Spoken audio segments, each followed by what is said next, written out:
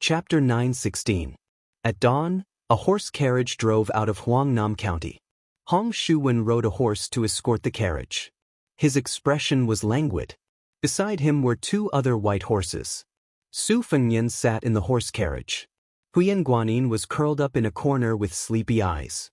She was wearing Su Fengnian's fur coat. Last night, when the horse stopped in front of the Wang family's residence, she was alone in the carriage.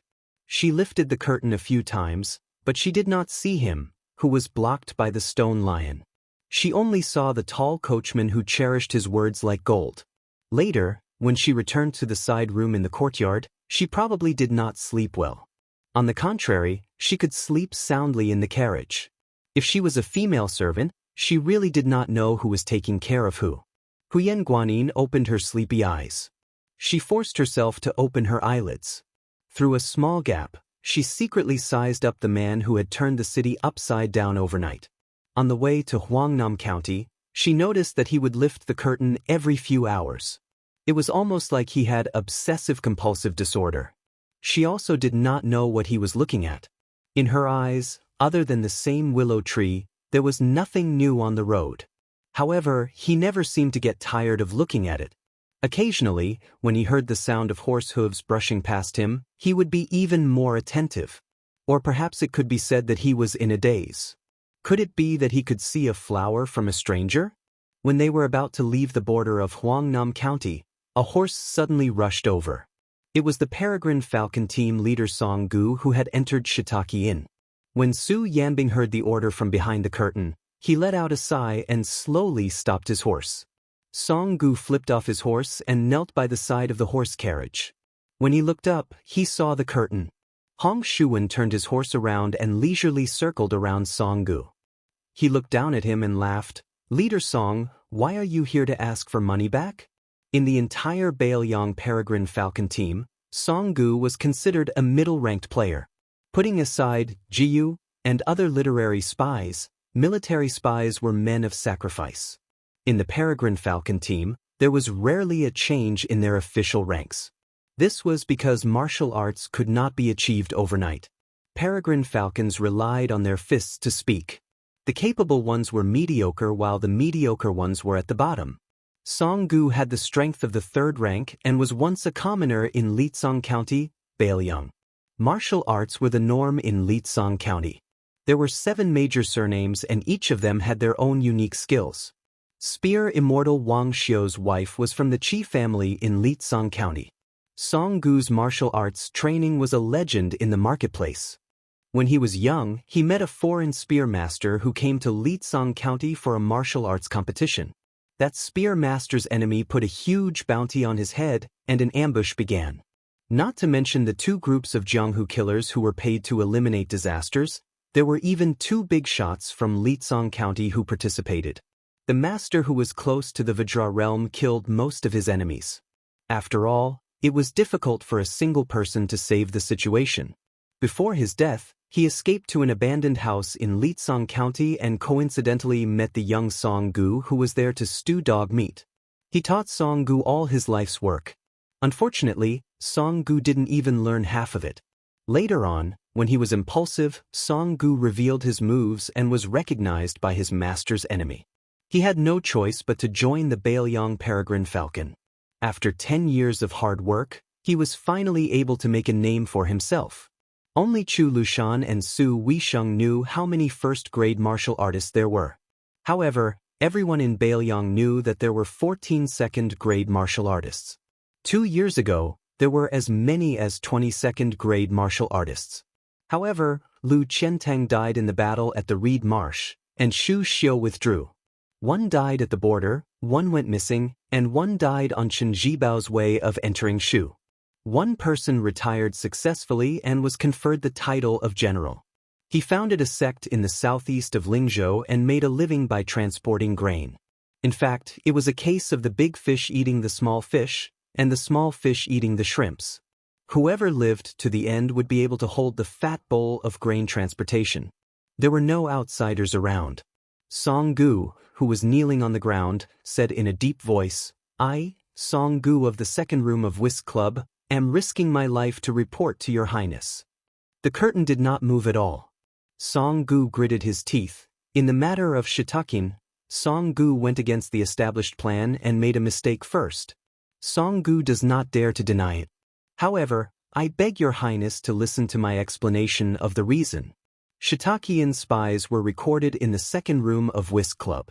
There were Wang Huanru, a female courtesan from Southern Dynasty's Gusai Prefecture, Chu Rua, a female brothel keeper from Kun Prefecture, and several disciples from Gusai Prefecture who infiltrated Shitakian to become guards. At that time, I thought that since Hong Shuwen could temporarily participate in the military affairs of Whisk Club, he must be quite capable. If he was to deal with Chu Rua, he would have a better chance than the third-class Eagle Guard. Renshanyu? A cold voice came through the curtain. Let's go. Song Gu felt as if he was struck by lightning. He pressed his hands on the ground. Although he deliberately suppressed his tone, it was still difficult to conceal his sadness. Your Highness. This time, Song Gu did not deliberately slack off. Su Yanbing did not care about a peregrine falcon raised by the second room of Whisk Club. He just drove the carriage forward. Hong Shuwen pulled the reins with both hands and sat high on the horse's back. His body leaned back lazily, and he turned his head to glance at Song Gu coldly. Chapter 9:17. As dusk approached, the dark green city walls of Lingzhou grew taller as the carriage approached. As they passed through the city walls, they could see that it was almost the new year. Red lanterns were hung all over the walls and were lit early. In fact, it was not only here. Many of the city's streets were filled with lanterns overnight. It was hard to imagine that this was the handiwork of the administrator, Li Gongda. It was said that the officials and odd-job workers of the various yamens were complaining. They were all silently cursing him for being the administrator, yet he still had to flatter a general of Lingzhou who was besieged on all sides. However, when the people of the city went out, their faces were filled with joy. Su Fengyan had the carriage stop at a bustling crossroad. He picked a restaurant and said that everyone would be having dinner outside. The restaurant was overcrowded. The group finally managed to find 2 empty tables on the first floor. Su Fengyan had Hong Shuwen go to the counter and choose a bamboo stick engraved with the names of the dishes. As soon as they sat down, there was a commotion. Huyen Guanin followed the sound and saw a young man with a protruding mouth and monkey-like cheeks. She did not look any further. Instead, it was Su Fengyan who turned around and sat on the bench. He looked over with a smile. The skinny monkey-like man had one leg on the bench. He picked his teeth as he shouted, "If I were the heir of Bailiang and had a great general as my father, if I were to practice martial arts, I would have mastered a peerless martial art since Tide Listening Pavilion is such a large armory full of secret manuals. There are also countless masters. I would have easily mastered the top 10. If I were to lead an army, I could just casually bring a few 100,000 cavalry. I won't brag about killing all the northern barbarians in one breath. Wouldn't Beimang's southern dynasty and Gusai Long Yao have long been wiped out?" Someone immediately joined in the fun and poured cold water on him. "Are you for real? I remember that there are 300,000 to 400,000 barbarian soldiers at the border of Liangmang. They are not made of paper. Fortunately, only our Bailiang can stop them. Moreover, Beimang has the military god Tuoba Bodhisattva. The fall of the southern dynasty is meaningless as long as Tuoba Bodhisattva is gone. However, this guy is fierce in battle. What if he goes crazy and takes your head without regard for his life? This guy is only inferior to old monster Wang of Wu City in the world. Isn't taking the head of a general among millions of soldiers easy?"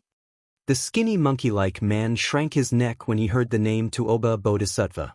"Then let's let Beimang go for now. We'll lead all the Bailiang cavalry to attack the east. It's only 2,000 to 3,000 li. Other than General Gu Jiantang on the eastern border, the 2 elite troops of Yanqi Prince Zhao Bing and Guangling Prince Zhao Yi are far away and can't take care of them. Old man Gu was suppressed by our great general in the past and is no match for him now. We'll directly charge into the palace and sit on the dragon throne. Who cares about purple beard and blue eyes Zhang Julu? No matter how smart he is, he's just a civil official who doesn't even dare to kill a chicken. If he dares to stand in front of me, I'll immediately give him a big slap and make him lose his sense of direction. Someone immediately followed up with a face full of anger and said sarcastically, "It's just that our prince is timid and useless. He went to the capital for nothing and didn't do anything. At the very least, you should be able to bully a few of the most popular courtesans in the capital. God knows if this grandson went to the capital and gave the officials and lords a lot of Baelyong's hard-earned money. I heard that on his way to the capital, there were dozens of boxes of gold, silver, jewelry, and antiques. It's absolutely true. This little bastard who only dares to bully others in his own nest is now the general of Lingzhou. He must have been taught a lesson in the capital and wants to return to his own territory to abuse his power." The skinny monkey-like man lowered his voice slightly and said mysteriously, "Did you guys hear? Our Royal Highness was originally going to return to Baelyong with his tail between his legs. However, the general couldn't stand it anymore and personally made a trip to Baelyong. Only then did he manage to bring back 2 daughters-in-law for this disappointing son of his. It's said that they are both women from Qingzhou. For the general to have such an eldest son, he really has 8 lifetimes of bad luck. If the little prince becomes the next king of Baelyong, that would be a great thing." A young man who looked like a scholar said with a heavy Jizhou accent with a smile, "Choose the eldest son over the concubines. Choose the eldest son over the youngest son." An old man at the next table sighed, "That's right. The little prince reincarnated too late." Because Su Shao only married one princess, there was no distinction between the eldest son and the concubine that was common in other noble families. In the past, everyone felt that even though His Royal Highness was absurd and heartless, he was still the eldest son. The second son, Su Longxiang, was also born silly. As for who would inherit the throne and who would become the king of Baelyong, there were no objections. However, the little prince led the dragon elephant heavy cavalry and broke through the border. His military achievements were outstanding. He personally led the troops and led the charge. No one disagreed with him. It was rumored that Yan Wenluan, Zhong Hongwu and the rest of the old generals were full of praise for the little prince. An undercurrent was surging. This undercurrent had no doubt converged with the storm in Lingzhou. Su Yanbing naturally ate at the same table as Su Fengyan. He did not hesitate when he ate. Ever since he was by Su Fengyan's side, he had never had a fawning expression. He did not pay attention to the noise in the restaurant. Huyen Guanyin did not like the dishes of the Central Plains. When she heard the words of the man beside her, she pricked up her ears and did her best to listen clearly. Then she carefully bent over to see if Su Fengyan was angry. However, she only saw a calm smiling face. Su Fengyan turned around and wolfed down the food. When he was full, he glanced at Huyen Guanyin. She nodded, indicating that she had eaten enough. After paying the bill, the group walked out of the restaurant. Su Fengyan looked at the setting sun and silently walked towards the carriage. Su Yanbing sighed in his heart. Only he could understand the complicated thoughts of the young man in front of him. If there really came a day when Baelyong was broken through by the Baimang heavy cavalry, then if there were a few more Baelyong people like this in the restaurant, as the new king of Liang, Su Fengyan would feel less guilty. Chapter 9:18. Finally, they returned to the Lingzhou general's manor. When Hong Shuwen got off his horse, he loudly shouted that they were home. Then, Hong Shuwen's eyes widened. A large group of small fries were sneakily hiding in the empty space on the right side of the general's manor where the stone lion was. Hong Shuwen's family was wealthy. With one glance, he could see that these people were pretending to be Jianghu heroes and had come to the general's manor to scam a living. If they weren't wearing gray mouse fur or raccoon fur, they were exceptionally new. They were all the most worthless types of fur. Among them, there were 2 people whose fur was exactly the same. It was clear that they were trying to make themselves look good, but unfortunately, they were in the same shop and had bought leather clothes that were currently being sold at a low price. Hong Shuwen moved closer and casually looked around. Among the 20 to 30 men, he did not find a single one with the demeanor of an expert. This made Hong Shuwen, who was prejudiced against Jianghu people, feel very bored. Just as he was about to turn around, His Royal Highness was already standing shoulder to shoulder with him. Hong Shuwen hurriedly took a step back without leaving a trace. Su Fengyan smiled and said, "Heroes who has the strength of a 4th level, please step forward." There were 9 levels of martial artists. Fourth level was a large dividing line. To be able to reach the fourth level, one could be considered an expert in a province. In a county, one could practically do whatever they wanted. In a small place where martial arts were not strong, one could establish a sect. Not to mention becoming rich, at the very least, one could become a tyrant. Hong Shuwen made a sound of surprise. He originally thought that it would be lucky if there were 2 or 3 fourth-level experts among this group of half-baked heroes. He did not expect that there would be 14 or 15 people walking out at once. Su Fengnian saw a man whose eyes were wandering. He threw a look at Hong Shuwen who was next to him. Hong Shuwen took a few steps forward. His murderous aura was immediately awe-inspiring. He leaped up, pressed his hands on the hilts of the 2 Baoyang sabers at his waist, and slammed his knee into the man's chest. The man who was caught off guard was about to receive a heavy blow when a skinny old man who had not stepped forward slid a few steps forward. The soles of his shoes were less than an inch off the ground. He pushed away the man who wanted to make up the numbers with one hand and put his other hand on Hong Shuwen's knee and pressed it down. Hong Shuwen, who was falling down, sneered. The saber in his right hand suddenly slid out of its scabbard. The light was so dazzling that many of the onlookers subconsciously squinted their eyes. Unfortunately, most of them could not see the saber of this young retainer from the general's residence. They could only vaguely see the shabby old man bending sideways, clenching his fists, and punching towards the chest of Hong Shuwen who had not yet landed on the ground. The old man's fists whistled like a gust of wind. Hong Shuwen raised his arm to block and slid back 5 or 6 steps on the ground. He stabbed the saber in his right hand into the ground and forcibly stopped himself. Shaking his left wrist, Hong Shuwen turned his head to look at His Royal Highness with a smile. His eyes were asking if he could use his full strength. Su Fengnian shook his head and smiled. Other than this old gentleman, who else is a third-level expert? Step forward openly. Baoyang said that I like to kidnap women. Since none of you are as pretty as flowers and jade, there is no need to worry. A few fourth-level experts in their prime grinned. His Royal Highness was a straightforward person. Some of the men who had tried to bluff their way through also took a few steps back. Other than the old man from the Yang family from Lietsong County who was proficient in long fists and cannons, there were 2 other tall and sturdy men who were skilled in external martial arts. They stepped forward and announced themselves. Su Fengnian nodded with a smile in his eyes.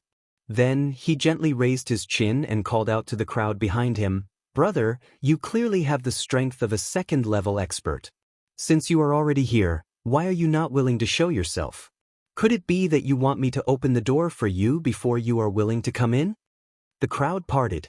Only then did the crowd notice a middle-aged man in ragged clothes. He was crouched against the wall and reeked of alcohol. There were several wine gourds of different sizes scattered around his feet.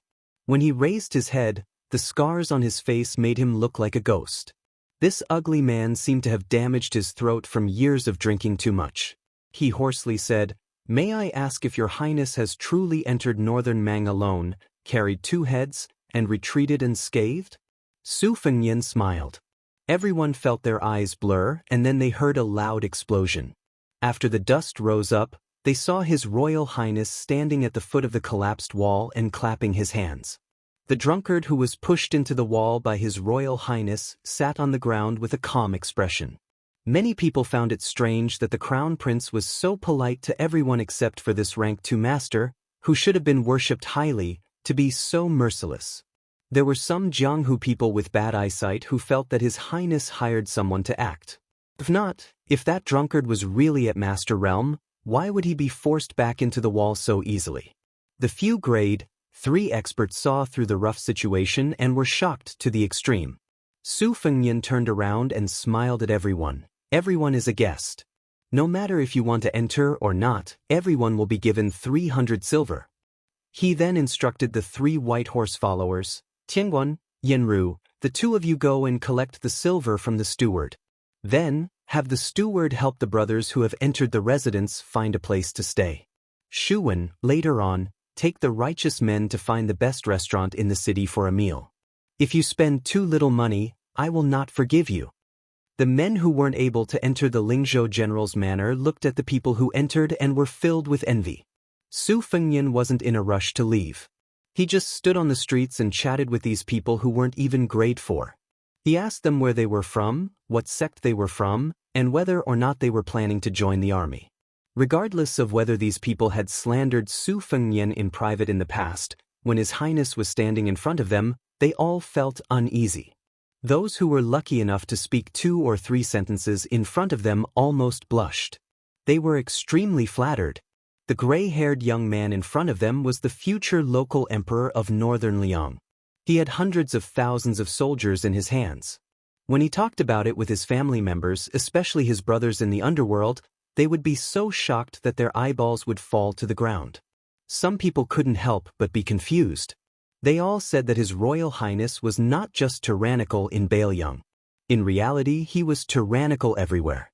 For example, on the Guangling River he relied on the old sword god to fight against the thousands of cavalry of Prince Guangling Zhao. Such a high and mighty figure, why did they feel that he did not put on any airs when chatting with them? On the contrary, he was unbelievably amiable and approachable. If they did not think about his illustrious identity and his outstanding appearance, just based on his attire and manner of speech, it seemed that he was not much different from a well-off scholar from a small county. A group of carriages and horses that could be said to be extravagant rushed towards the Lingzhou general's manor. This made the gatekeeper of the administrator's manor, who was already prepared to welcome important guests, feel a bit depressed.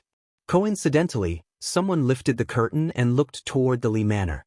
The gatekeeper looked over and shivered. He slapped his head and quickly ran toward the back of the manor. Damn, the mortal enemy that had fought with his master for half his life in Huangnam County had actually appeared in the capital of Lingzhou. In the past, when the officials of the 6th rank and above in the 7 counties of Lingzhou needed to rush to the administrator's manor to discuss important matters, the person sitting in the carriage would always use illness as an excuse to not come out. Su Fengnian heard the unusually loud sound of horse hooves and turned his head.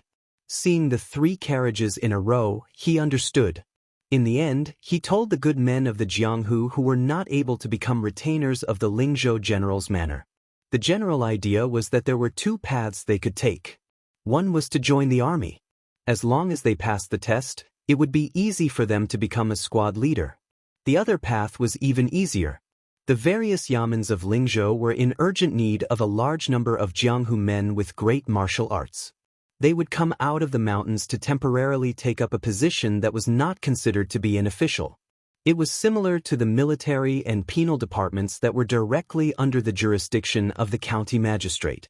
It could be considered getting rid of evil and bringing peace to the people. In the future, as long as they had some achievements and showed real merit, the Lingzhou government would definitely give them priority in promoting them. When everyone heard that it was only the Lingzhou government that wanted them and not going to the border to fight for their lives, they felt relieved. Many of the men who were passionate about fame all had smiles on their faces. They looked at each other and saw the eagerness in each other's eyes. After Su Fengnian calmly finished talking about the important matters, he smiled and told them to eat and drink well. Furthermore, if they really became part of the Lingzhou government in the future, they were welcome to be guests in the general's manor. Su Fengnian turned around and slowly walked towards the 3 carriages. After the owners of the carriages walked down, they all walked faster. When they were 5 steps away, the 3 scholars of different ages knelt down at the same time. Huangnam County's Wang Shihua greets His Royal Highness. Huangnam County's Wang Zhenlu greets His Royal Highness. Huangnam County's Wang Ofting greets His Royal Highness. Chapter 919. The 3 of them were the current masters of Huangnam County's water classics Wang clan, spiritual Su of Gozhouzian clan, and Zijin Wang clan. Wang Shihua was Wang Yunshu's father, the current merit officer of Huangnam County. He had an elegant temperament and had the style of an ancient sage. The water classics Wang clan was famous for having a rich collection of books. The famous scholars in the clan were especially good at exegesis and annotations. The Imperial College's new left chancellor, Yao Baifeng, was determined to turn the family's learning into national studies. When he was young, he concealed his identity and became a private tutor of the water classics Wang clan. It was so that he could be close to them and read books. Later on, Yao Baifeng's reputation rose and everyone knew that he was knowledgeable. He became more determined with age and was regarded as the master of the northern literary world. Together with the two masters of the Song clan, he often borrowed books from the old master of the Wang clan. The gray-haired Wang Zhenlu came from the spiritual Su of Gojoseon clan. There was a great Shinran who ascended on a crane. The Wang clan of Zijin's history was not as good as the other three princes of Huang and Nan. However, due to the fact that three princes of Zijin had appeared in the previous dynasty, there was a scene where 3 generations of the Wang clan of Zijin sat in the same court. Unfortunately, it was short-lived. In the current era, the Wang clan of Zijin did not attract much attention. The current Wang clan head, Wang Wolfting, was not only young, she was only 3 years old. She was also famous for being unorthodox. The outside world did not know how such a disreputable young man, who was as famous as Wang Yunshu, could suddenly become the head of the Wang clan of Zijin. Su Fengyan was not arrogant enough to make the 3 masters kneel on the street for a long time. He let them get up and brought them into the residence. They agreed to rest for a night and talk about the details tomorrow. In the Li mansion, the administrator, Li Gongda, was tending to a hollyhock in the garden. When he heard the steward say that Wang Shihua had gone to the general's mansion to see the crown prince, along with the old and frail Wang Zhenlu and the immature Wang Luding, Li Gongda's face darkened. He sneered and said, "Old he, don't you think some people are strange? You give them 1 copper coin every day, and when you don't give them any more, they will jump and curse? You slap them every day, and when you stop, they will be grateful." Others say that Huangnam County has produced 4 princes and that it is a blessed land with good feng shui. However, in my opinion, this Huangnam County is a place full of white-eyed wolves. They only remember the beatings and not the good. I have only been gone for a year, and they have already begun to forget favors. If I did not pave the way and build bridges for them back then, how would they be where they are today? Let's not talk about the other 3 families. Let's talk about the Wang clan of Longyi. It is true that I have used them to achieve a meteoric rise, but what I have returned to Longyi over the years is more than what they gave me back then. Father-in-law waited until I became the governor of Fengzhou before he was willing to eat his first New Year's Eve dinner with me, a son-in-law from a humble family. Now, he is begging to bring his family to this residence so that 5 generations can live under the same roof. The steward surnamed he was scared into silence by the master's words. In the past, he had been a servant of the Wang clan. Later, because Li Gongda had not yet achieved meteoric success, he was the only small steward who had invited the son-in-law of the Wang clan to drink. Even steward he himself could not believe that Li Gongda would reach the position he had today. Back in Huangnam County, Li Gongda was not accomplished in literature or martial arts. He was looked down upon by countless people. To put it bluntly, even the female servants and coachmen did not look him in the eye. The reason why steward he had taken the initiative to invite Li Gongda to drink wine was because he had received an unexpected reward. After searching through the entire Wang clan, he felt that only Li Gongda was suitable for him to brag about and also be able to invite him. Later on, when one person achieved the Tao, even his chickens and dogs rose to the heavens. Steward he became one of the earliest elders of the Li clan. At first, he purely thought that the master would take revenge for the smallest grievance and repay the kindness of a drop of water. Later on, he realized that it was not that simple. The master wanted the Wang clan members who had looked down on him in the past to regret their actions. In reality, the master did not view him, He Chang, in a new light. Li Gongda had sent people to expose and impeach Song Yen regarding the matter of the obscene sacrifice. Li Fuzhen had personally gone to the Huangnam County governor's manor. He wanted his daughter to be honest with Song Yen on his behalf in order to maintain their relationship.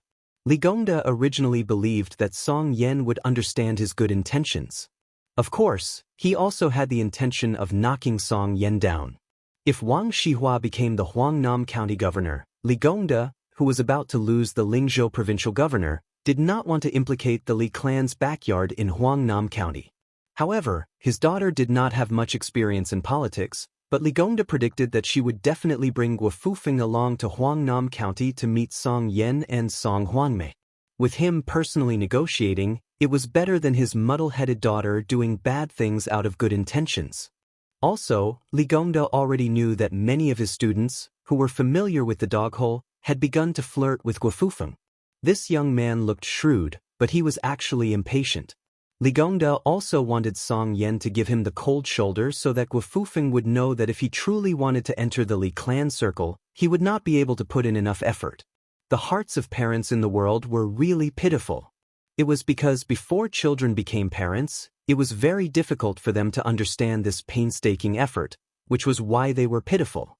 An outer courtyard manager hurriedly ran over with a weird expression on his face. "Master, the young miss has returned." Li Gongda thought about it for a while before impatiently saying, "Let that person in." The manager lowered his head, his face filled with joy.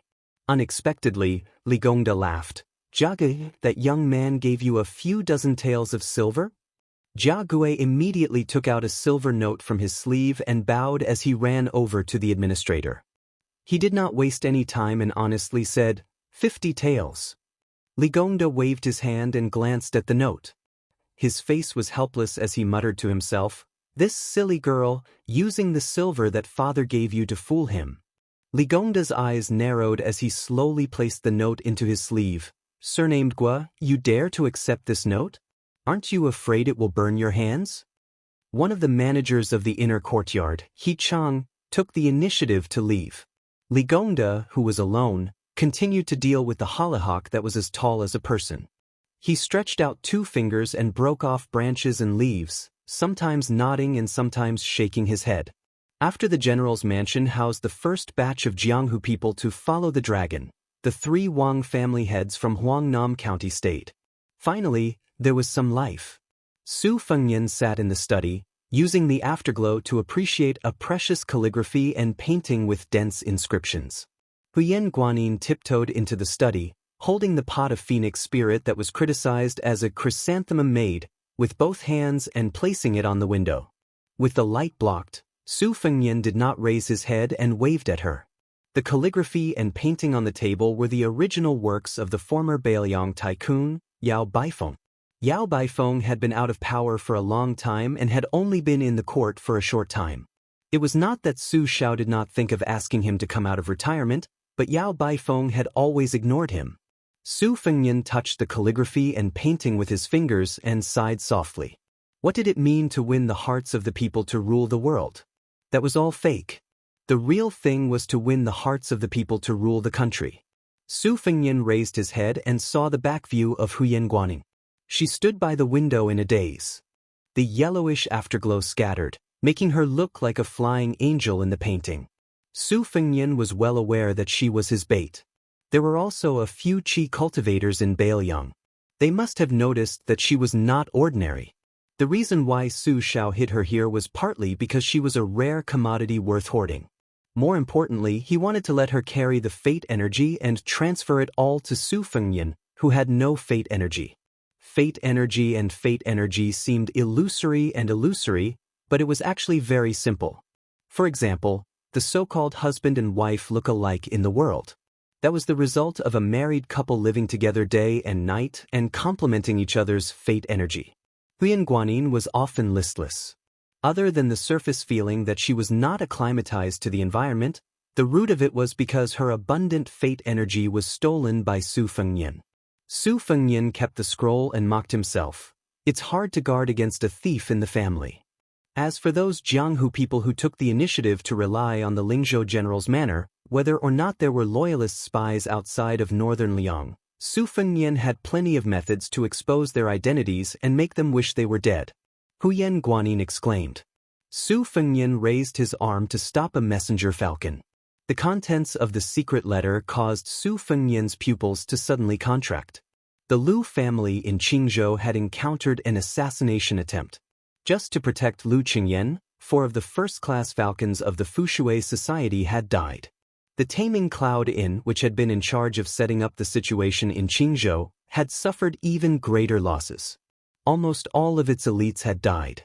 Obviously, Li Yang and Bei Mang did not want to see the Lu family in Qingzhou and the Su family become in-laws and then take root in Bailiang. As long as Lu Qingyan, who had the potential to become the consort of the king of Bailiang, died, the Lu family would completely give up on the idea of changing owners. As for which party was willing to sacrifice everything to prevent the Lu family from dying, the secret letter only said that it was unclear. Su Fengyan lit a thick red candle and burned the secret letter inch by inch to ashes. A breeze blew through the window. The candlelight flickered and scattered the ashes. Huyen Guanyin saw that the letter had long been burned, but he still maintained his attentive posture of 2 fingers close to the candle flame. Su Fengyan flicked his fingers and walked to Huyen Guanyin's side. His eyes were obscure and difficult to understand. He gently looked at a raised eave of the administrator's residence.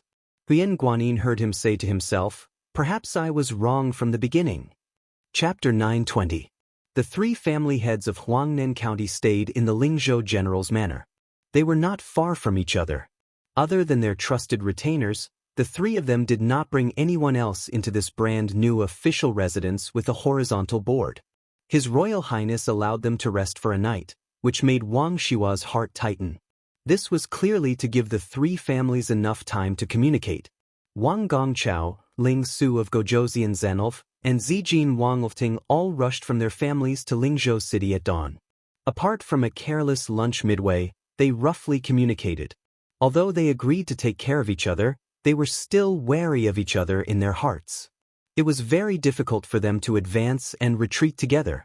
When it came to the ups and downs of a large family, no matter how good their relationship was in the past, they had to carefully weigh the pros and cons. Wang Xihua, who was praised by Yao Baifeng as having the talent of 3 provincial governors, ate a dinner that could not be considered sumptuous. He was not in a hurry to agree to Wang Zhenl's appointment. Instead, he went out for a walk alone. Not long after he went out, he saw the junior Wang Lifting, who was also leisurely strolling. Wang Xihua was a little touched. To be able to keep his composure, the younger generation would surpass him in time. The 2 of them nodded and smiled as they brushed past each other. Wang Xihua walked along a corridor beside the water with his hands behind his back. The water flowed towards Jinu Lake. Within Lingzhou City, there were not many residences that had the ability to draw water from the lake into their own courtyards. The administrator's manor next door was naturally one of them. Wang Xihua had an idea and turned into a small path close to the wall. Through the hole in the wall, he could see the inside of the Li Manor. Wang Xihua suddenly stopped. Coincidentally, on the other side of the wall, there was an official that he could not be more familiar with who was also approaching. After looking at each other, Wang Xihua, who had his hands behind his back, smiled. "Lord Li, why are you so free and elegant? I heard that Lord Li has found a son-in-law who is outstanding in terms of knowledge, character, and background. Congratulations, congratulations." He only addressed Li Gongda as Lord Li, but did not refer to himself as a lowly official or a lowly official. It was enough to show the arrogance of Huangnam County's merit officer, Wang Xihua. Li Gongda patted his sleeves and replied with a smile, "This official doesn't need to rely on some son-in-law for retirement. In any case, I have a son who can be considered to be quite promising. He's able to earn military merits on the border without being involved. Wang Gongchao, you should take it easy." Wang Xihua nodded and said, "There are many great men on the border. Young Master Li is both in the battlefield and in love, so naturally people can't help but be envious. That son of mine has no ability and only knows how to hook up with girls from the brothels. He doesn't have such good fortune." Everyone in Bailiang knew that the administrator's son, Li Hanlin, used to be popular with both men and women. Almost every time he went out, he would be intimately accompanied by a handsome young man. Although the prodigal son had turned over a new leaf and no one doubted the authenticity of the crossbowman's military merits, the evil young Master Li had committed too many heinous crimes. Tonight, he was mocked by Wang Xihua. Li Gongda did not refute and bent down. Wang Xihua was wondering why the administrator would admit defeat this time. He did not expect that after Li Gongda stood up, he would directly throw a handful of soil at Wang Xihua's face. It didn't hurt, but Wang Gongchao, who had always been regarded as the cultured sect master of Lingzhou, had never been humiliated like this before. For a moment, he did not know how to react and was stunned on the spot. Li Gongda laughed and said, "King Wang Xihua, you're the best at putting on an act. I've wanted to beat you for a long time. There are no outsiders today, only you and I are enemies. His Royal Highness, why are you here? Hearing this, Wang Shihua unconsciously turned his head. In the end, there was no one around. Where did His Royal Highness come from? When he turned his head again, Li Gongda threw another handful of soil at his face. Wang Shihua was unable to restrain his anger. He pointed a finger and scolded angrily, Li Gongda, the three immortals of virtue and speech. As an important official on the battlefield, ask yourself honestly, is there any one of them? You've really tarnished the word merit and virtue. You're a cautious and fierce person. Do you really think you can die of old age? Li Gongda carelessly rubbed his nose and then pointed a finger at the top of his head. He said disdainfully, everyone respectfully calls you Third Governor Wang. 3 governors, isn't that the size of the official hat on my head? Don't talk big in front of me. Just tell me who's the highest official today, and who's the one who made you not take a single step forward all these years and obediently become a county's merit officer. Wang Shihua sneered and said, talking to you about passing on the torch, talking to you about the seeds of learning, is simply playing the lute to a cow. Li Gongda chuckled and said in a low voice, we're like chickens talking to ducks. In the end, we're still the same kind of people. Let's not laugh at each other. Wait until you become the second Yao Baifeng one day, then you'll have the qualifications to talk to me about learning and merit. Wang Shihua flew into a rage and said, Li Gongda, who's the same kind of person as you? Li Gongda raised his hand. Wang Shihua, who had suffered twice, immediately dodged. Only then did he realize that there was no soil in the administrator's hand. Li Gongda said that playing with Wang Shihua was as easy as playing with a monkey and left. Logically speaking, Li Gongda, who had returned with a great victory, should be proud of himself. However, Li Gongda, who was flushed with success in Bailiang, did not have the expected jubilation. Instead, his face was as gloomy as water. Wang Shihua's expression was uncertain at first. However, when Li Gongda's figure disappeared into the distance, the corner of Wang Gongsao's mouth quietly curled up. There was no longer any trace of anger. He said softly, Li Gongchao, let's see how long you can run rampant. Su Fengnian received the second secret letter of the day. It came from an old turtle in Lingzhou. Even Su Fengnian did not expect it to be a level 4 Jianghu hero who had entered the Lingzhou general's mansion. It turned out that before everyone gathered at the door, the Lingzhou peregrine falcon had obtained the background of most of the people. Some were rough, some were detailed. The only thing missing was the drunkard who had appeared out of nowhere. It was probably because the foreign spy also felt that swaggering into the mansion was too suicidal. No one in the secret letter was suspected of being a spy. Most of them were Jianghu people who had criminal records in the government. This was not strange. In Jianghu, it was impossible to become famous without killing or being killed. Su Fengnian was carefully reading the secret letter in the study. The turtle nicknamed Yama's knife was kneeling on the cold floor. He did not move at all. Su Fengnian put down the secret letter and closed his eyes. After a long silence, he opened his eyes and said to the person, you don't have to worry about the drunkard. However, have Chu Lushan immediately investigate the level 4 Lu Bozong and the level 3 Sun Chun. The backgrounds of these 2 people are too clean and too detailed.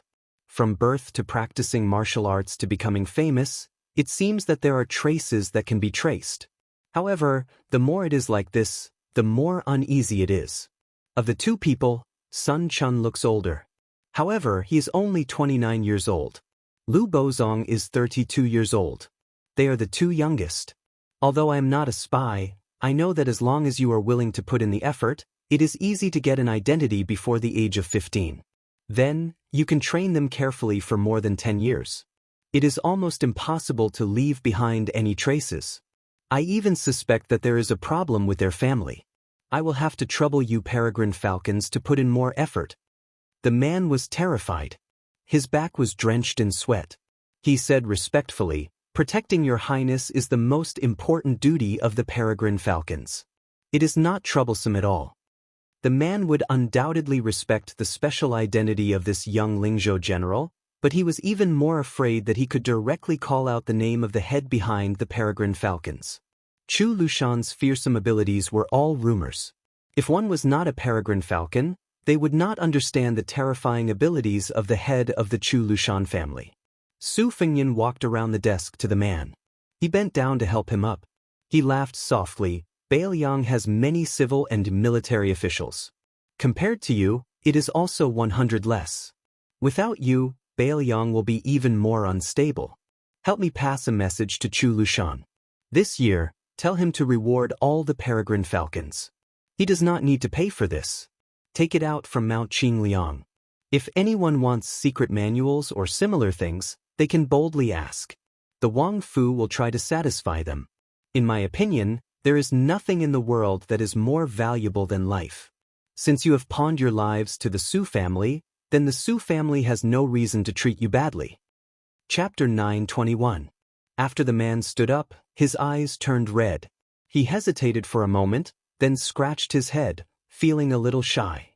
He gathered his courage and said, I'm from Jinzhou, only 300 li away from the general's and your highness's hometown. However, I left Liaodong 6 or 7 years later than the general. I once mingled in another army, but I committed a crime and had no choice but to follow the general. All these years, I've been working for General Chu, and I haven't made any contributions. It's all hard work that anyone can do. A few years ago, I married a wife and gave birth to a few little girls. At the beginning of autumn, I finally had a boy with a handle. My family doesn't lack money, so I'd like to ask your highness to name my boy when you're free. If your highness is too busy, just pretend that I didn't say anything. Su Fengyan said softly, there are many things to pay attention to when choosing a name. If it's not chosen well, it will affect one's future luck. I believe in this very much, so I don't dare to name your son. The man didn't have much hope, so he wasn't disappointed. Su Fengyan suddenly smiled and said, but Su Xiao doesn't believe in this. When I go to Liangzhou, I'll ask Su Xiao to name your son. If it's not chosen well, or if it's unpleasant, you can use it as a nickname. The man was about to kneel again, but Su Fengyan grabbed his arm and said helplessly, all right, even if you kneel a few more times, I can't ask for a few more names for your son. Besides, your son doesn't need them. Names aren't money, so the more the better. The man smiled shyly. He no longer had his original shrewdness and caution, but rather a sincere and honest look. After you leave, send a message to Su Beiji in Longqing County and ask him to come to the general's mansion. After saying this, Su Fengyan walked to the window. The man, who was full of joy, didn't disturb His Royal Highness's thoughts and silently left the study. Su Fengyan gazed at the pot of impatience balsamine that Huyen Guanyin had sacrificed to bring over. The strength of Liang lay in the fact that after the unification of the Central Plains, the Grand Preceptor's son Shiji, as the head of the civil officials, led a large group of old remnants of West Chu to pledge their allegiance to Liang. The dust had completely settled on the dust of the struggle for orthodoxy in the world. As long as the imperial court was willing to use talents, there was practically an inexhaustible supply. These talents all had their own specialties. Some were focused on writing moral articles and establishing their views. Some were pragmatic and buried in their work to render meritorious service. There were also a large number of people doing dirty and tiring work. If Liang was said to be a fertile land with tens of thousands of mu and qualified to bully customers in the taverns, then Bailiang was a small piece of land. His master, Li Yishan, for so many years, could be said to be a clever housewife who couldn't cook without rice. Su Fengyan used to joke in private. Whether it was with Su Xiao or with his two sisters, he said that even if he could become the emperor, he would rather die than sit in the throne room. This was because he had long known how difficult it was to be in charge of a region. However, when he really began to personally set up the plan, he felt that even if he was the crown prince of Bailiang, if he wanted to do anything, he was still trapped in a square cage. The slightest movement would cause him to run into a wall. This cage was something painstakingly built by the people of each dynasty.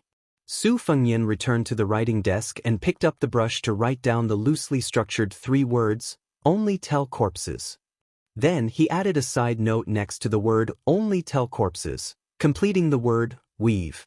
Putting down the brush, Su Fengnian put his hands in his sleeves and walked out of the study. He walked aimlessly through the corridors and buildings. At a small pavilion by the water, he bumped into Wang Lifting, who was jumping around to warm himself.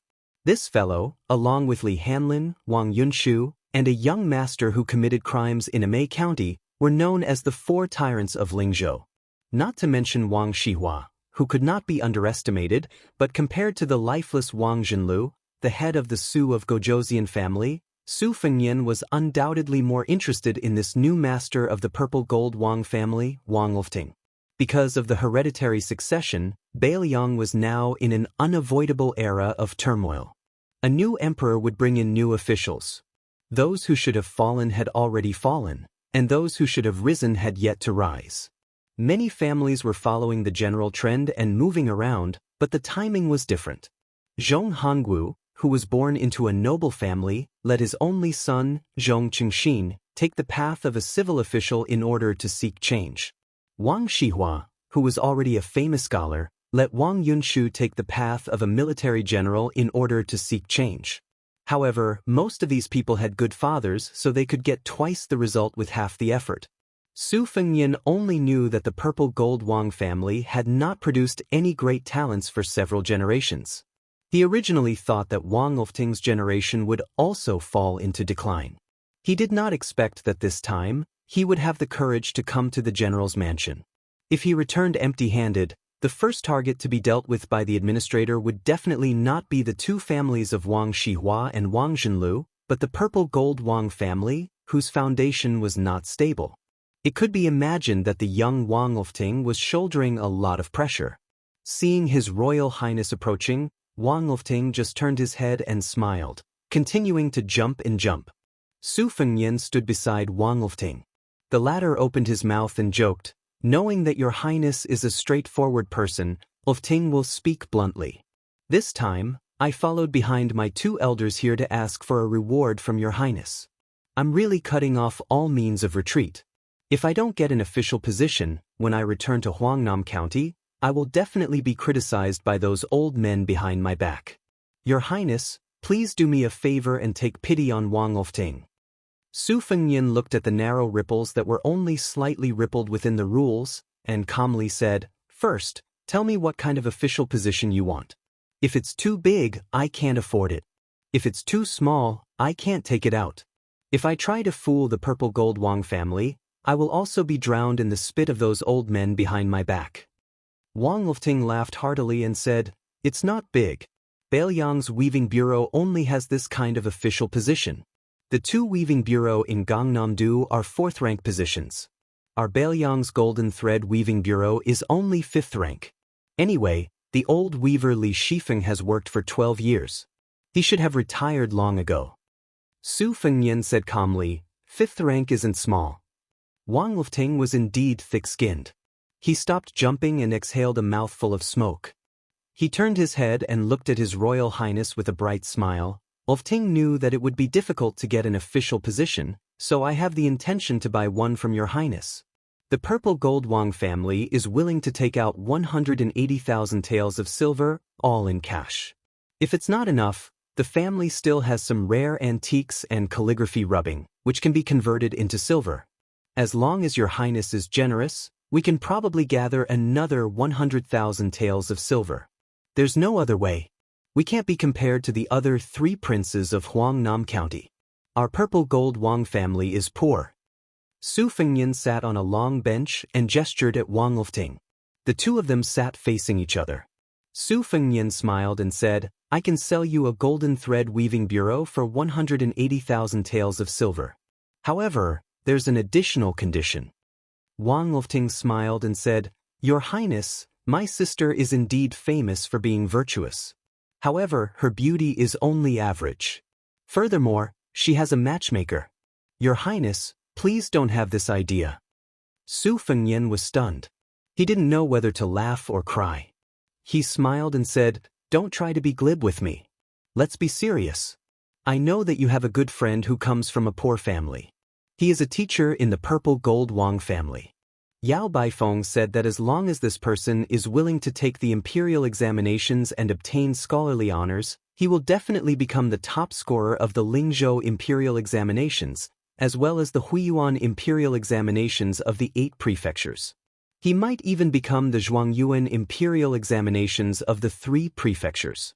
This year, Lu Yuyuan of Huangnam County obtained the top 3 of the palace examinations and was bestowed with the title of Jinshi. It seems that he benefited from your friend's weaving techniques. Otherwise, he would only be able to pass the county examinations.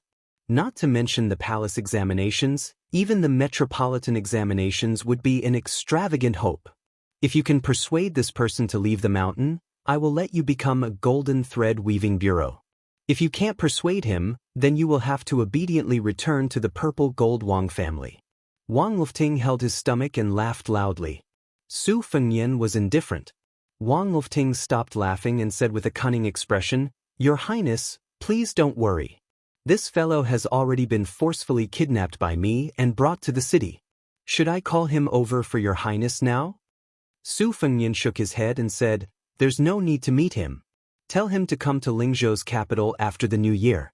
I have an official's hat to give to him for free." Wang Lufting sighed ruefully and said, "Comparisons are odious. I still have to spend my entire fortune to buy an official's position. This fellow has it all." Su Fengnian suddenly said, "You are neither the son of the first wife nor the eldest son. To be able to become the head of the purple gold Wang family, it must not have been easy." Wang Lufting retracted his frivolous expression. However, he did not purposely sit upright and still. Instead, he said softly, "Compared to your Highness, it is much easier." Su Fengnian laughed and said, "You haven't even become an official yet and you are already bootlicking?" Wang Lufting laughed again, "Let's get familiar with each other first. Since I want to live under someone else's roof, how can I not look at his face? In the future, your Highness should give Wang Lufting more opportunities to flatter you." Su Fengnian joked, "Then you should first become Chu Lushan's disciple and learn from him." Wang Lufting wanted to say something but stopped. Su Fengnian knew that he was a smart person and said directly, "I know what you are thinking. Indeed, whether it is me or others, Chu Lushan's bootlicking has always been disgusting. However, there is one thing that many people don't see. Chu Lushan only treats one person this way. This is called being faithful to one person until death. Therefore, he and Administrator Li both." At this point, Su Fengnian paused for a moment and did not continue speaking. He stood up and left directly. Wang Lufting, who had been secretly tense, did not think too deeply about the strange words at the end. After all, he had obtained everything he wanted on this trip and had even exceeded his expectations. At the same time, he felt as if a heavy burden had been lifted off his shoulders and he could not suppress his excitement. However, when he realized the meaning behind it, he felt a chill all over his body. Could it be that the owner of the neighboring mansion would also change his name as Bailiang changed? Chapter 922. When Su Beiji entered the Lingzhou general's manor, it was only 3 days away from New Year's Eve. Almost as soon as he entered the official residence, he immediately followed His Royal Highness to Liangzhou. If this special honor fell into the eyes of others, it would really be Bailiang's favor. On the return journey, there were 2 carriages. Huyan Guanin occupied one. Su Fengnian and Su Beiji squeezed into the other carriage. The 2 coachmen were respectively Su Yanbing and Hong Shuwen. There were no other personal guards or attendants. Su Beiji listened to Su Fengnian talk about the matters of Huangnam County and did not comment. Persimmon and Zhu Zi, when they interacted with each other, they seemed to be quite similar to the king of Yen and Nalin Yusi. They could be said to be the perfect example of a ruler and his subjects being compatible. The first time Su Beiji opened his mouth was to ask why he did not let Song Gu, who blocked the way, finish speaking. This was because Su Beiji was clear about the matter of Shitakian. Originally, Eagle Guard's negligence of Renshanyu's serious injury was not a big deal. However, when His Royal Highness saw the result with his own eyes, with Chu Lushan's gloomy nature, Song Gu's official career was definitely over.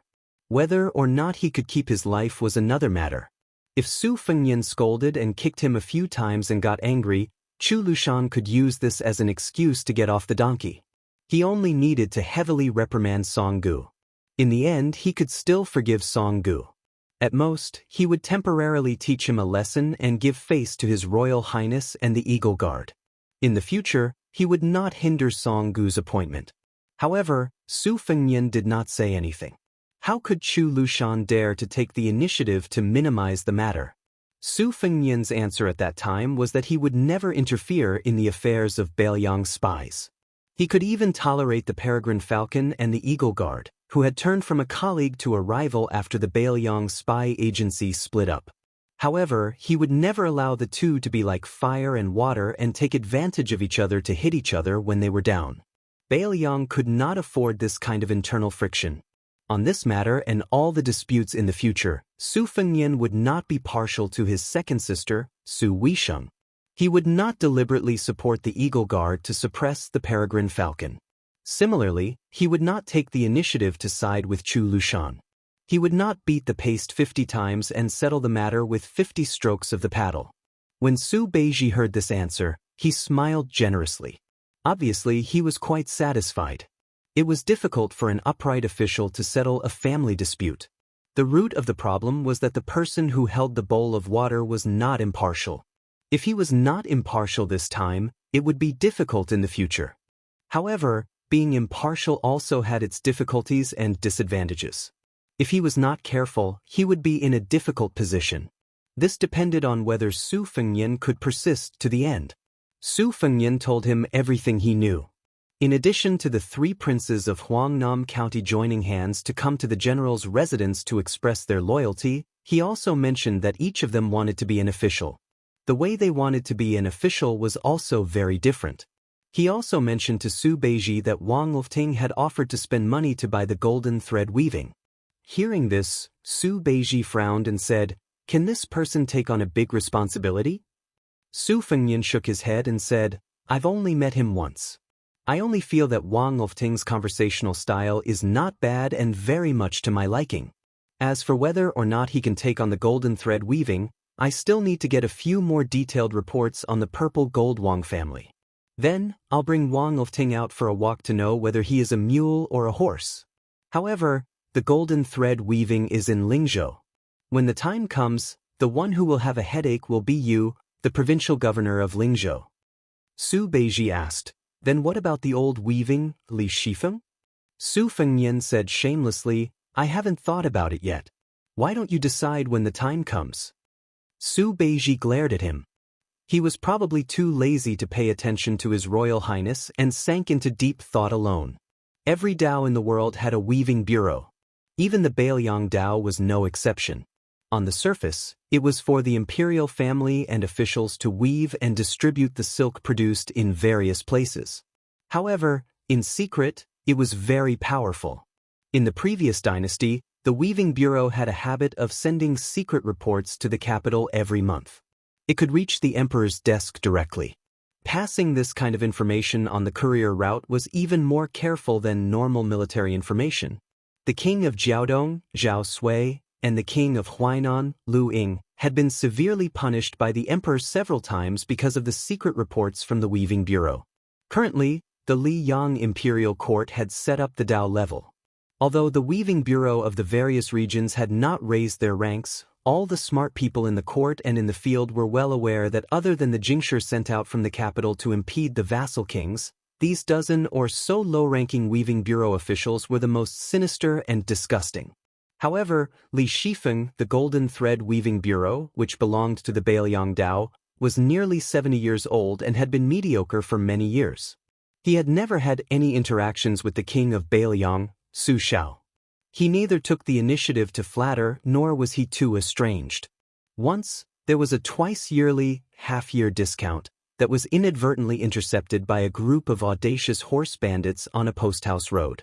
Only then did people know that this chief weaving official was muddle-headed and bored enough to introduce His Royal Highness antique collection to the Emperor of Bailiang. He listed nearly 40 items and more than 600 pieces in detail. No one could understand why such a muddle-headed old man was allowed to stay in Bailiang and waste the salary of the imperial court. It was said that after the secret report was leaked, Su Shao, who was still a pillar of the country at that time, laughed heartily when he heard about it. He had people send the same amount of money as the Zhao family's salary to the Golden Thread Weaving Bureau. Over the years, Li Shifeng was not afraid of the emperor's suspicions and received the money every time. However, no matter how much outsiders ridiculed and looked down on this old man, Li Shifeng, the insiders of Bailiang, and even Li Yishan, had carefully analyzed this person's official career and talent. Su Xiao did not send the money to make fun of Li Shifeng's idleness. Instead, he was telling the Golden Thread Weaving Bureau, who was good at analyzing the situation in Bailiang, that he, Su Xiao, had begun to have his eyes on him. Chapter 923. Su Fengnian didn't hide anything from Su Beiji. When the Yan family betrayed Bailiang and went to the capital to enjoy wealth, it was the Weaving Bureau that pulled the strings between the imperial court and the imperial court. The escape route, the disguise, and the various locations along the way were all carefully planned. However, Li Shan had been watching from the sidelines. In this game of intrigue between Bailiang and the imperial court, Bailiang was one step ahead. In addition, Chu Lushan spared no effort in investigating. In the end, they were intercepted by Bailiang's spies. However, Su Fengnian was soft-hearted and personally pleaded for mercy for the Yan family. Only then did Su Xiao let them go. Otherwise, even if Wang Xianji came to Bailiang personally to save them, she would only be able to save one or two people. Although Li Shifeng lost, it was amazing that he could still do what he did when he was surrounded by wolves and wolves in Bailiang. Su Beiji broke the silence and said, if Li Shifeng wants to spend his old age peacefully, he has to make a deal with Bailiang before he returns to the capital. However, this deal will only benefit him. Su Fengnian was silent, but his expression was somewhat gloomy. Su Beiji raised his eyebrows and said bluntly, I remember that you used to have 3 very good friends. Among them, Yan Qiji has already followed his family to the capital to become a relative of the imperial court. He has a bright future ahead of him. Kong Wuqi isn't bad either. At the end of the year, he also became a commandant of the imperial army. In the end, only Li Hanlin is left in Bailiang. Do you really have the heart to do that? You haven't even become a vassal king, yet you plan to become a loner? Su Fengnian said calmly, no matter what the result is, even if it is the worst, I will ensure that the Li family will never have to worry about food or clothing. Li Hanlin not acknowledging me as a brother is also my own fault. Su Beiji smiled faintly and said, how pitiful. Su Fengnian kicked this fellow. Su Beiji leaned against the wall of the carriage and patted his clothes. He asked casually, that good friend of Wang Lifting, Sun Yin, was praised by Yao Baifeng as a talented bull. Yao Baifeng became the left chancellor of the Imperial College and controls the literary world. Did any spies say that Master wanted to invite Sun Yin to be the chancellor? Su Fengnian laughed and said, Zhu Zi, you're really something. If I didn't know that Yao Baifeng had secretly sent someone to invite Sun Yin and promised that as long as this fellow was willing to go to the capital and become the chancellor of the Imperial College, he would be able to participate in the court examinations next year. Yao Baifeng would have put down his precious face and personally asked the Zhao family's emperor for the top spot. If not, I wouldn't have known that there was such a person in Huangnam County. However, you can relax but you can't. Sun Yin has already been sent to Lingzhou by Wang Lifting. I plan to let him become a 6th-rank official with real power. If you become the provincial governor of Lingzhou and are overshadowed by this person, be careful that I don't let him replace your position in a fit of anger. Su Beiji glanced at Su Fengnian and didn't say anything. Su Fengnian smiled, don't worry. I like the new and not the old. No matter how capable Sun Yin is, Zhu Zi, you're still my old love. My favor won't decrease. Su Beiji laughed coldly, stop the car quickly. Let me go out and vomit. Su Fengnian looked hurt. You don't understand. I saved all the good stuff for you first. I picked up a heavenly blue gall bottle from the Dongyue Imperial Kiln at the Peach Cheeks restaurant. There's no other bottle like it in the world. You really don't want it? Then I'll give it to Chen Shiliang. That fellow is more sensible than you. Su Beiji closed his eyes to rest and said calmly, hurry up. At noon on New Year's Eve, His Royal Highness was finally seen on Mount Qingliang, which was already decorated with lanterns and colored banners. Su Fengnian arranged for Hu Yenguanin to stay in a quiet courtyard. He didn't plan on letting her meet up with the girls from Wutongan. Su Xiao accompanied them along the way. He didn't say much and was just happy. His younger brother, Huang Manor, had grown a few centimeters taller. There was a hint of anger between his eyebrows. When he wasn't smiling, he was abnormally heroic and exuberant. However, when he smiled foolishly with his father, this instantly broke down. Fortunately, he no longer drooled, but this still left Su Fengnian speechless. When they went to see second sister, the family of four finally reunited. Su Weisheng, who controlled half of Bailiang's spies, was now living in Wutongan so that he could handle confidential affairs. In Wutongan, apart from the two senior maids, Sweet Potato and Bluebird, who didn't participate, the other two maids had all become Bailiang's female hanlin. They read and sift through military intelligence and spy reports and had the right to approve them. Those in the know called them Vermilion's maids. This was especially true for Lu Yi, who was second only to Su Weisheng in the 19 ways. It was as if she was born to be good at scheming and planning and had become the second in command of Wutongan. The second Junju, who demanded perfection, reprimanded almost all of the maids, but she relied heavily on Lu. The three men of the Su family entered the room in Wutongan. Su Weisheng sat in a wheelchair behind a low desk that was specially made for her. She raised her head and glanced at the three of them. She then lowered her head and casually pulled out a copy from a large stack of secret reports that had already been approved. She inspected the Vermilion's maids in the neighboring rooms to see if they had made any mistakes. Su Fengnian jogged over and saw that the ink on the ancient inkstone on the table was a little dry. He immediately squatted down beside the wheelchair and turned his head to flatter her. "Sister, I'll grind the ink for you." Su Weisheng didn't even turn her head to look at him. She smiled insincerely and said, "How could I let the Lingzhou general do this for me?" Su Fengnian played dumb and said, Of course. Su Weisheng didn't continue to make sarcastic remarks about His Royal Highness. She allowed him to roll his sleeves and grind the ink while she focused on reading the detailed Vermilion's handwriting on the various court reports and Bailiang's own spy reports. Su Xiao smiled knowingly. Su Longxiang sat down on the doorstep and held his chin in a daze. Su Weisheng probably couldn't stand Su Fengnian being in the way.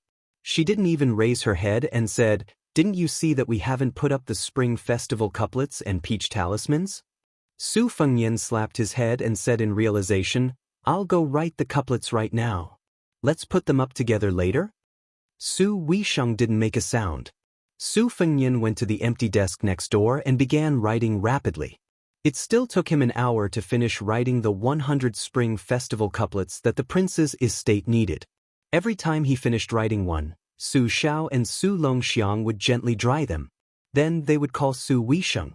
She still had work to do and told him not to wait for her.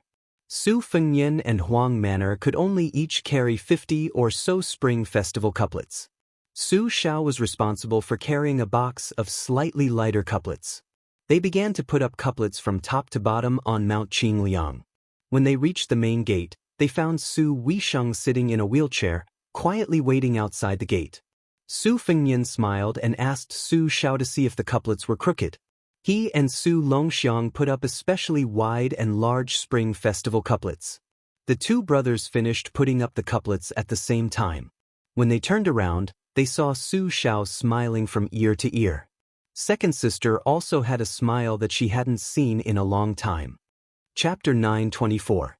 After pasting the Spring Festival couplets on the main gate, Su Weisheng returned to Wutongan, leaving the three masters to wander around the prince's manor.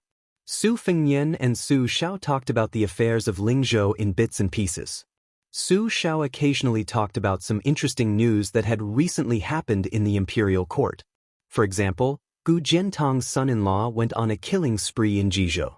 Now, the imperial censors and civil officials were too lazy to scold him, Su Xiao. They turned their heads and scolded General Gu, who had lost his position as Minister of War. In any case, Gu Jiantang was no longer in the capital. The originally aggressive Gu hut in the Ministry of War was like a group of dragons without a leader. Outside of the Censorate and the Ministry of War, the other 5 departments were all jumping around vigorously. This made the members of the Gu faction in the imperial court dejected and very tired of dealing with them. This year was not going to be easy. There was also the Imperial College's left chancellor, Yao Baifeng, teaching the second-in-command, Jean Lanting, a harsh lesson.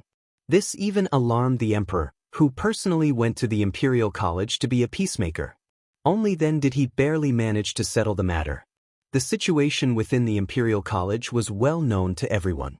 The townspeople had formed their own associations, and most of them were advocating for Jean Sanlang. This was also why Yao Baifeng would say that the gentlemen of today like to have friends. Su Xiao also said that the crown prince of Yanqi, Zhao Zhu, was not a well-behaved person. Leading thousands of elite riders all the way up north, he did not look like he was going to pacify the situation. He was clearly busy showing off his strength. The few provinces he passed by were all in turmoil. Before he even reached Guangling Road, where Zhao Yi was, he had already caused all the officials along the way to complain incessantly. Memorials complaining and impeaching flew into the imperial palace like snowflakes. The three of them walked to the side of Tidehark Lake. Su Xiao suddenly came to his senses. He said he was going to listen to Wang Chudong's storytelling and missed the time. That girl put on airs and was not willing to chat with an old man like him. Su Xiao hurriedly jogged over. Seeing this, Su Fengnian was dumbfounded. It looked like Wang Dongxiang, who was second in the Yanji Academy, was indeed formidable. Even Su Xiao, who was most afraid of dealing with books, was subdued.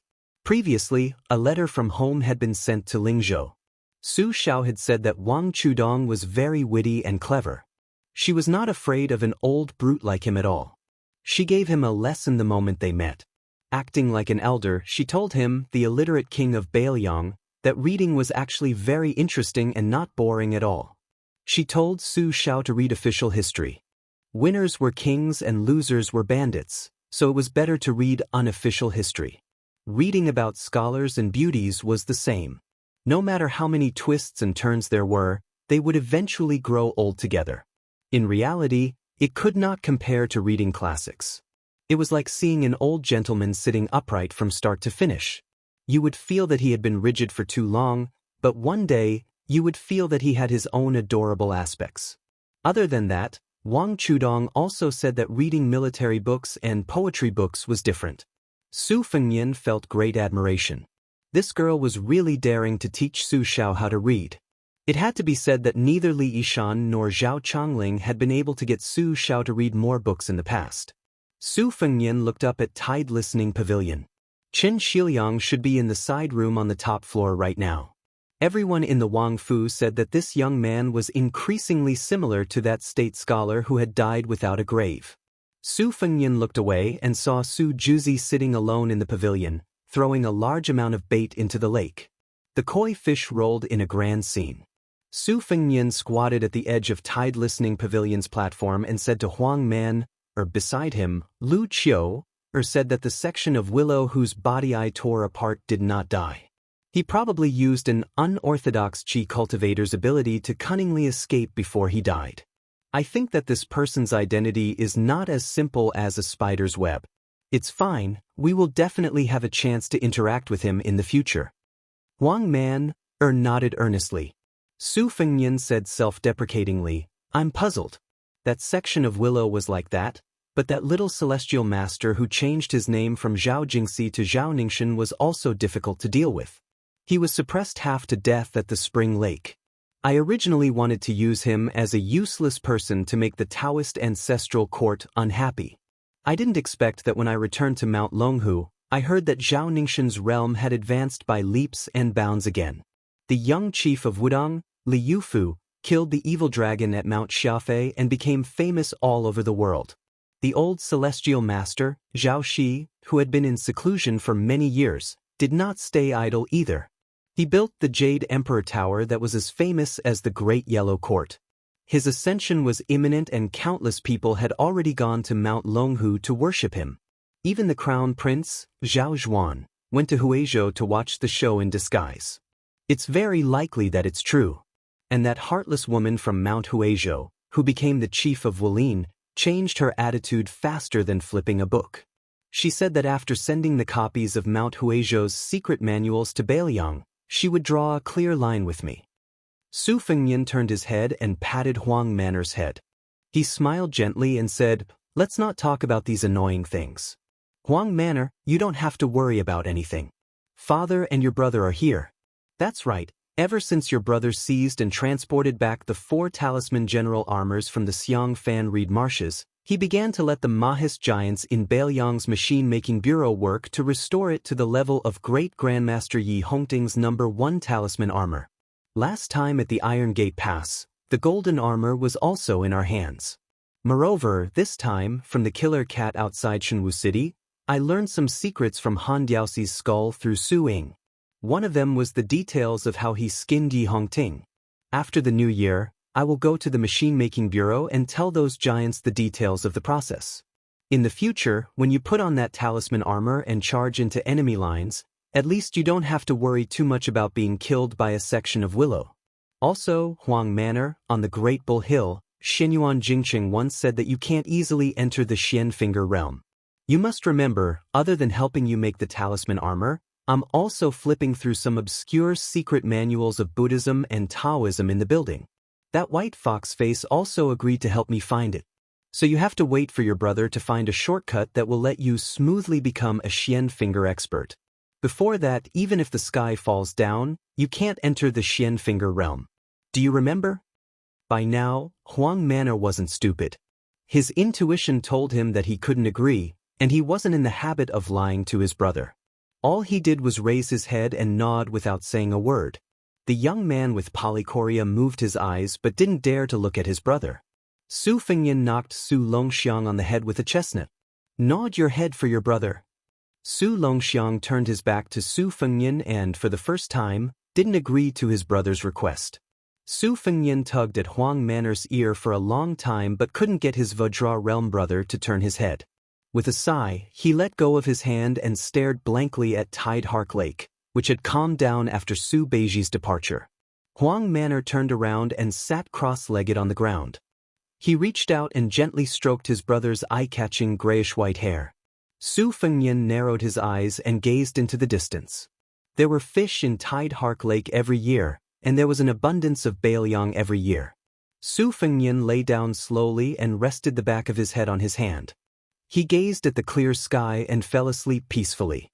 He had never told Su Shao that when he saw his father's silhouette on the Spring God Lake, even though he knew that the silhouette was getting older and hunchbacked with age, he could still see the emperor, Wang Xianji, Zhang Julu, and Yuan Benshi from afar.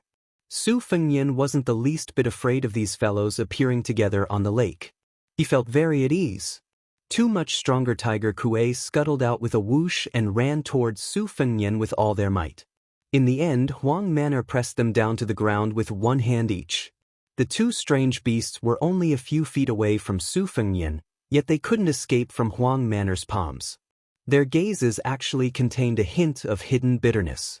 Su Fengnian smiled and said, "Huang Manor, go play by yourself. Bring Bodhisattva and Vajra with you. I still need to sit here for a while and think about something." Huang Manor grinned and nodded. He dragged the 2 tiger kuei with him and ran far away. Huang Manor strolled around. After letting go of the tiger kuei for the first time, the pair of siblings wanted to run back to Tide Listening Pavilion to look for Su Fengnian. However, Huang Manor, who walked as fast as lightning, grabbed their tails. After suffering a few times, they could only follow behind him sickly. He unknowingly arrived outside the walls of Wutungen. In the end, he found that his father didn't go to listen to the story of that sister-in-law. Instead, he pushed the wheelchair and took his second sister to relax. When Su Shao saw Huang Manor, he waved his hand. When the female tiger kuei called Bodhisattva saw Su Weisheng, she seemed particularly affectionate and lively.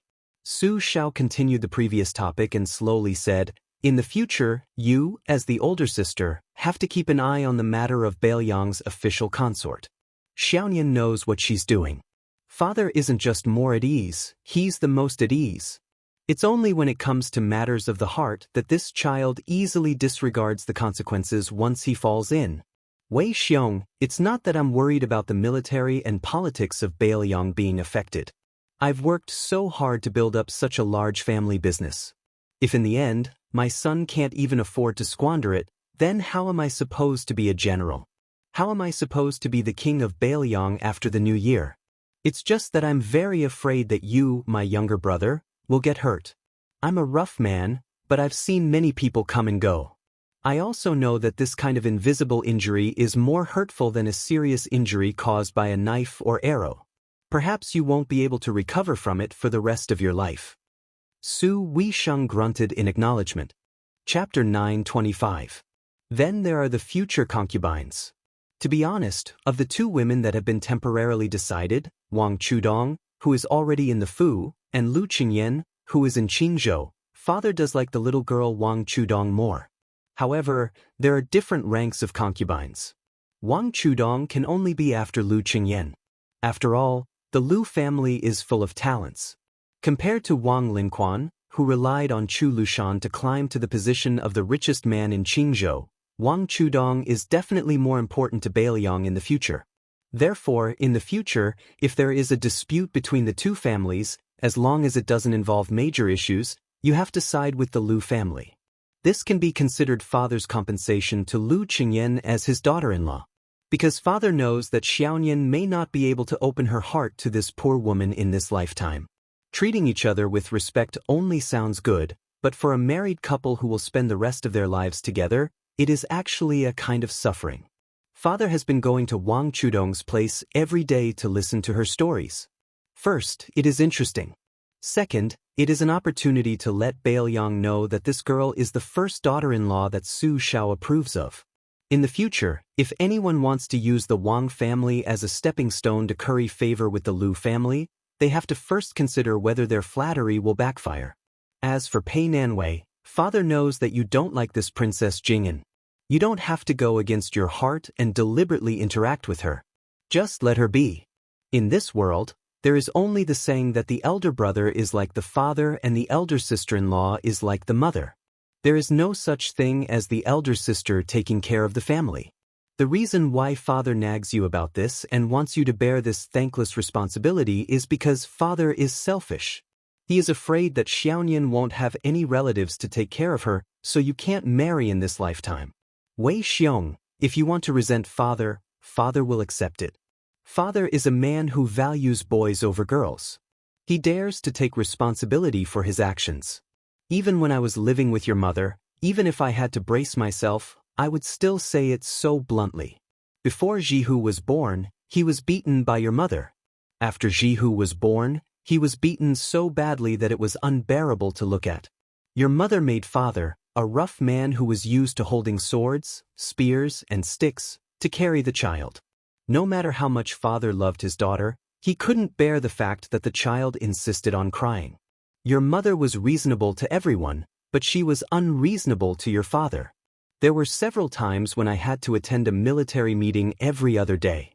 I went to the tent with a bloody nose and a swollen face, and those bastards laughed at me. There was once an old brother who made a mistake and was personally whipped by father. This guy stared at father's swollen forehead from being whipped by your mother and even fucking knelt there and laughed foolishly. Father was so angry that he whipped him 50 more times. Later, when father went to apply medicine for his sore wounds, he actually laughed at father and said that no matter how embarrassing he was not as embarrassing as me. This old brother was Chen Jibao's father. Other than his young son, he was the one who led all the Chen family's descendants to their deaths. Father was not the kind of scoundrel who could be so shameless as to give a meritorious official a death-free gold medallion while craftily fabricating a crime of treason. If we said that we would be brothers, then we would be brothers for life. It was father who owed the Chen family first. Therefore, even though he knew that Chen Jibao would not accept Xiaoyan as the new prince of Liang, he did not care about him for more than 10 years and allowed his adopted son to cultivate trusted aides. If Chen Jibao wanted to leave Baelyang, father would not stop him. If he wanted to be both the Minister of War and the Prince of Shu, it would be up to him. Father did not wish for the day when he and Xiaoyan would fall out and become enemies to the point where they would have to meet on the battlefield. It would be best if they could not have any contact with each other. However, father knew that the group of old foxes Zhang Julu and Gu Zhentang, as well as the emperor of the Zhao family who was hiding behind the scenes, would not let such a sharp spear rust in vain and not point the tip of the spear at Bailiang. Speaking of this, the old man, who had been in the military all his life, was somewhat sorrowful. Su Shao smiled and turned his head to his second son, Su Longxiang, and said, "Huang man, you will be enlightened sooner or later. You must remember that your older brother is good to you. That time when your older brother got into big trouble and father wanted to beat him, you came out to stop him. You were angry at father and looked like you wanted to fight father to the death. Father only pretended to be angry on the surface, but in fact he was very happy. Your older brother has not been happy these years. Outsiders think that because he is Su Shao, the eldest son of the butcher's first wife, he will definitely be in the limelight. You will only understand the bitterness of it when you are enlightened. Losing his mother and sister is nothing. In the Great War of the spring and autumn period, countless people in his family died.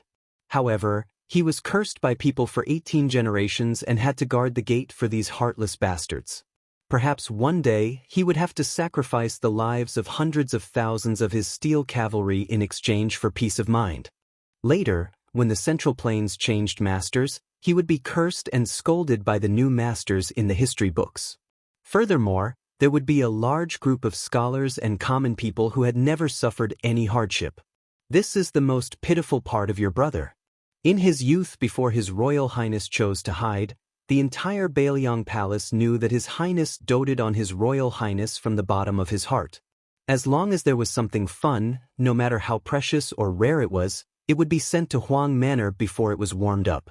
However, when good things were in the hands of Huang Manor, who was astonishingly strong and did not know the severity of the situation, how could they be complete? It would only take a few moves for them to be broken. The people in the manor who cleaned up the mess had never seen His Royal Highness angry. Even when His Royal Highness began to live a dissolute life with a notorious reputation, he still did not neglect Su Longxiang. The servants were rarely whipped in the prince's mansion. Su Fengnian had gotten angry a few times because he knew that the servants were deliberately teasing the young prince. And those times, His Highness the heir apparent had personally punched and kicked the servants to death, without showing the slightest mercy. Chapter 926. Also, Wei Xiong, I know you care a lot about Xiaonian, but you're cold on the outside but warm on the inside. Sometimes, you just have to smile at him and he'll be very happy. A few years ago he went to Mount Wudong to practice his saber art. You did not like him to practice martial art, because you were afraid that he would delay your hereditary inheritance. He was even more afraid that you would be unhappy. Therefore, when he picked up the pebbles from the bottom of the deep pool one by one, and chopped them one by one, he made more than 300 chess pieces for you. As soon as you saw him, you threw the 2 boxes of chess pieces all over the ground. After that, he personally picked them up. Some of them rolled into Tide Listening Lake, and he spent the whole night picking them up. Father and Ishan watched him in Tide Listening Pavilion for the whole night. Even Ishan, such a cold-hearted guy, ended up drinking to drown his sorrows. When you were young, didn't Xiaonian do many things to make you happy? He clearly knew that Jihu doted on him, but he still helped you in everything. After Jihu left, do you think he felt good?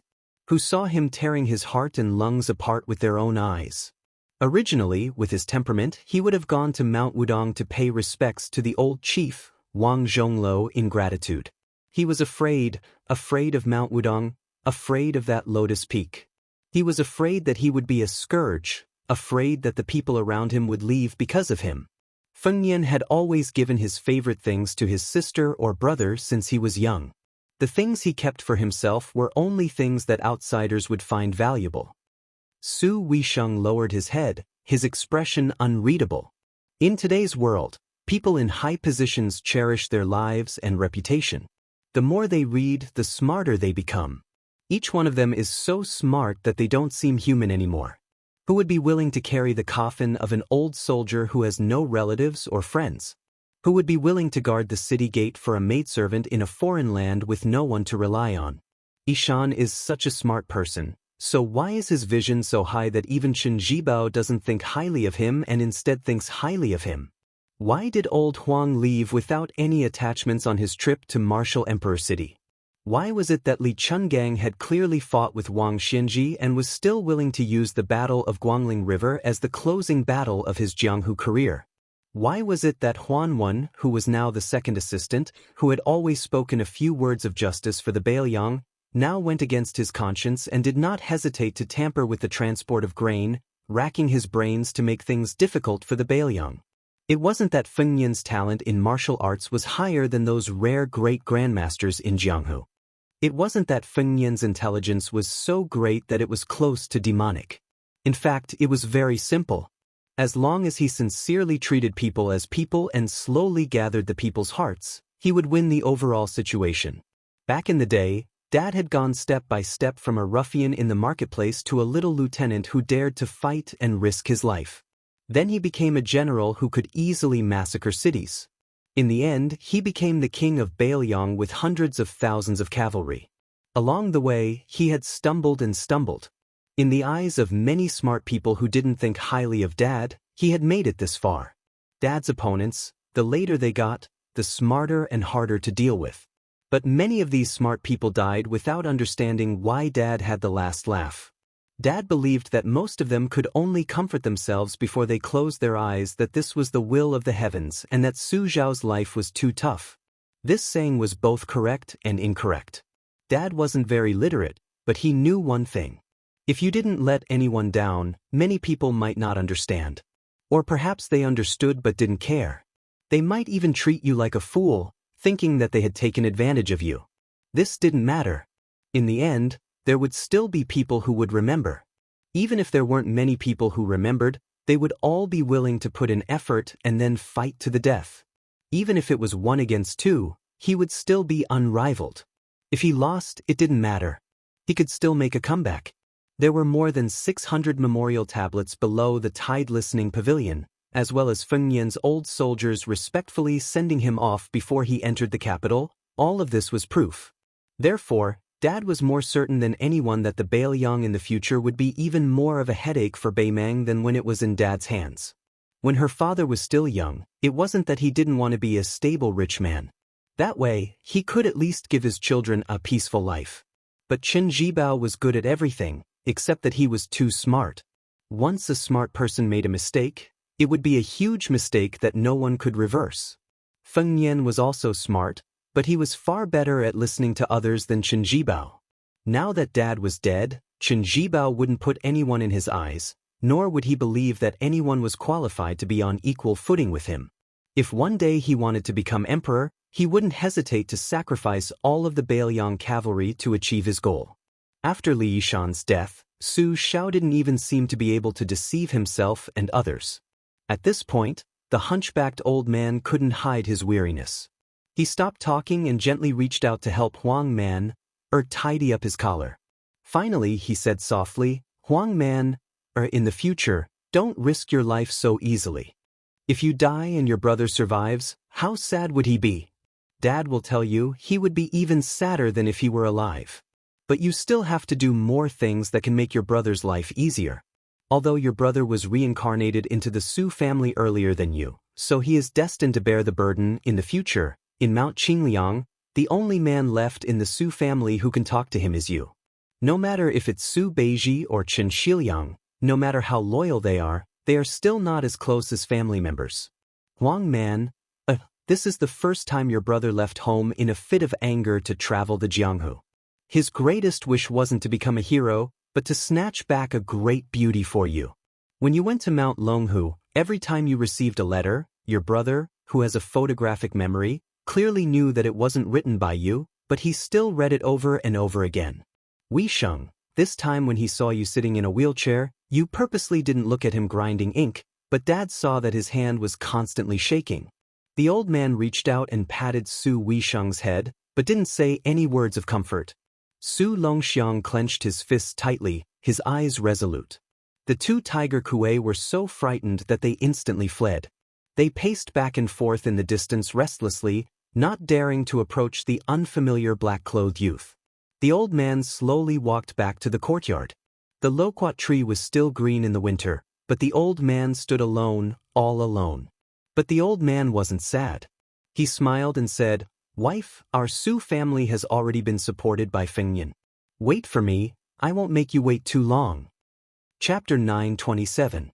The Bailiang Palace was plastered with the word Fu that was deliberately pasted upside down. The New Year's Eve dinner was very simple, just dumplings. Su Fengyan and Su Longxiang dragged along Su Beiji and Chen Shiliang to cook and make dumplings together. Wang Chudong and the other girls had no place to show their talents. After the meal, Su Fengyan had two strategists chat with Su Shao while he himself went to the deserted mausoleum.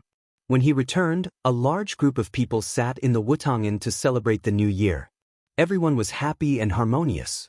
The vermilion maidservants near the house only had half a day of free time, so they went to the house one after another to read the mountain of intelligence reports. The little girl that Chen Shiliang had brought to Bailiang had already fallen asleep in his arms. Su Fengyan asked him to bring the little girl back to rest first. Chen Shiliang did not insist. Wang Chudong, who loved hibernation the most, was also sitting there and dozing off. Su Fengyan half carried and half supported her as they left the Wutangen. When Su Fengyan returned to the courtyard, Su Weisheng had also gone to the house to deal with important military matters. Only Su Beiji, an outsider, was left. Su Shao, an old fellow who used to be a pillar of the country and a great general of the military, was asking the young man about the level of an official. Su Beiji was not afraid at all. Su Shao nodded repeatedly in agreement. After Su Fengyan sat down, Zhu Zi had already explained from the lowest level to the highest, from the 19th level to the 16th level. Su Beiji was unable to win against Su Royal Highness, so he could only roughly explain it again. Those who relied on their ancestors to benefit from their glory, lying on the family tree and becoming a low-paid official were called Sun Zi officials. Those who only knew how to bark and never did anything were called toad officials. Those who were vicious and crafty, bullied the weak and feared the strong, lowered their heads when they saw the powerful, and roared when they saw the common people were called dog officials. Those who followed the rules and did not do anything, and were not careless when it came to reaping benefits. However, they did not know how to avoid disaster and were called corpse officials. Su Fengyan smiled and asked what level the Su Li of Lingzhou were at. Su Beiji replied that they were fox officials, and were good at reading people. Su Fengyan asked in reply, "Are those county magistrates and military officers with real power who instigated Su Li to stir up the evil wind and rain?" Su Beiji smiled and nodded. He also added, "Ghost officials who did all the bad things behind the scenes, but rarely came out." The common people who did not know their background still thought they were officials. Officials were the best officials were the best officials. They could be considered officials who did not know their background, but they were officials who did not know the was. Su Fengyan continued to ask, "Then what level is the governor of Longqing County, Zhongcheng at?" Zhongqing is on the 15th floor. In my opinion, there is nothing easier than being an official in the world. Do not be greedy or take advantage of others, and progress step by step. There are aides and officials to give advice and suggestions, and the situation is in order. You can be a shopkeeper who does not do anything, and there is no harm in only caring about the flowers, snow, and moon. Generally speaking, you live in harmony with the common people. Then Huangnam County's merit officer, Wang Shihua? Their government affairs are mediocre, but their reputation is extremely good. They have never been greedy or harmed people. If there is a good government, they will definitely do their best to help. As for the subordinates, they treat the people as if they are their own children. This is also the kind of honest and upright official that ordinary people want the most. This kind of official is on the 16th level. The size of their contributions depends on whether their master is wise or not. The overall situation is clear and the subordinates follow suit. Their official position will naturally rise with the tide. If the situation is dirty, this kind of official can only hang up his crown and leave sooner or later, boasting that he will not bend over for 5 bushels of rice or pick chrysanthemums under the eastern fence. It is not that they do not want to be officials, but that they do not have the ability to turn the tide. They can only take a step back, cherish their reputation, and retreat at the top of the tide. Officials who have left their names in history are all like this. Of course, they have to leave behind a few poems that are popular among the people. In the books, there were many officials who were highly praised by later generations, but in fact they did not see the big picture. Their actions were of no help to the situation of the world. They were just martyrs seeking favor. If they met a stupid emperor, they would let them succeed. If they met a cunning emperor, especially one who was narrow-minded, as long as they played a little trick, they could make them depressed for the rest of their lives. From Su Beiji's point of view, Wang Shihua is not suitable to be the county governor of Huangnam County. Instead, he is like Huanwen, who went to the imperial college, who hides his strength and bides his time. When the time is right, he will be able to amaze the world. What is the position of Song Yan, who is going to be your assistant in Lingzhou? The 16th level, capable officer. They are not very good at seeking fame, but their methods of currying favor in the officialdom are not bad. The main point is that they can govern the territory well and make it flourish. Their vision is very high and they can see the situation outside of the first 15 levels of officials. However, they are actually concerned about the common people. It is just that this kind of person is destined to reach a certain rank in the officialdom. Unless they meet a noble in the court, they will not be able to move an inch. Not to mention other things, just the common people who are inevitably short-sighted due to their family background and position may scold these officials when they are in office. In fact, since ancient times, many of the actions that have benefited hundreds of generations and contributed thousands of years have come from this generation of officials. Su Xiao, who had not spoken this entire time, peeled a yellow mandarin and asked with a light smile, "Beiji, then you comment on Li Gongda." Su Beiji still said straightforwardly, "He can't compare to an honest and upright official who is also greedy. He can't compare to an incapable officer who is capable and can do things well. In general, he can take care of both sides and can be considered a good official. The administrator is already an outstanding talent in this level of officials. If it weren't for the fact that he is somewhat narrow-minded, he could have been promoted to another level. He has the ability to be a prime minister, but he doesn't have the bearing of a prime minister. He is fine as the administrator in Bailiang, but if he went to the court to occupy an important position, he would be like a calf pulling a large plow. I'm afraid that he would spoil a great matter." Su Xiao nodded and handed the peeled yellow mandarin to Su Fengyan. In that case, Bai Yin can be considered a cornerstone officials of a dynasty. There is no problem with cultivating the body and governing the country. He even personally opened up a new situation under the heavens. Is he the 18th or the 19th in the end? Su Beiji took the half of the mandarin that Su Fengyan gave him and stuffed a piece into his mouth. He smiled and said, 18. Su Xiao sank into deep thought. Su Fengyan broke the silence and laughed loudly.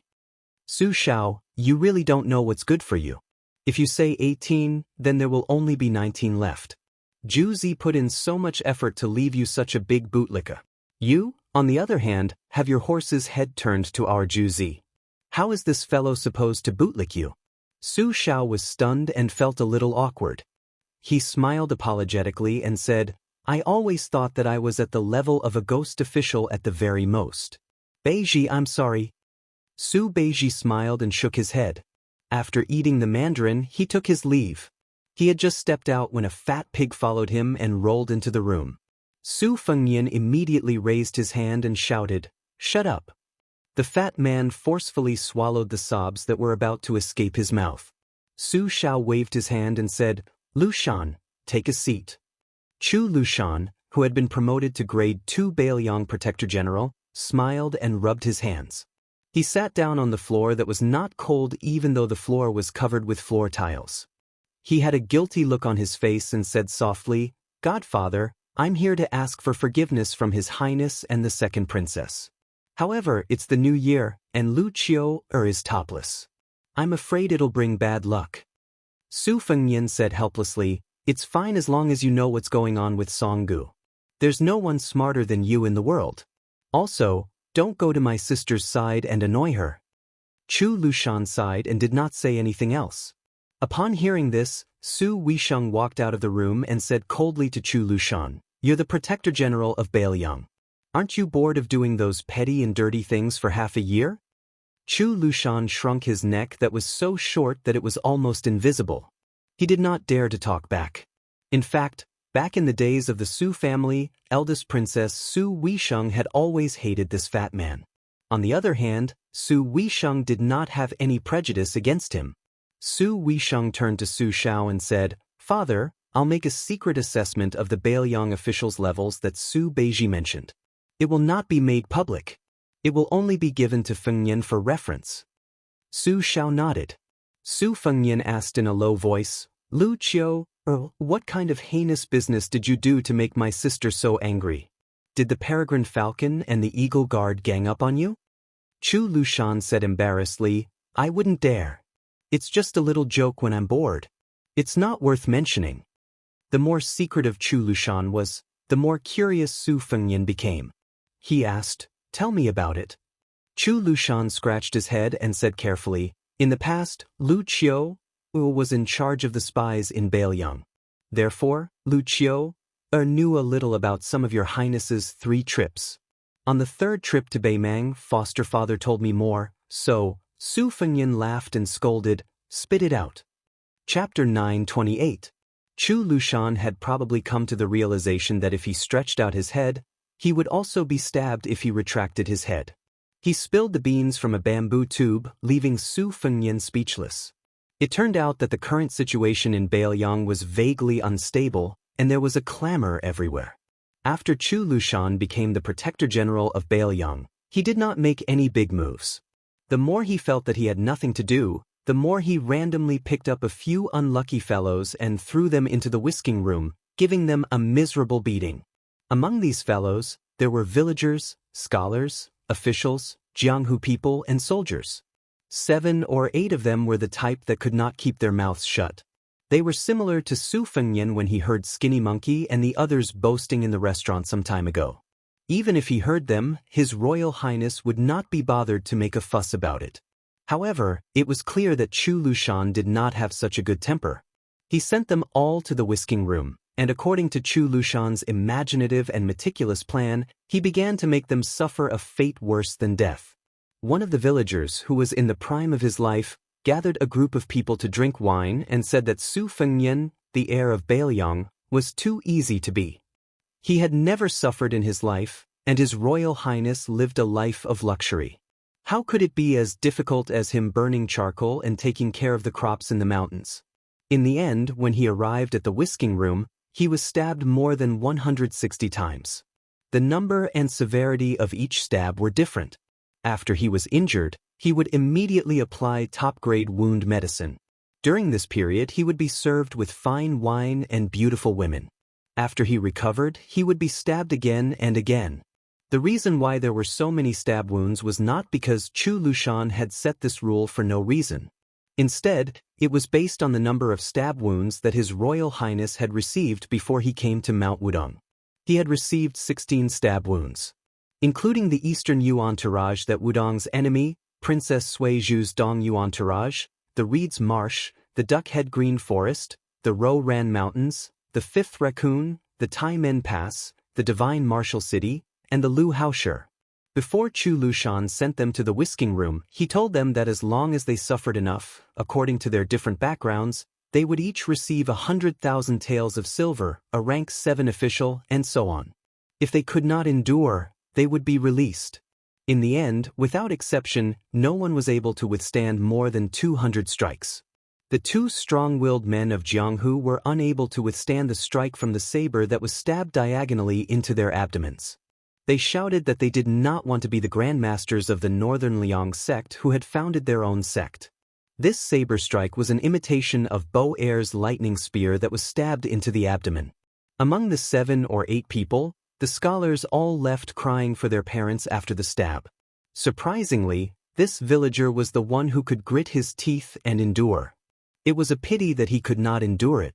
This was because the whisking room did not tell him how many stab wounds were needed. Not to mention them, even the whisking room did not know. Only Chu Lushan knew. These people did not die in the whisking room. After they returned home safely, those who had mothers lost their mothers, those who did not have mothers lost their fathers, those who had elder sisters lost their elder sisters, and those who did not have elder sisters lost their younger sisters. Not only that, some of their good brothers lost their arms and legs. Afterwards, they were all blamed for being implicated by them. Some scholars who valued their reputation became disreputable hypocrites. In short, what they cared about the most, Chu Lushan made them lose it. Chu Lushan's ruthlessness was that when these people were on the verge of going crazy, he asked the whisking room spies to appear in front of them and said that he would give them another chance. In the end, no one was willing to agree. After that, there was no after, because Chu Lushan killed them. Chu Lushan, who was sitting on the ground, had a calm expression. He laughed softly and said, "Before they died, I told them that in the past, they complained that they did not have a good family background. In fact, they were not afraid of suffering at all. Therefore, I gave them a chance." His Royal Highness's injuries in the past few years, excluding the different states of His Royal Highness's physique, and based on the physical strength of the person who received the stab, the amount of pain they suffered was actually very little. According to the order, it was only 314 stab wounds. Su Xiao threw a piece of orange into his mouth and laughed it off. Su Fengnian frowned and said the same words as Su Weisheng, "Aren't you bored?" Chu Lushan raised his head and smiled brightly. He shook his head. Su Fengnian said calmly, "In the future, don't do such things that harm one's virtue."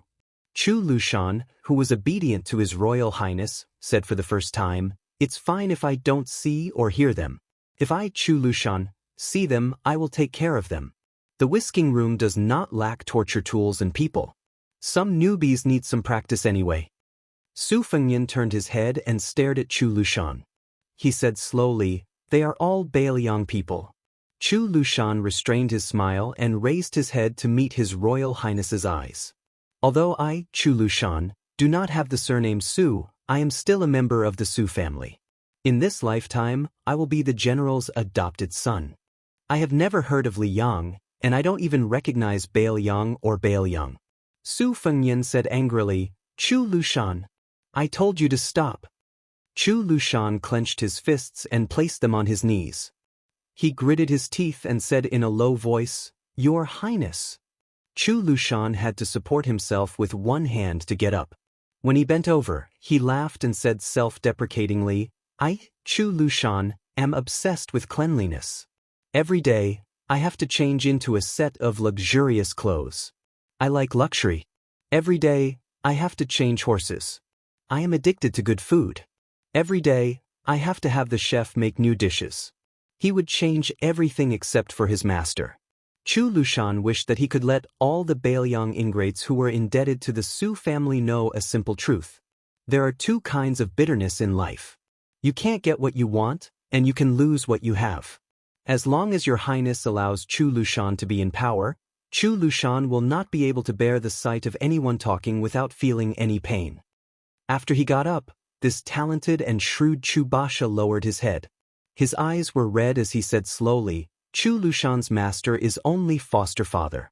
Ever since he took the infant boy from foster mother's hands, ever since he smiled at Chu Lushan, he has treated him as his own younger brother." Su Xiao chuckled and said, all right. Lushan, sit down for foster father. Why are you quarreling with your family? But then again, it's good to quarrel. If you speak your mind, there's no threshold that you can't cross." Chu Lushan sat down obediently. Su Fengnian walked out of the house silently and stood alone in the courtyard. Su Xiao said softly, "Lushan, Fengnian is doing this for your own good. He believes in fate and cherishes fortune and fate the most. He's afraid that you will suffer from retribution. My foster father has already lost 3 foster sons. When you die or Yuan Zhuozong dies on the battlefield, he will feel guilty towards me. But who can he find to complain to? All these years he cherishes the maids in Wutong'an very much, but he doesn't dare to care too much about them. He's just worried that one day something will happen to them because of him." Hearing this, Chu Lushan wanted to say something but stopped. Su Xiao waved his hand and said, "It might not have been so in the past, but now he can handle it. There's no other way. He's my, Su Xiao's son." Chu Lushan punched his knee hard. Su Xiao said with a smile, "Chongqing, that little girl is blessed. Foster father likes her when he sees her. Now while foster father is still clear-headed and can still manage things, Let's settle this child marriage first. Chu Lushan was stunned. Then he saw his foster father take out a badly wet jade bracelet from his sleeve. A layman could tell at a glance that it was not worth much. But Chu Lushan, such a wicked man who could make children stop crying, suddenly sobbed. Su Xiao stood up from the chair and squatted in front of Chu Lushan. He said with emotion, "It's reasonable to say that this bracelet is the heirloom of our Su family. Foster father wants to help your foster mother to give it to the future wife of the king of Baoyang. But it's not something that can be done." Foster father thought about it and decided not to give it to his daughter-in-law, but to give it to his granddaughter-in-law is the same. You also know that among the 6 foster sons, your foster mother loves you the most. She said that you are talented, honest, and know how to repay kindness. She also advised you to read more. You also know that your foster mother rarely cries. That time when you helped your foster father carry so many swords, your foster mother saw you being carried back on a horse and cried in front of everyone. She even scolded me, Su Xiao, for being a good-for-nothing and scolded me for not treating you as a son. And that time when you rode thousands of cavalry to Shu, your foster mother calculated the time and then waited for you on the mountain for a few days. She was always afraid that you wouldn't come back. She even told your foster father that when you have a daughter in the future, you must be even closer. But in the end, you gave birth to a string of sons.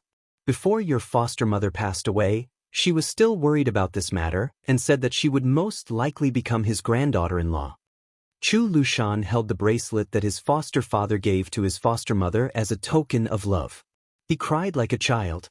Chapter 929. On the first day of the new year, regardless of whether it was the emperor, officials, or commoners, every household had to have some free time. Even the New Year greetings had to start tomorrow. However, 2 carriages had already quietly left Liangzhou and were heading towards Lingzhou. On one carriage, other than Huyan Guanin, who was nominally serving Su Fengnian, there was also a woman who said she wanted to leave the palace for a breather. The 2 women had similar looks. Scholars despised each other, and it was natural for women to be jealous. However, Su Fengnian ran to discuss Lingzhou matters with Su Beiji and did not pay attention to them. Thus, it did not matter if they were harmonious or at odds with each other. According to the agreement, Northern Liangdao's official documents would be sent to Huangnan County on the 6th day of the first month. Other than Governor Song Yan, who was promoted to the title of Little Governor, in Lingzhou, Zijin Wang family's Wang Luding would also go to Jinlu County. The 2 family disciples of Lingsu Wang family would also go to Yuliang Prefecture to be the county magistrate and deputy county magistrate respectively. In addition, Commandant Jiao Wui would enter the Lingzhou General's manor and be promoted to the 3rd in command of Lingzhou's military, Yanxia Commandant. At that time, even an idiot would be able to see that the new Lingzhou General was determined to make the administrator, who was also the Lingzhou governor, into a slow stew. On the 2nd day of the first month, Lingzhou was very lively. Logically speaking, some of the officials and dignitaries who were far away and could visit Surly in a few days all rushed over on the same day.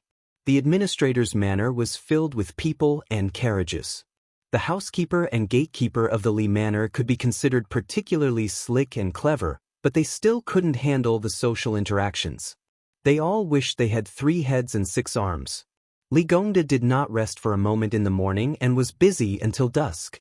Many of his old friends and confidants could only deal with it by drinking a few mouthfuls of wine. Otherwise, even if Li Gongda had a large amount of energy, he would not be able to handle the waves of guests. Li Hanlin did not return home for the new year this year. He wrote a letter back home that was clearly written by someone else. He said that he was going to Beimang to play around. Seeing this, Li Fujian's heart jumped.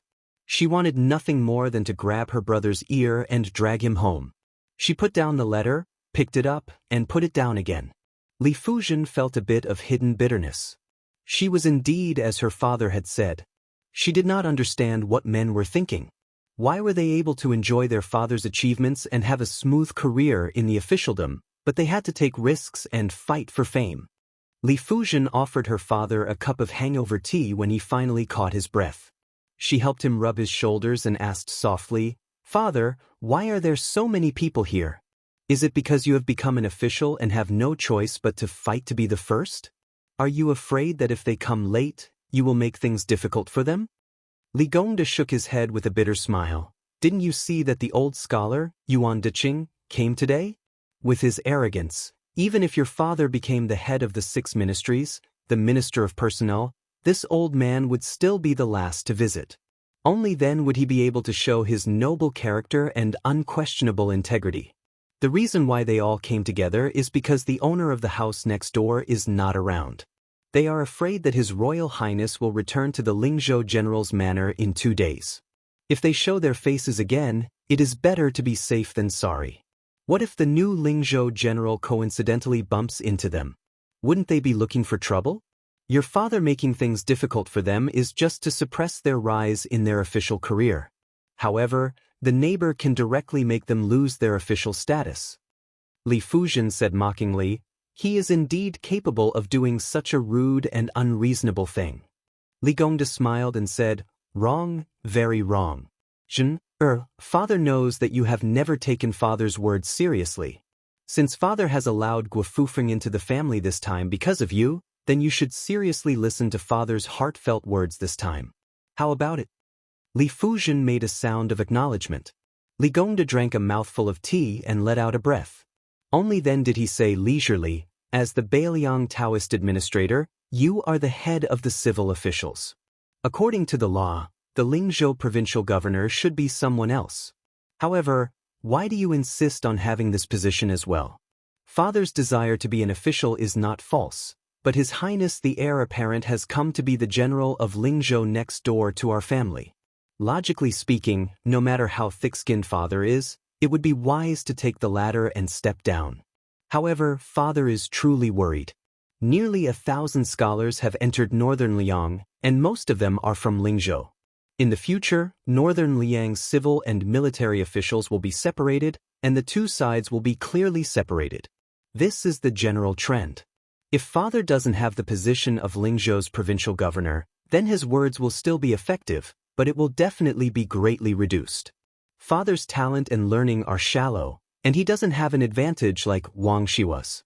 If we miss this great opportunity to cultivate trusted aides, when Su Beiji or someone else replaces father's position as the administrator in the future, the Li family might very quickly be ridden on top of our heads. We don't need to be afraid of a falling tree, but we need to be afraid of a falling wall being pushed by everyone. Your younger brother is ruthless. Father does not doubt that he can become a colonel or even a general. However, he is my only son. He cannot lick the blood of blades on the border for the rest of his life. When he returns to the local areas, when the time comes, it will be an unfamiliar official field where civil officials are in charge. The Hanlin Academy is a martial man who is used to killing and might not be able to make a detour. Thus, I want to quickly pave the way and build a bridge for the Hanlin Academy while my words still carry weight. In the future, no matter if it is mountains or rivers, the Hanlin Academy will be able to walk smoothly. However, at this time, without the Lingzhou provincial governor, do you think those unscrupulous and snobbish people will not be worried? Thus, even if the great general personally came to the manor and personally supported His Royal Highness, he still forced himself to eat the bear's heart and leopard's guts. He wanted to be the provincial governor for 1 or 2 more years. In any case, he had to get familiar with those scholars before he was able to vacate this position. As for His Highness, unexpectedly, he was able to endure it. Actually, if he really wanted to shed all pretense of cordiality and directly ask your father for the Lingzhou provincial governor position, your father would not dare to not hand it over. Either he purposely smiled mischievously and told your father that he was not satisfied with being the Lingzhou general and wanted to be the provincial governor, and your father would have to hand it over with both hands. However, he did not do anything. In the beginning, your father thought that he had finally passed this hurdle, but your father thought too simply. When you told your father that he had appeared in Song Yan's house and the two of them were chatting happily, your father knew that something bad had happened. Speaking of it, your father and Yan Jieshi had always been fighting both openly and secretly, each placing their own bets.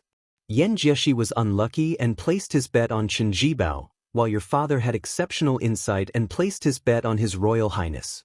When Yan Jieshi saw that the situation was not right, he immediately packed up and left. However, This fellow was lucky and managed to escape from Baelyung. Otherwise, even if your father knelt for 3 days and 3 nights to plead for him, it would still be useless. At that time, your father told him that His Royal Highness was not so useless.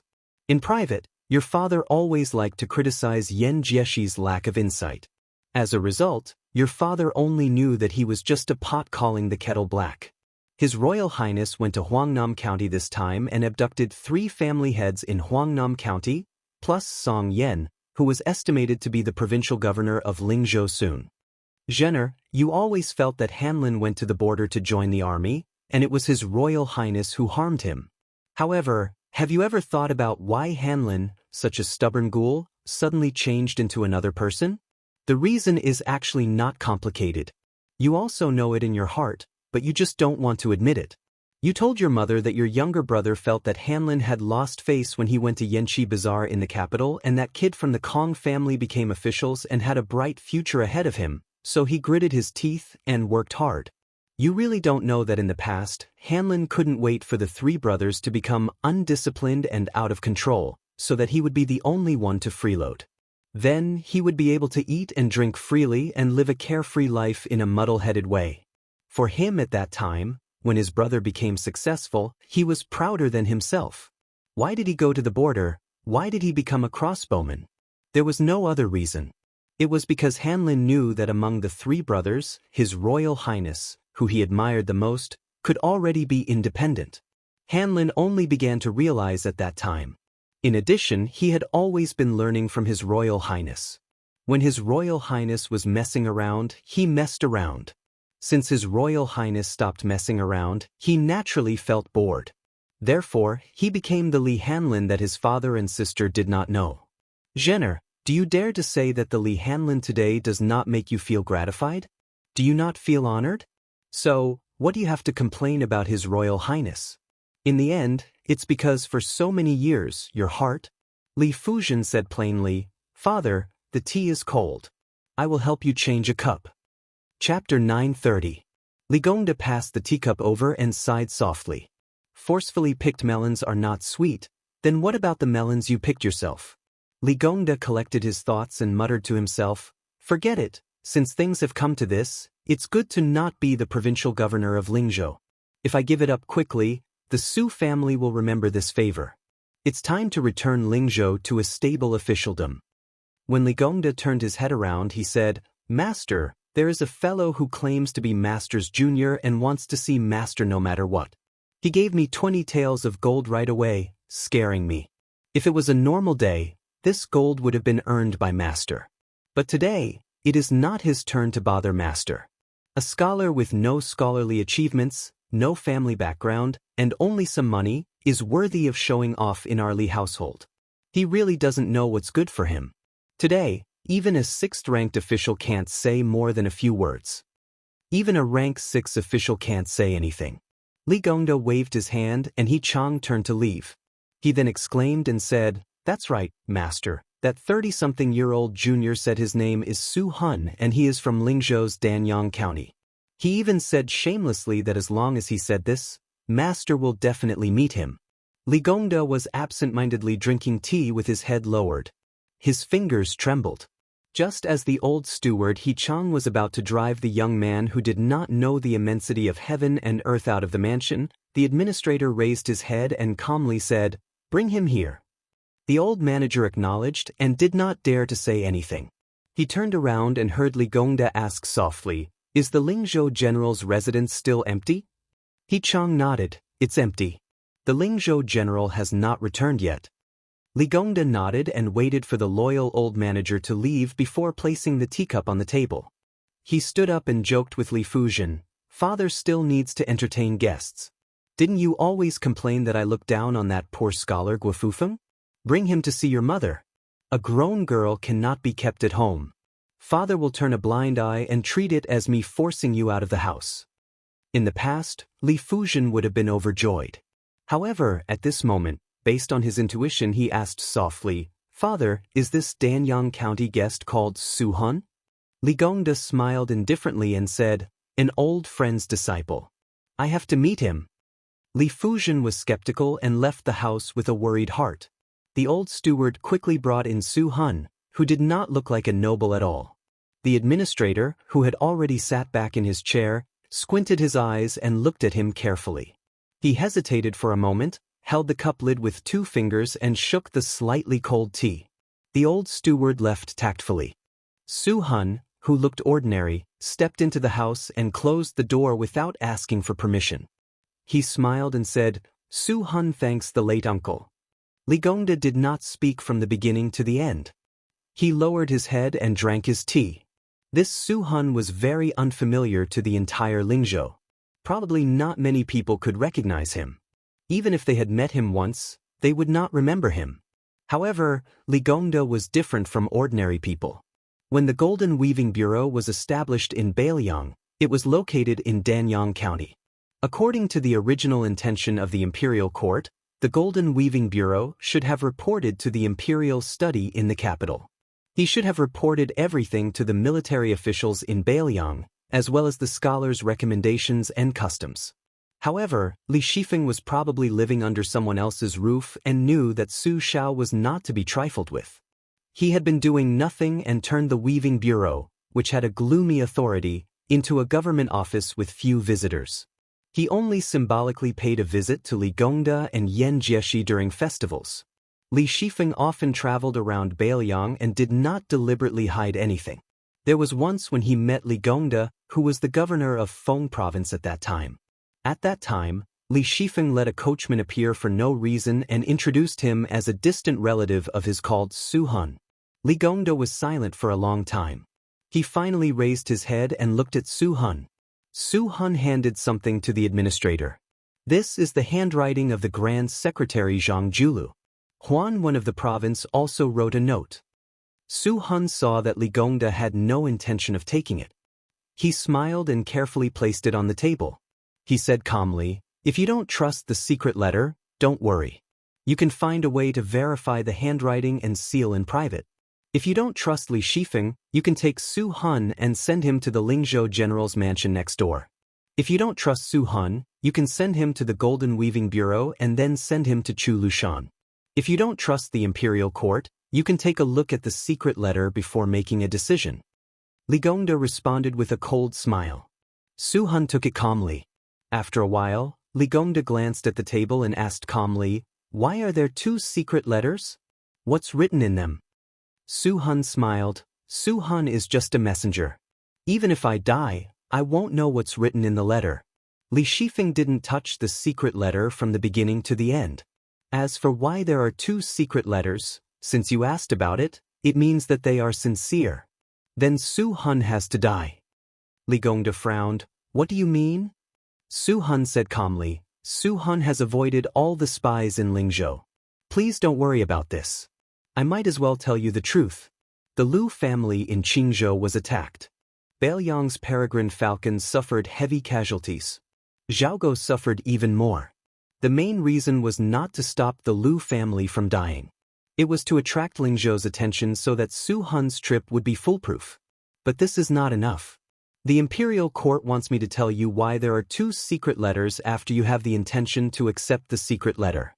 One letter is real, the other is fake. Vermilion mud seal is real if the color is too heavy and fake if the color is too light. The fake letter was sent by the administrator to the Crown Prince of Bailiang. Of course, other than one secret letter, it is not enough to clear your suspicion. So Su Hun has to die. Golden Weaver Li Shifeng also has to die. Even the entire Golden Weaver Bureau will cease to exist from today onwards. But Li Shifeng has suffered. A Golden Weaver Bureau allows the imperial court to have one more pillar of the imperial court. At the same time, Bailiang has one less administrator. It is worth it. Su Hun spat out a poisonous pill from his mouth. After peeling it, a small piece of paper was revealed. He crushed the pill and hid it in his sleeve. After reading the contents of the paper, he stuffed the paper into his mouth and swallowed it. He said expressionlessly, "The day after tomorrow." Li Gongda did not speak. Su Hun explained, "The Crown Prince of Bailiang will arrive in Lingzhou the day after tomorrow. Today, Su Hun will leave quietly and come back the day after tomorrow.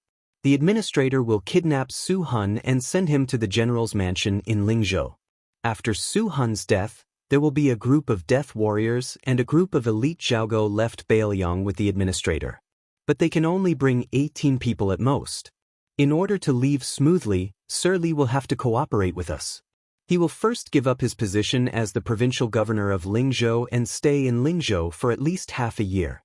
During this time, he will go out to relax the surveillance of the Bailiang spies. As for when the Zhaogo will make a move, someone will inform Sir Li.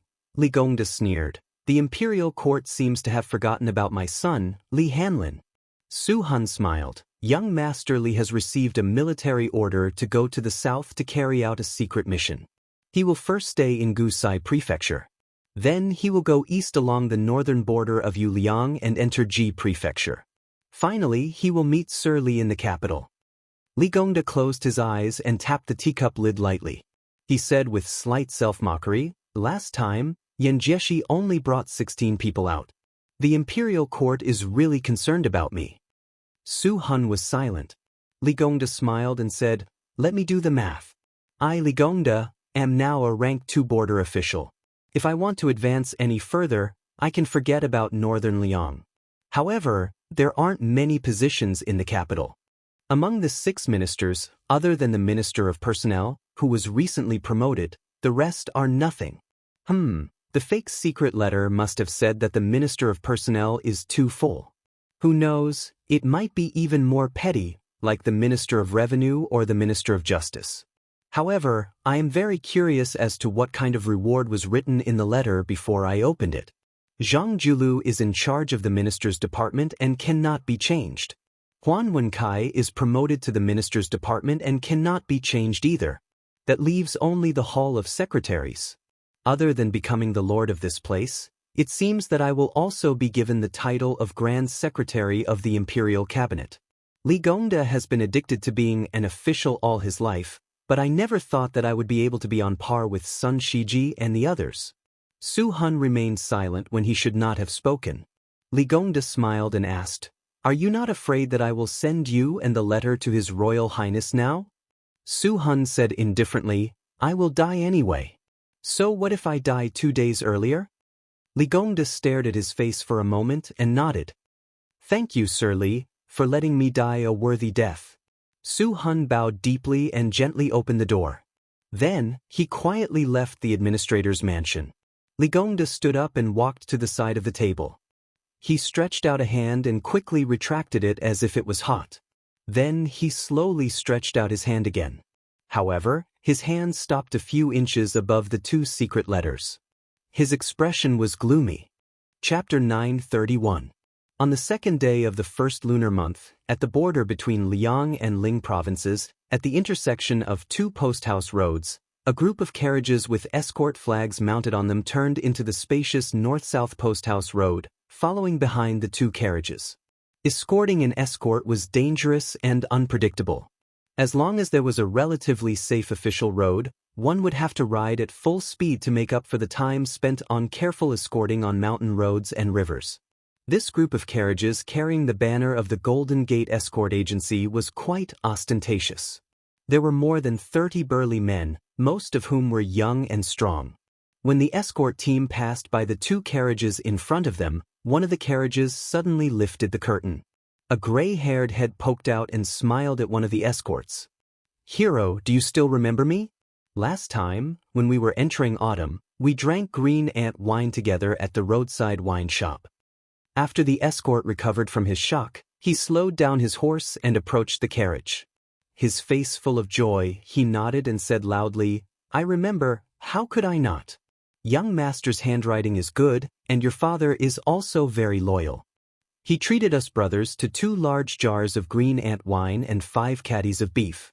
Why, are you also heading to Ling province?" Su Fengyan smiled and said, "Isn't that so? Now that I'm making a living in the capital of Ling province, I have to run over there after spending the new year at home. It's a life of hard work. If I remember correctly, there's a shop a few li ahead. The wine and meat are authentic and the price is fair. If it's on the way and won't affect your escort work, let's eat together. It'll be more lively. It's still my treat." The escort who came from Liaodong to Bailiang to make a living was immediately put in a difficult position. Back then, the three of them were forced into a corner by that mad dog with the surname Yuan. Out of more than 100 people in the sect, only the three of them were left. That mad dog also had an old father-in-law who was said to be extremely powerful in the Liang imperial court. After thinking about it, they felt that only Bailiang could not control them. But now, even though they relied on their martial arts skills and finally had a stable job, they were still living under someone else's roof. He was just a new escort and had to look at the old escort's face. For a moment he was in a dilemma. Fortunately, the old escort, who was rather dignified in the Golden Gate Escort Agency, had sharp eyes. After carefully sizing up the two carriages for a moment, he laughed loudly and said, "Since this young master is an old acquaintance of our brother Do, then he can be considered a friend of our Golden Gate Escort Agency. I know the shop in front. It's the next stop for our escort agency. Later on, we won't dare to let young master spend money. We'll pay for the wine. No matter how poor the Golden Gate Escort Agency is, we still have to pay for it." Su Fengyan did not refuse. Without him saying anything, the coachman, Su Yanbing, had already whipped the horse to move faster. This detail made the old escort inwardly click his tongue in wonder.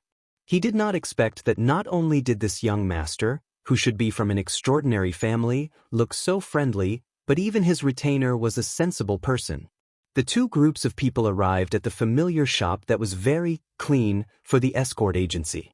The shopkeeper had long been familiar with the eating habits of these returning customers, so he did not need to say much. He instructed the shop staff to quickly serve the dishes and wine. There was more meat than rice than wine. It was an ironclad rule that escorts were not allowed to drink alcohol. Usually, only one or two highly respected veterans in the escort agency who were fond of wine were allowed to have a few sips. Su Yanbing and Hong Shuwen were straightforward and did not sit at the table. Huyen Guanin was also not hungry. In addition, the woman in the same carriage had alighted, so she was even more reluctant to leave the warm carriage. Thus, the main table with wine was occupied by Su Fengyan, Su Beiji, and Pei Nanwei. She sat side by side with Su Fengyan. There was also the old escort leader, Bao Fengshou, as well as Dou Liang, a native of Liaodong, who should not have been qualified to sit at this table. Pei Nanwei was draped in an expensive white fox fur coat and a fox fur hat. Originally, such attire would have made a woman with slightly darker skin appear as black as charcoal. However, her attire made her look even more beautiful than snow. The old escort leader, who had traveled extensively for most of his life, still had to expend a lot of effort to retract his gaze. He thought to himself, "I've never seen such a beautiful woman in my life. This meal was well worth it." The young waiter in charge of serving the dishes and wine almost knocked the wine jar to the ground. His face flushed red and he resentfully looked back 3 times with every step. He was kicked by the angry shopkeeper until he cried out in pain. As usual, Su Fengyan referred to himself as Su Qi to outsiders. After a brief conversation with Dou Liang and Bao Fengshou, he roughly knew about Dou Liang's situation and the scale of the Golden Gate Escort Agency. Dou Liang's personality was straightforward, but he was thin-skinned. He did not exchange pleasantries with this young Master Su. When Bao Fengshou met him for the first time, he was very familiar with building up their relationship. He kept saying that when they arrived at the Golden Gate Escort Agency in Lingzhou's capital, he had to personally pay a New Year's visit to young Master Su's residence. Especially when he heard that Su Qi's family lived on Apricot Street, this experienced Jiang Human's eyes burned with passion. One had to know that Apricot Street was where the administrator and a large number of Lingzhou's influential officials lived. Recently, there was even a Lingzhou general with the surname Su. Although Apricot Street was very long and there were people who were not officials, since they could live on that street, even if they did not have any power, they were still the wealthiest people in Lingzhou. In the industry, the Golden Gate Escort Agency had always been using sparrow darts, which were small darts with little meat and no oil. The big escort agencies all used sow darts, which earned them so much money that their hands went limp. If they could establish connections with the nobles on Apricot Street and spread word of mouth, the Golden Gate Escort Agency would make a name for themselves. They would be considered to have truly developed, otherwise, who would be willing to spend new years on the escort route? Su Fengnian took the initiative to propose a toast 5 or 6 times, but most of the time, he clinked bowls with Do Liang. This made Do Liang, a homeless dog, feel an indescribable warmth. However, he was not good with words, so he did not care if he would be stung by the head of the escort after the event. He did not leave a single drop of wine behind. After eating and drinking to their heart's content, Su Fengnian smiled and said, "My ancestors are also from Liaodong in Jinzhou. Brother Do and I can be considered acquaintances in a foreign land, how rare." When we return to Lingzhou City, Su Qi will definitely go to the Golden Gate Escort Agency to pay New Year's greetings. As for the other 2 brothers, I will have to properly meet them. I did not drink to my heart's content today, so let's leave it for now. When the time comes, we will not return until we are drunk. Bao Fengshuo chuckled and said, "Young Master Su will also have to pay a visit. The Golden Gate Escort Agency must not be impolite. If this gets out, we will be laughed at." How could Su Fengnian not know what the old escort was thinking? He was afraid that Su Qi was a small family that bragged without a draft, so he had to personally take a look at the mansion to be at ease. He did not expose him and nodded with a smile, "No problem. In the future, if there are any items that need to be escorted, since Brother Do is in your escort agency, I will specially trouble the Golden Gate Escort Agency." The escort agency still had to hurry on with their journey. Both parties cupped their fists and bade farewell. Bao Fengshuo whispered to the shopkeeper when he paid the bill and gave him a few extra pieces of silver. Obviously, he knew that young Master Su wanted more food and wine, so the escort agency paid for it in advance. Su Fengnian sat back down on the bench and asked for an extra pot of warm green ant wine. He poured half a bowl for Su Beiji and Pei Nanwei. Su Beiji laughed softly and said, "After this escort mission, Do Liang's salary will definitely double." Su Fengnian did not comment and changed the topic, saying, "Qin Shiliang not only has to manage the salt and iron industry, but also has full authority over the transport of grain. One is competing with the local tyrants, the other is wrangling with the officials of the capital. He has already provoked the local tyrants. Do you think he can do it?" Su Beiji said indifferently, "I don't know." Su Fengnian pursed his lips and continued to ask, "You are already the provincial governor of Lingzhou. Qin Shiliang still does not have a real official position. Do you think he has a knot in his heart?" Su Beiji only drank. Su Fengnian clicked his tongue and said, "I originally thought that the 2 of you are so smart that you don't have to belittle each other. I didn't expect that you still can't escape from this vicious circle." Su Beiji squinted his eyes and said, "What do you know?" Su Fengnian said shamelessly, "Be careful, I will really let out a fart for you." Su Beiji wiped the wine stain on the corner of his mouth. "When I become the provincial governor, you should get out of Lingzhou as soon as possible. Out of sight, out of mind." Su Fengnian only cared about cursing and swearing, but there was nothing he could do. Pei Nanwei was a little puzzled. There was still someone in this world who could subdue another. Was it the heir of Bailiang beside her? On the 3rd day of the 1st lunar month, the Lingzhou general did not enter the Lingzhou prefecture city. This made many of the old foxes in the official circles who had a keen sense of smell to act were greatly disappointed. They all retreated from the general's manor on Xingzi Street and endured the cold for a day for nothing. They resisted the urge to jump up and down and curse. They begged in their hearts that His Royal Highness must return to the city tomorrow.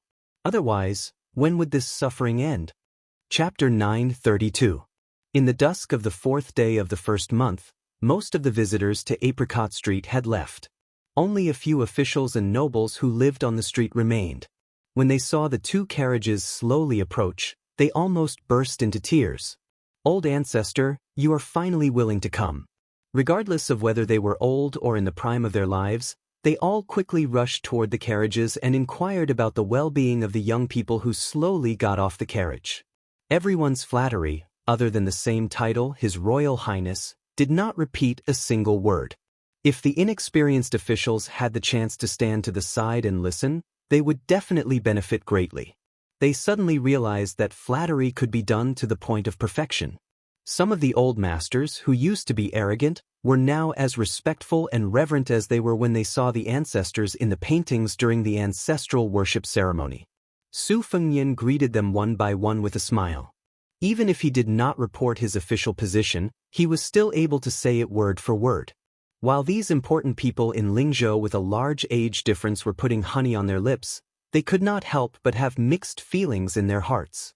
Just based on this point, even if His Highness was not smart, he was not stupid at all. Su Fengnian stopped and had one of the Lingzhou fifth-ranking officials go to the administrator's manor to inform him that he would go visit Uncle Li the next day.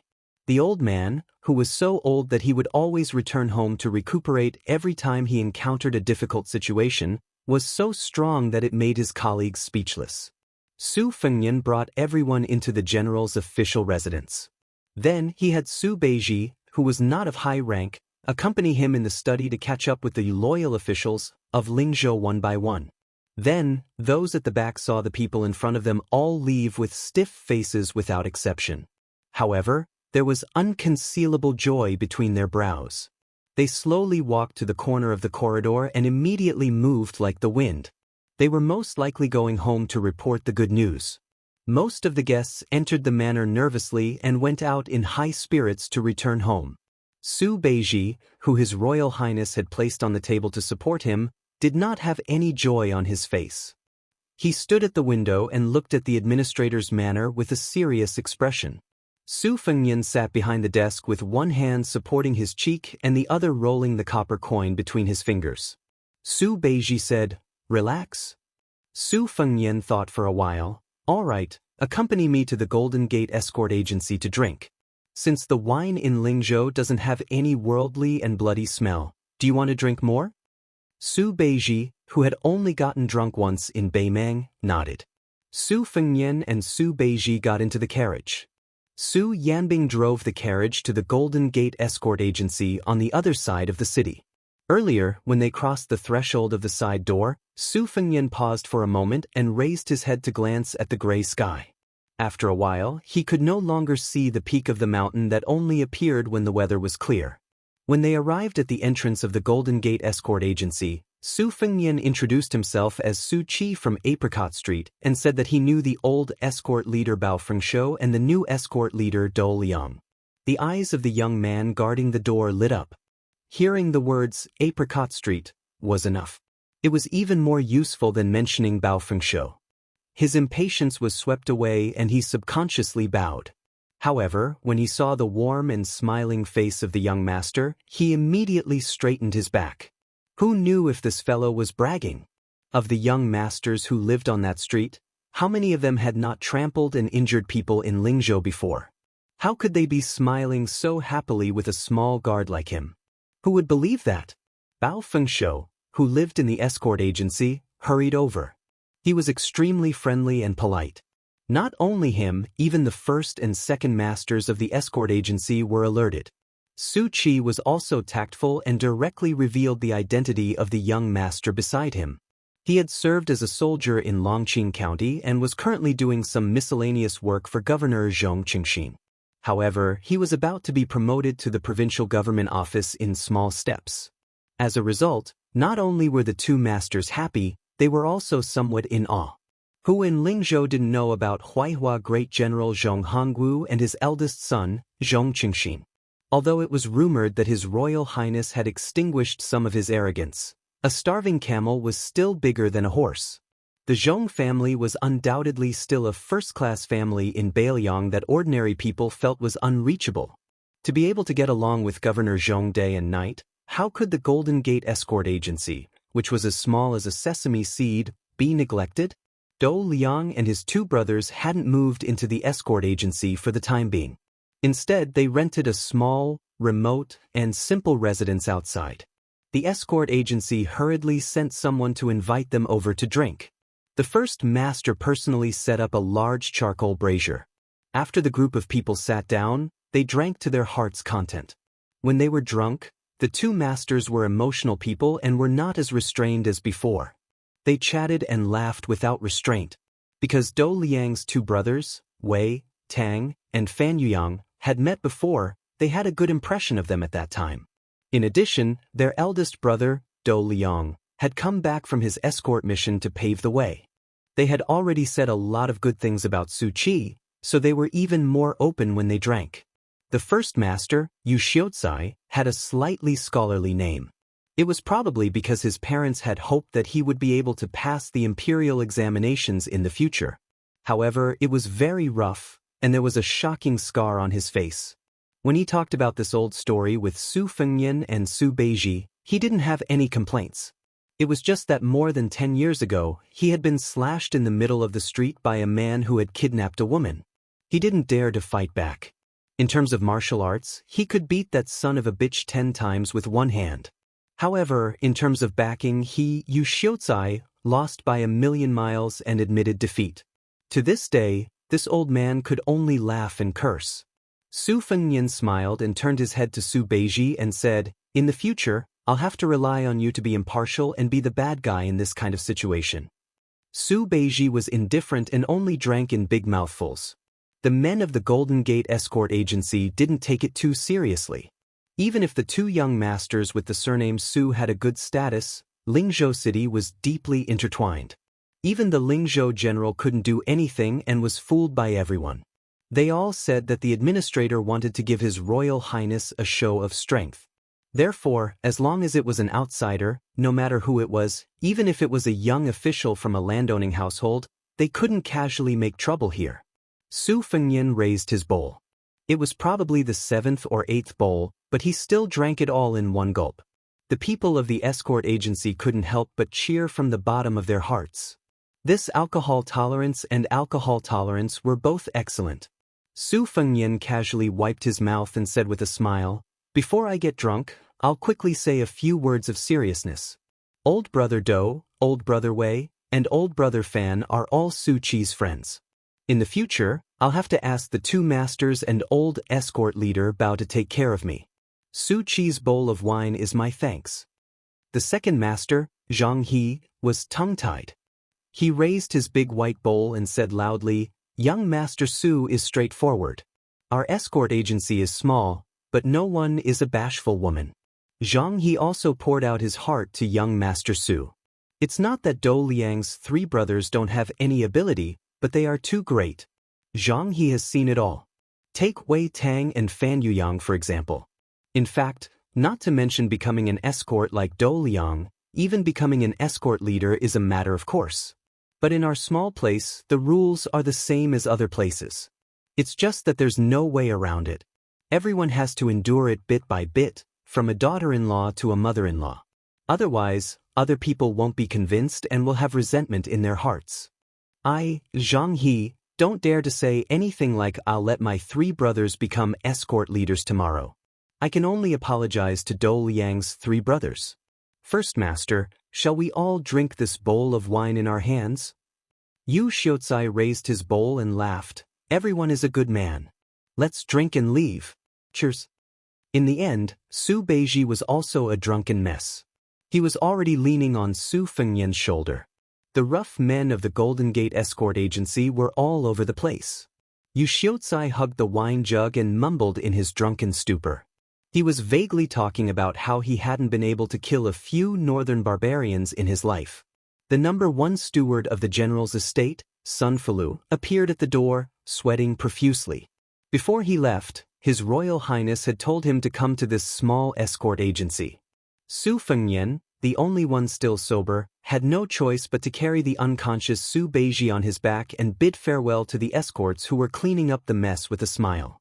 After walking out of the door, Sun Falu said in a low voice, "Young master, for some reason, the administrator kidnapped a man and brought him to the estate in the middle of the night.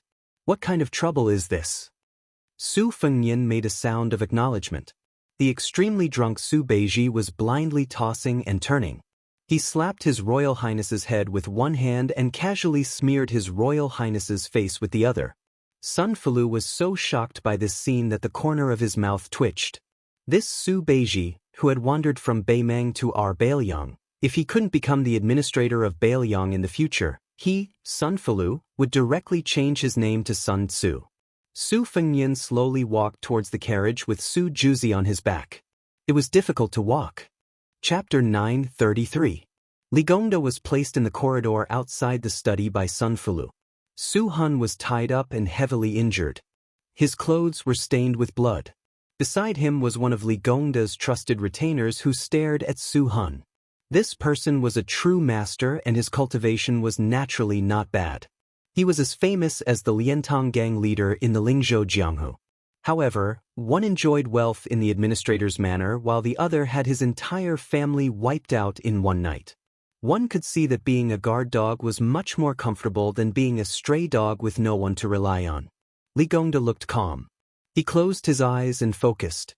His two fists in his sleeves loosened and clenched.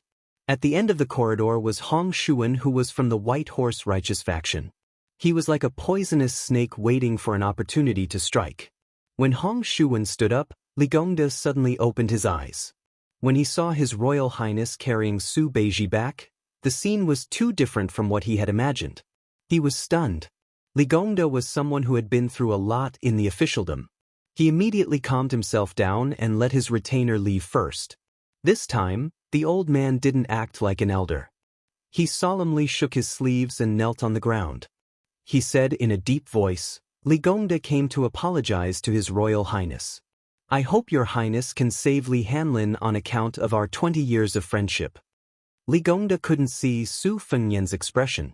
His Royal Highness probably handed the drunk Su Beiji to Hong Shuwen and then quickly walked over. He held the administrator's arms and tried to help him up. However, Li Gongda tried his best to kneel down. He heard His Royal Highness ask anxiously, "Uncle Li, why are you doing this? How can Fengyan bear the responsibility?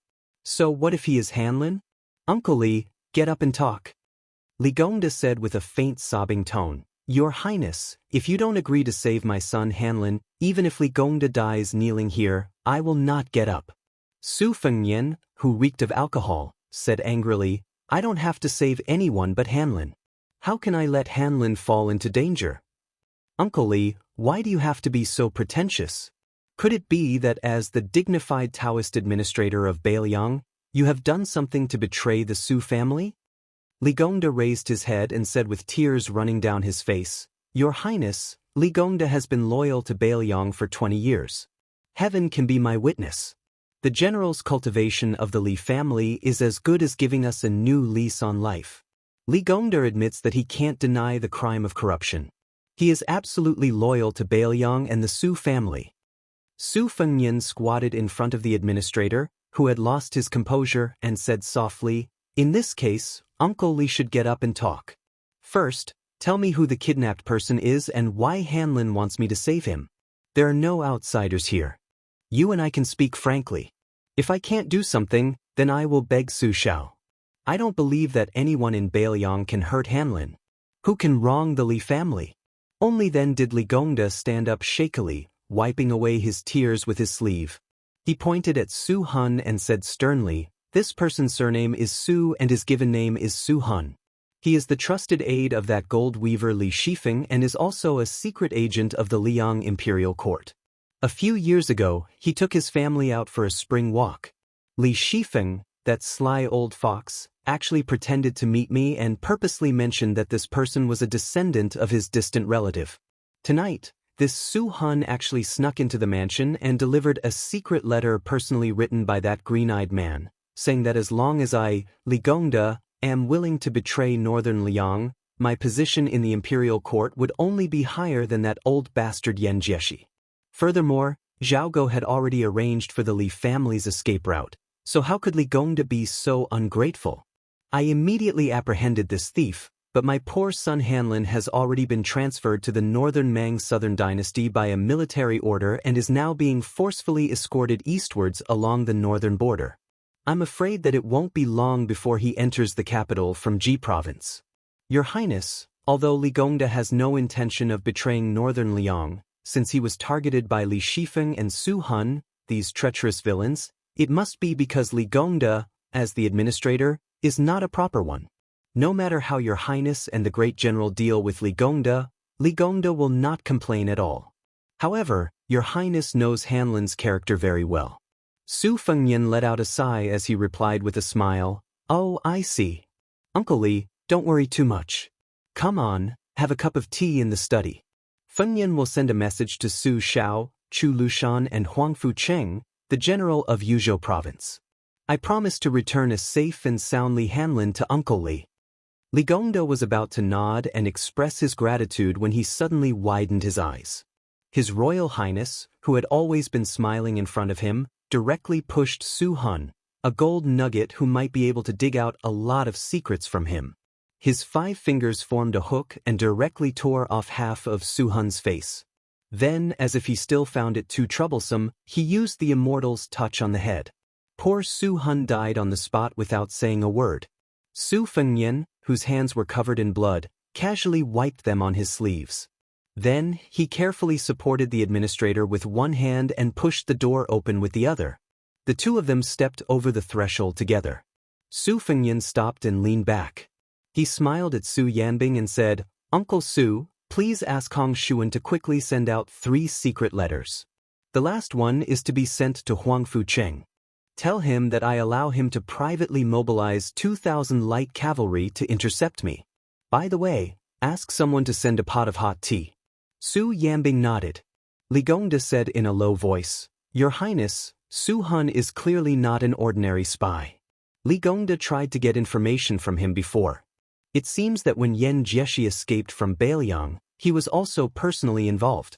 With him in our hands, we don't have to worry about Li Shifeng and the Golden Weaving Bureau not giving in. It seems safer to kill him later." Su Fengyan shook his head and said with a smile, "Uncle Li, you underestimate how tight-lipped these men of sacrifice are.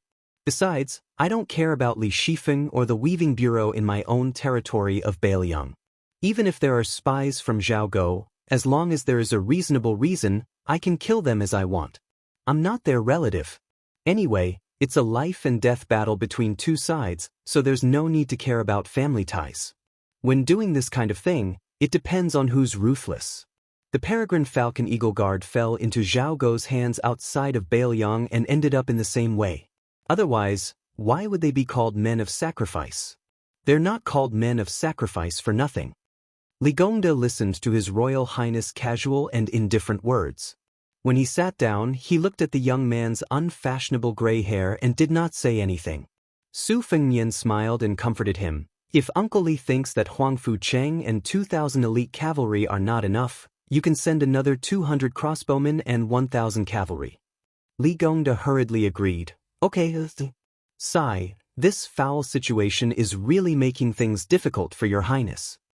Su Fengyan waved his hand and Su Yanbing personally brought tea over. Su Fengyan then told him about the order to increase the number of men and horses to come out of seclusion. Su Fengyan sneered and said, "Li Shifeng is really amazing. He's been a coward in Bailiang for more than 10 years. If he wants to do something, he'll do it on a large scale. He's addicted to poaching people from the Su family. He's still not satisfied even after giving Master Zhao an in-law. Now, he's not even willing to let Uncle Li go. After tonight, I'll go meet this Golden Weaving Bureau." Chapter 934. Li Gongda sighed and looked at Su Fengyan. He said sincerely, "Your Highness, with that, although it wasn't Li Gongda's fault, I admit that my reputation has been ruined. I don't have the face or heart to be an official anymore. I hope that Your Highness can allow Li Gongda to return to his hometown and be a farmer in Huangnam County."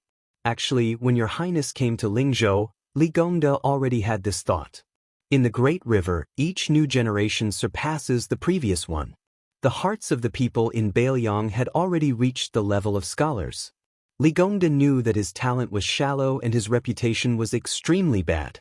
Not to mention the position of primary second-grade administrator, even the position of Lingzhou provincial governor was not enough to convince the people.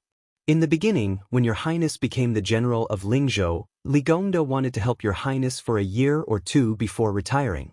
That would fulfill his wish of being an official for 2 dynasties in Bailiang. It was for the public good, but there were also selfish motives. Who would have thought that the moment Your Highness moved into the general's manor, the Lingzhou officialdom under Li Gongda's eyes would become chaotic? At that time, Li Gongda knew that he was old, his abilities were too small, and his experience was shallow. Rather than being scolded away shamelessly, Why don't I ask your highness to be merciful and let Li Gongda return to his hometown to live out his remaining years? Su Fengnian lowered his head and blew on the steam from the tea. He smiled but did not say anything. The light in the study was dim. Li Gongda held the teacup with both hands to warm it up. The steam rose and the expressions of the old and young were blurry.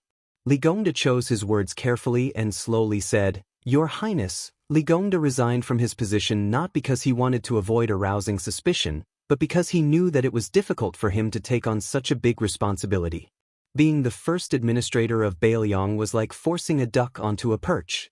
As for Li Gongda's well-known addiction to being an official, he was almost satisfied. Now that the structure of Bailiang has expanded and the atmosphere is brand new, Li Gongda did not read much and was miles away from scholars like Wang Shihua. However, a few days ago, when he saw Fujian replacing old talismans with new peaches, he figured out a principle that he did not understand before. No matter how good the old spring festival couplets were, after a year of exposure to the wind and sun, they were unbearably old. Let's not talk about other things, just looking at them did not feel festive enough. It was not as pleasing to the eyes as the new couplets. Moreover, Bailiang is currently full of vitality and talent. Your Highness has the intention to reform the Bailiang officialdom. In the end, the study of officialdom is nothing more than the essence of the three words moving one's position. Therefore, as long as Li Gongda leaves, it is possible that everyone in the Bailiang officialdom will be promoted by a rank. At the very least, the scholars that Your Highness has chosen can all be moved up a rank. Su Fengnian interrupted, "Let's not talk about this first. Uncle Li is still young. It is too early to talk about retiring from his position and living leisurely in the forest." Li Gongda wanted to say something but stopped. Su Fengnian could not help laughing and said mischievously, "I guess that Zhang Julu will at least give Uncle Li the title of Minister and Grand Secretary to the Imperial Court. Otherwise, he will be too petty." Li Gongda smiled and said, "Li Gongda has not opened the secret letter, so I don't know the contents." Then the administrator placed the secret letter in his bosom on the table. Su Fengnian casually glanced at it and heard Li Gongda laugh heartily for the first time that night. If it were up to Li Gongda, he would look down on a minister with the same rank as the administrator and a grand secretary who can't make money out of thin air. It would be more appropriate to let Tantanon give up the position of Huan Wen to Li Gongda. Of course, if the grand secretary is willing to give up the position, Li Gongda won't mind kindly accepting it. If that is the case, Li Gongda can go back on his word once. "Your Highness, please don't stop Li Gongda." Su Fengnian drank a mouthful of tea and laughed out loud. "If the son of the Zhao family has such courage, I really won't stop Uncle Li. It would be nice if the news of an official trained by Bailiang became the Grand Secretary of the Imperial Court in the end. In the future, wouldn't countless scholars flood into Bailiang to become officials? Because Bailiang is a prosperous land, I would be happy to see them all work hard in Bailiang for 20 to 30 years and accumulate enough hard work. Then, they would run to the Imperial Court to politely accept them for their retirement. They would comfortably enjoy a high position for a decade or so. After they die, they would all be bestowed posthumous titles by the emperor. How good would that be? The Su family of Bailiang would benefit, and the Zhao family of the Imperial Court would gain fame. Everyone would be happy." Li Gongda smiled knowingly. Su Fengnian withdrew his smile and said, "Uncle Li, you can continue to be the administrator with peace of mind. As for Hanlin, I promise to send you back to Lingzhou unscathed." Li Gongda still wanted to say something, but Su Fengnian closed the cup lid and placed it on the table. His expression was one that did not allow rejection. He said, "Uncle Li, then it's settled. We'll talk about everything when Hanlin comes back." Li Gongda could only stand up and say goodbye. He silently left the study. Su Fengnian walked him to the door of the study. He sat back in his chair and closed his eyes. If this secret matter spread out, it would be enough to shake the entire court.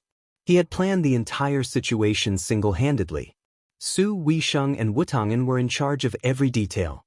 The golden silk weaver Li Shifeng had made a deal with Bailiang. His children and grandchildren were kept in the capital as hostages. If he wanted to leave Bailiang alive and not arouse the suspicion of the imperial court, or more accurately, the emperor, he had to come up with a flawless plan. Thus, it was true that Li Shifeng was a loyal and responsible spy. It was also true that Zhang Julu wrote the 2 letters that Li Shifeng got from the imperial court.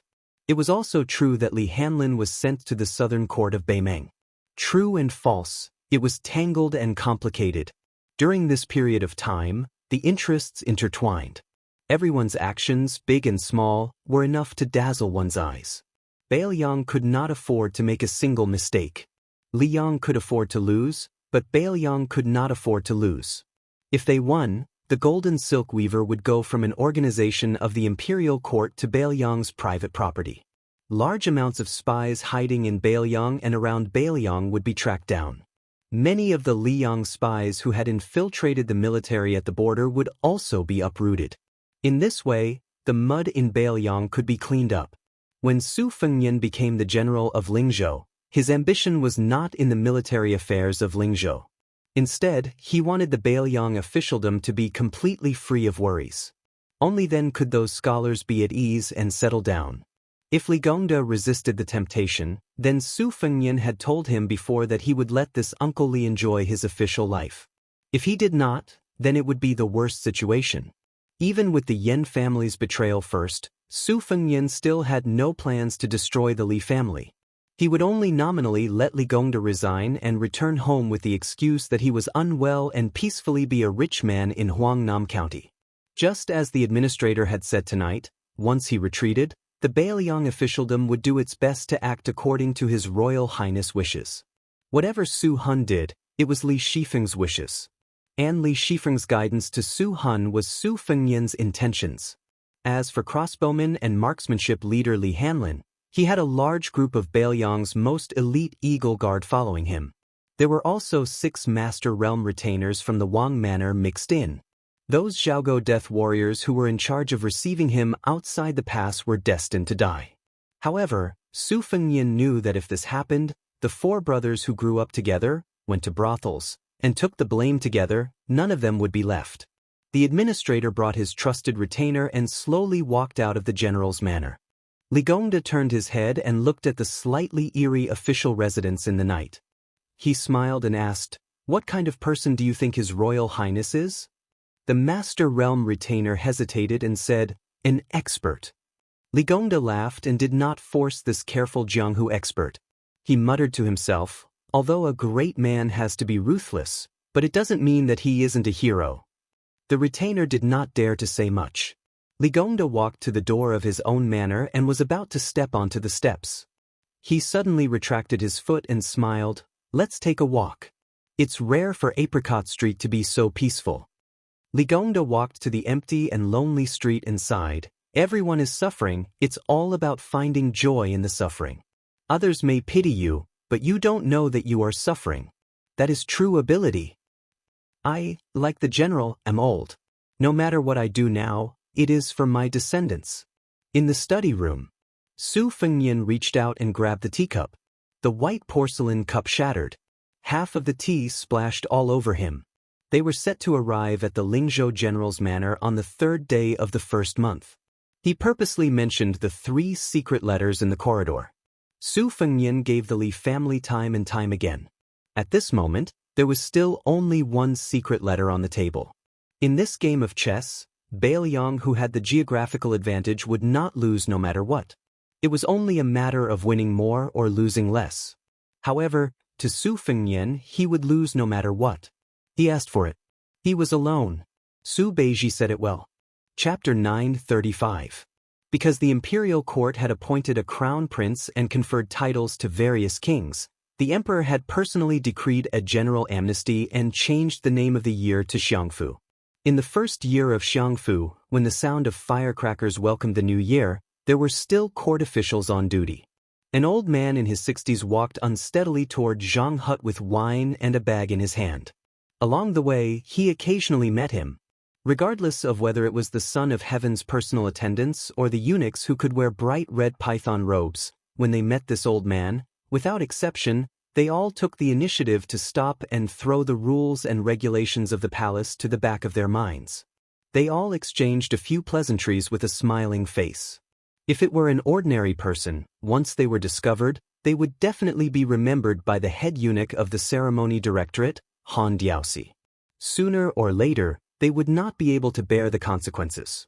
However, now that the ceremony directorate had changed its head, celebrating the beginning of spring, and the target was Tantanon, who was liked by everyone in the imperial court, both inside and outside the palace, there was no need to be afraid of being used against them. Even if there were people who wanted to make trouble for the emperor would only reprimand those people for gossiping.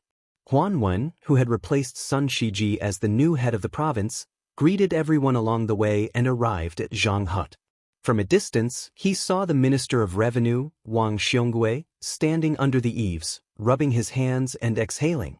This Jiangnan scholar, who came from a humble family, could be considered an extremely young and strong man in the imperial court that was full of white hair.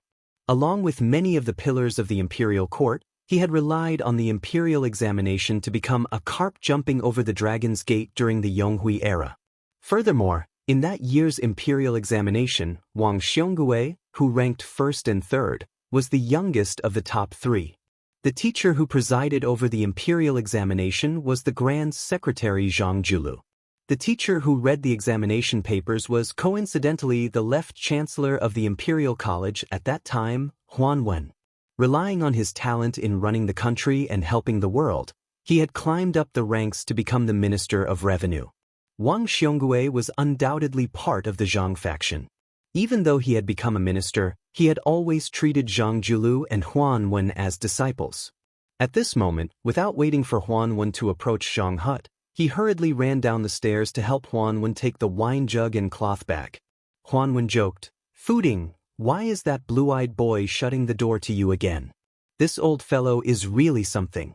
Yesterday you went to pay your New Year's greetings, and today he came again. It's obvious that he cares a lot about your favorite student, but he just can't bring himself to do it. It's fine, it's fine. In a moment, I'll just say that this pot of wine and salted peanuts were all brought by you. I don't believe that Bai Yen won't be envious. If he can hold back his greed and just watch the two of us enjoy life, then I'll be helping you vent your anger, won't I?" Minister Wang, whose given name was Fu Ding, smiled wryly and said, "How could this junior dare to get angry with Grand Secretary Darren? Wan Shi, please don't make fun of Fu Ding.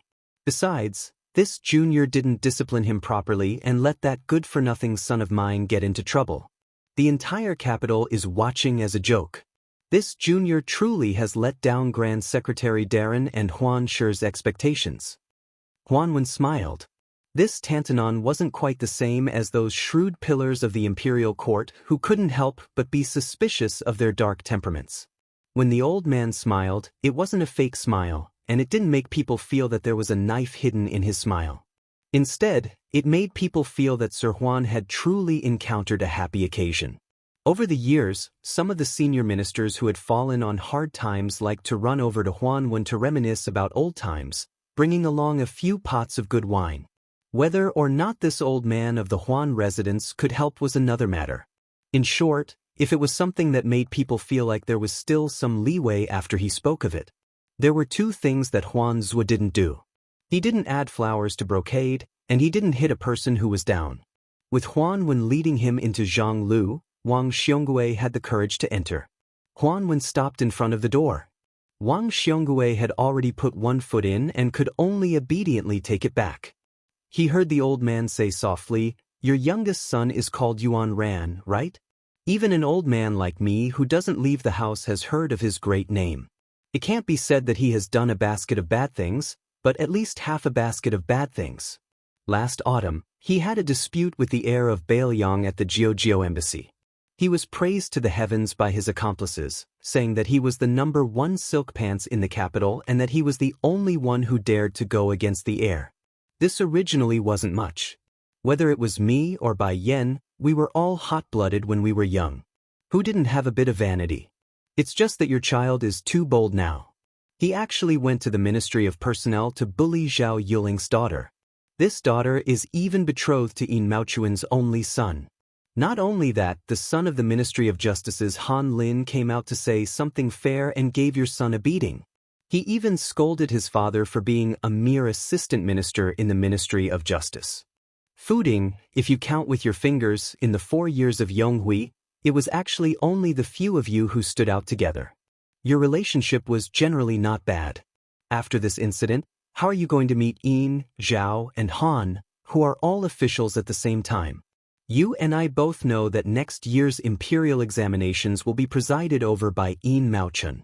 You and I both know the level of Yin Maochun's ability as an official. He isn't called the head of the imperial court's prime ministers for nothing. After this year's imperial examinations, it will be the big event of the local officials' examinations. Zhao Yuling will definitely be the one in charge. How can your teacher not be fuming with anger? If I sat in Bai Yan's position, I would be just as angry. Wang Xiongui stomped his foot and sighed. He said in a low voice, "Teacher Huan, you don't know. My son Wang Yuanran was framed. Otherwise, he wouldn't have acted so rashly." Huan Wen, who was known for his good temper, actually had a face full of anger. He suppressed his voice and scolded, "Idiot, flies don't bite seamless eggs. If your son was a good person, would he have the chance to be framed? The family's misfortune, the greatest misfortune, is that your descendants don't care about your fortune. He's already made such a big mistake. As his father, you're still thinking about how to clean up after Wang Yuanran's mess instead of mending the pen after the sheep are lost. If you, Wang Xiongui, aren't stupid, then what are you?" Chapter 936. Wang Xiongui stammered, not daring to retort. It was indeed hard for outsiders to imagine that a second-rank minister could be scolded so miserably. Huan Wen still wasn't satisfied. He snatched the wine pot and cloth pouch, directly throwing down a string of harsh words. "I originally thought you'd come to understand before coming, but I didn't expect you to still be such a scoundrel. You can't even manage a son, what Ministry of Revenue? I, Huan Wen, have always favored you. Fine, then you might as well not be some Minister of Revenue. Come to the Ministry of Revenue and be my assistant. You'll still be a second-rank official.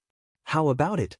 So that your son won't rely on you, his father, to raise his tail to the sky and show that extremely unsightly light."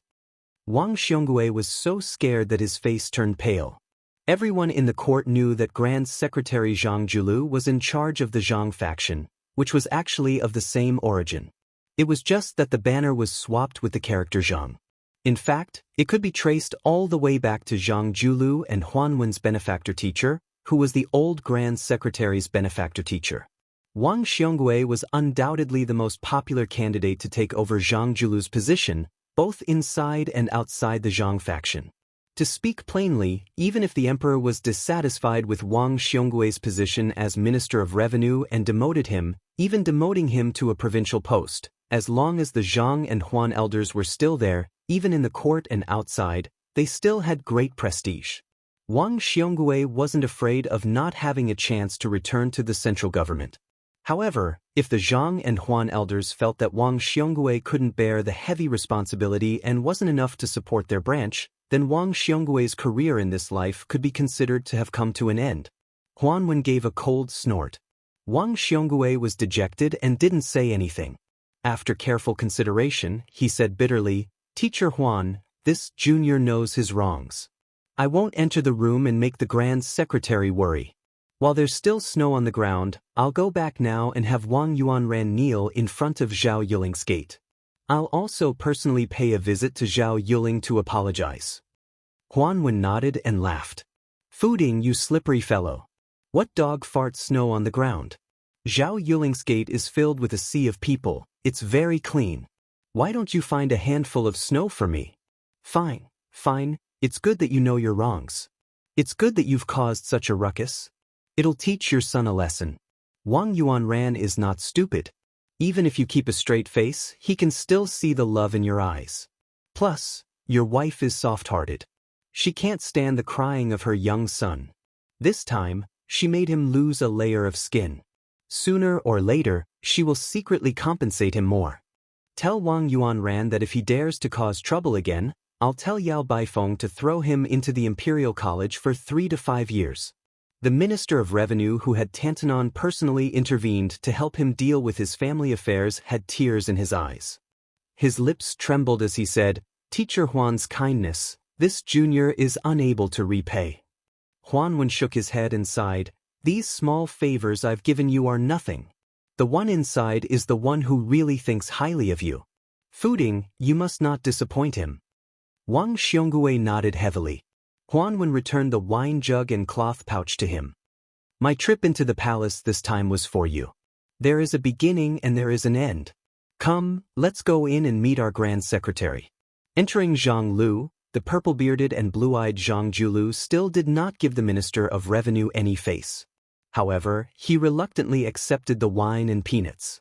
The civil officials of Zhang Lu who were buried in their books quietly raised their heads and smiled knowingly at the Minister of Revenue. Wang Xiongui did not stay long. He quickly bid farewell and left in a hurry. Zhang Julu and Huan came to the room that was specially used to receive outsiders. Huan was very familiar with Zhang Lu. He brought in his own utensils and began to leisurely boil wine. He said to himself, "The court says that you and I, one playing good cop and one playing bad cop, cooperate seamlessly.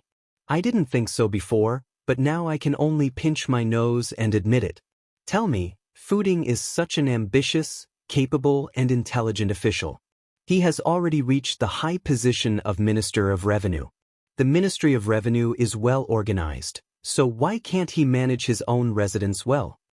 Zhang Julu calmly said, "What's so strange about this? Most people become officials to seek the good fortune of their descendants. Besides, don't look at how Wang Yuanran suddenly became a street rat in the capital. In fact, in front of his father, he is very clever and clever. The sons of officials are mostly like this. It's not that they are stupid, but that they are too smart. They have long been influenced by the ways of the officialdom to flatter and bully those below. I dare say that this is the first time Wang Xiongui knows that his youngest son is so muddle-headed. This is also why every year there are many officials who do not fall at the hands of their political opponents, but fall at the hands of their own children and grandchildren. It's not strange for father and son to be in court together, but it's rare for 3 generations to be in court together. Even if the positions of the 3 are not high and their ranks are not high, whether they are good or bad officials, at least they are truly intelligent officials." Huan, whose nose had been frozen to a brandy, smelled the aroma of the wine and asked with a smile, "Then how many generations do you think there are in Bailiang?" Zhang Julu calmly said, "This question, you have to ask the mysterious Huang Sanjia. I don't know and I don't want to know.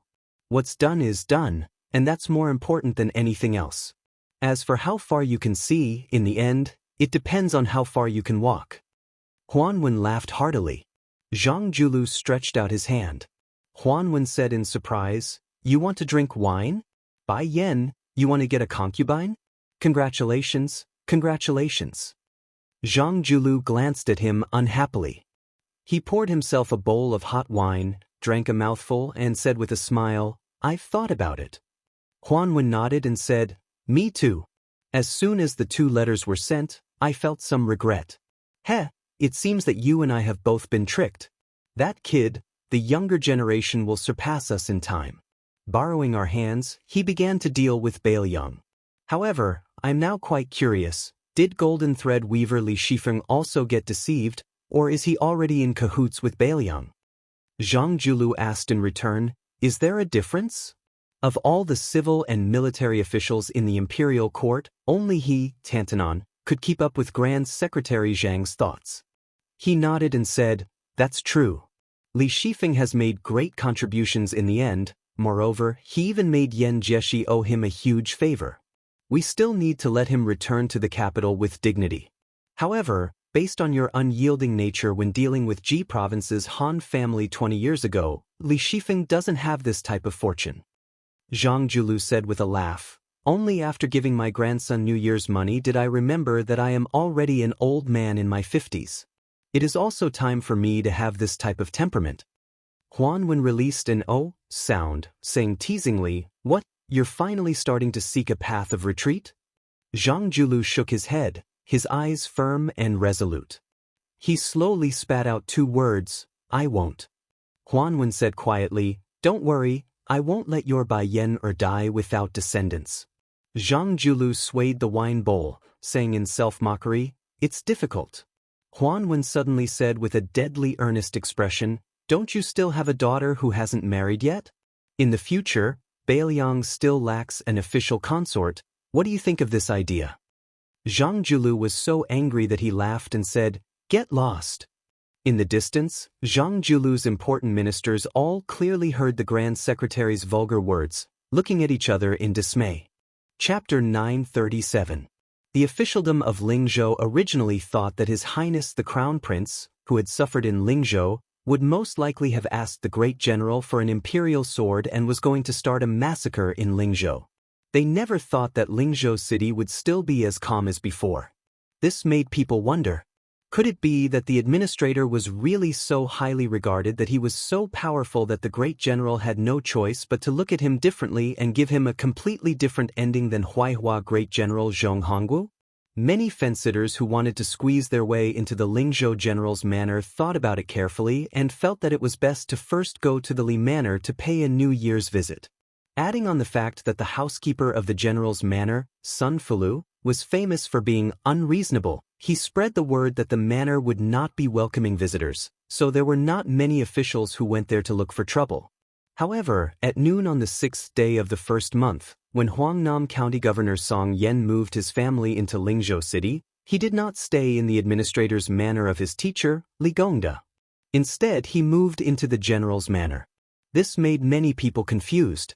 However, when His Royal Highness moved into the official residence, he did not show his face, because he dragged Su Beiji to the west of the city to drink.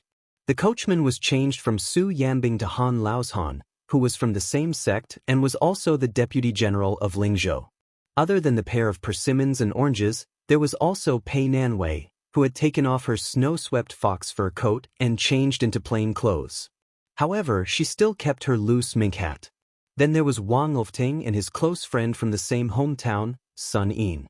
There was also Wang Yunshu, who just so happened to come over to familiarize himself with them. Among the 5 young masters of similar ages, other than Sun Yin, who looked ordinary and old-fashioned, the 4 of them were rather eye-catching when gathered together. Luckily, they were drinking at the bottom of the city, so they were not recognized by the sharp-eyed people. When they were drinking, Wang Yunshu and Wang Ulfting were both figures of the 4 kings of Huangnan and knew each other very well. Moreover, the 2 of them were also one of the 4 tyrants of Lingzhou back in the day, so they did not seem to be unfamiliar with each other. Only Sun Yin, who was temporarily working as a shabby private tutor in the Wang family of Zijin, did not seem to fit in. Even though Su Beiji took the initiative to talk to him a few times, Sun Yin could only be considered to be able to respond appropriately. However, he was never able to take advantage of the opportunity to expand the topic. It was as if he was born to not be the center of attention at the same table. Su Fengnian naturally compared Sun Yin to Chen Shiliang, who had a similar background, and was somewhat disappointed. Whether it was in front of him or Su Shao, Chen Shiliang had never shown the slightest bit of stage fright. Su Fengnian was now in urgent need of scholars that could be used immediately.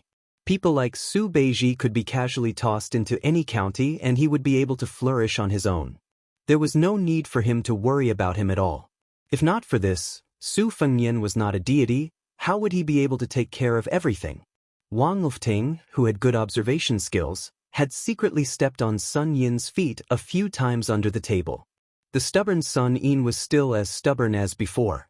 The aroma of the big pot of dog stew on the table filled the air. They had also drunk more than 10 caddies of green ant wine. It was about time to pay the bill and leave. Wang Ulfting lamented in his heart. This clan head of the Wang clan of purple gold knew very well how the first impression was. It was incomparably important. There were so many so-called talented people in the world who did not get the chance to meet them. In fact, most of them were idiots who did not know how to find the right opportunity to recommend themselves. It was not as if a man had talent. It was not as obvious as a woman who was pregnant at first glance. It was no wonder that others could not tell the difference between good and bad. However, the problem was that Wang Ulfting was more certain than anyone else that Sun Yin was not a pedantic scholar who only knew how to read books. This was what made him feel so regretful. Although he, Wang Ulfting, was the new favorite of His Royal Highness, He could not be so foolish as to tell His Royal Highness that Sun Yin's talent was extraordinary. It was His Royal Highness who could not recognize a fine steed, not His Royal Highness. If Wang Lufting was really so impetuous, he would not be able to sit firmly on the seat of the clan head of the Wang clan of purple gold. The seat was also stained with the blood of many of his clansmen. Don't judge Wang Lufting by his scholarly and elegant demeanor.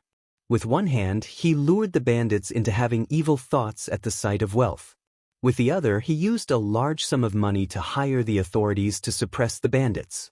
Without any hesitation, he killed nearly half of his uncle's family of more than 40 people, leaving only a few old, young, women, and children behind.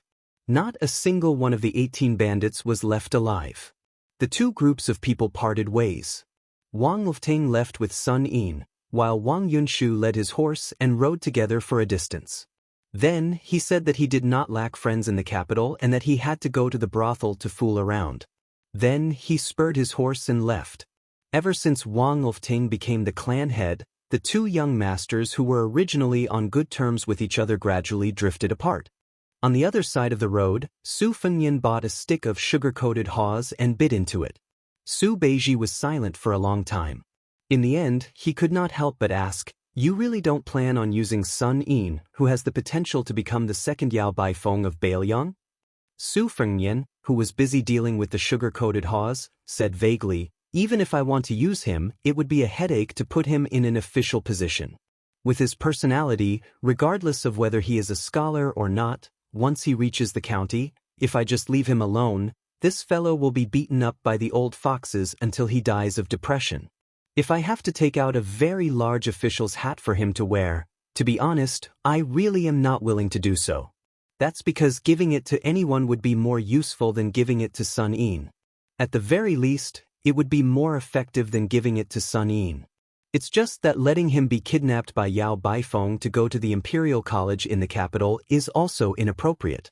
The Imperial Court is blessed with a unique environment and skilled craftsmen to carefully polish this piece of unpolished jade. If in the future Sun Yin becomes a powerful official in the Imperial Court and Bailiang has another Zhang Julu as an enemy, I would regret it so much that my intestines would turn green with regret. But to put him under house arrest in Bailiang for the rest of his life, regardless of sentiment or reason, is not kind. Yao Baifeng said that he is a scholar who has won 3 yuans in a row. In the end, if he ends up in my hands, it will be a waste of his life. If word gets out, it won't be good." Su Beiji smiled and said, "You think that Sun Yin is a chicken rib, tasteless to eat but a pity to throw away?" Su Fengyan nodded his head. Unexpectedly, Su Beiji shook his head and said, "Not necessarily." Su Fengyan handed half a stick of sugar-coated haws to Pei Nanwei, who was sitting quietly. Unexpectedly, she took it calmly and bit off one of the haws and put it in her mouth. Su Fengyan did not have the mood to flirt and continued to say to Su Beiji, "Capable people have more work to do. Why don't you help me test Sun Yin? I really don't have time to care about him. I am about to leave Lingzhou and participate in the military training at the border with Su Xiao." Su Beiji said decisively, "If he is handed over to me, even if I become the governor of Lingzhou, don't expect Sun Yin to be loyal to you. As long as he is a scholar, who doesn't have a bit of pride? Sun Yin is especially obvious." Su Fengyan frowned and said, "It's not a problem anyway. What do you want me to do?" Su Beiji said softly, "There is a way that saves you the most trouble. Do you want to hear it?" Su Fengyan rolled his eyes and said, "Don't talk nonsense." Su Beiji said calmly, "If you can't use him, then kill him. Kill him secretly. You can drown him by accident or poison him slowly. Anyway, you are familiar with this. Wang Lufting is ambitious. Before he becomes the golden thread weaver, let him know what it means to show mercy and severity." Pei Nanwei turned to look at this Beimeng remnant and made up her mind to stay away from this person. Just as Su Fengyan was about to speak, he saw a group of riders galloping on the street in a domineering manner. Immediately, the whole street was in chaos. Fortunately, the people seemed to be used to it. The women ran with their children, the hawkers ran as fast as they could, and the men in the middle of the street jumped and dodged. Practice makes perfect. This undoubtedly increased the arrogance of the group of hedonistic young masters. Most of the young masters were wearing fur coats and had knives and swords hanging on their necks. There was even a young woman with fiery eyes and a vicious aura that did not lose out to the group of hedonistic young masters. The horse she rode was a very outstanding breed, the Yellow Dragon Hussar. It was not much inferior to the Western region's Fergana horses that were hard to buy with money. Among the group of horses, she and the leader, the White-Hoofed Shadow, were the most expensive and eye-catching. Su Fengnian looked on coldly from the side with a calm expression. The White-Hoofed Shadow only glanced at Su Fengnian from the side of the street and then passed by. Unexpectedly, the young mistress of the Yellow Dragon Hussar had sharp eyes. At first, she only saw the two handsome young men's appearance, and then she saw the woman beside them coincidentally raising her head and revealing her appearance. She deftly lashed out with her whip and knocked off the beautiful woman's mink hat. Not only that, she stopped the horse and turned it around. The horse's hooves stomped heavily on the street. When she was about 10 steps away, she shook her soft golden horsewhip and looked down at the woman and two men with evil intentions. She clicked her tongue and said, "It's strange that we can meet such a beautiful woman here. Gaudi Run, come quickly, I guarantee that you won't have to go to the brothel to throw money for a year. If you take her back home, I bet that your two mosquito legs won't have the strength to go out and drink anymore." Su Fengnian bent down to pick up the mink hat from the ground and handed it to Pei Nanwei, but she glared at him angrily. Pei Nanwei was after all the former Princess Jing.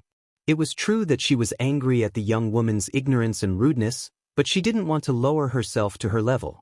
However, this person surnamed Su could clearly block the whip, but he still watched as she was humiliated. This made Pei Nanwei extremely angry. Su Fengnian saw that she didn't accept the mink hat, so he smiled and put it on his head. The young woman stopped her horse and the group of horses quickly turned around and returned. The eyes of the young man who was called Gao Durun lit up and he was shocked. He didn't say anything as he jumped off his horse and rushed towards Pei Nanwei. He was about to throw her onto the back of a horse and return home.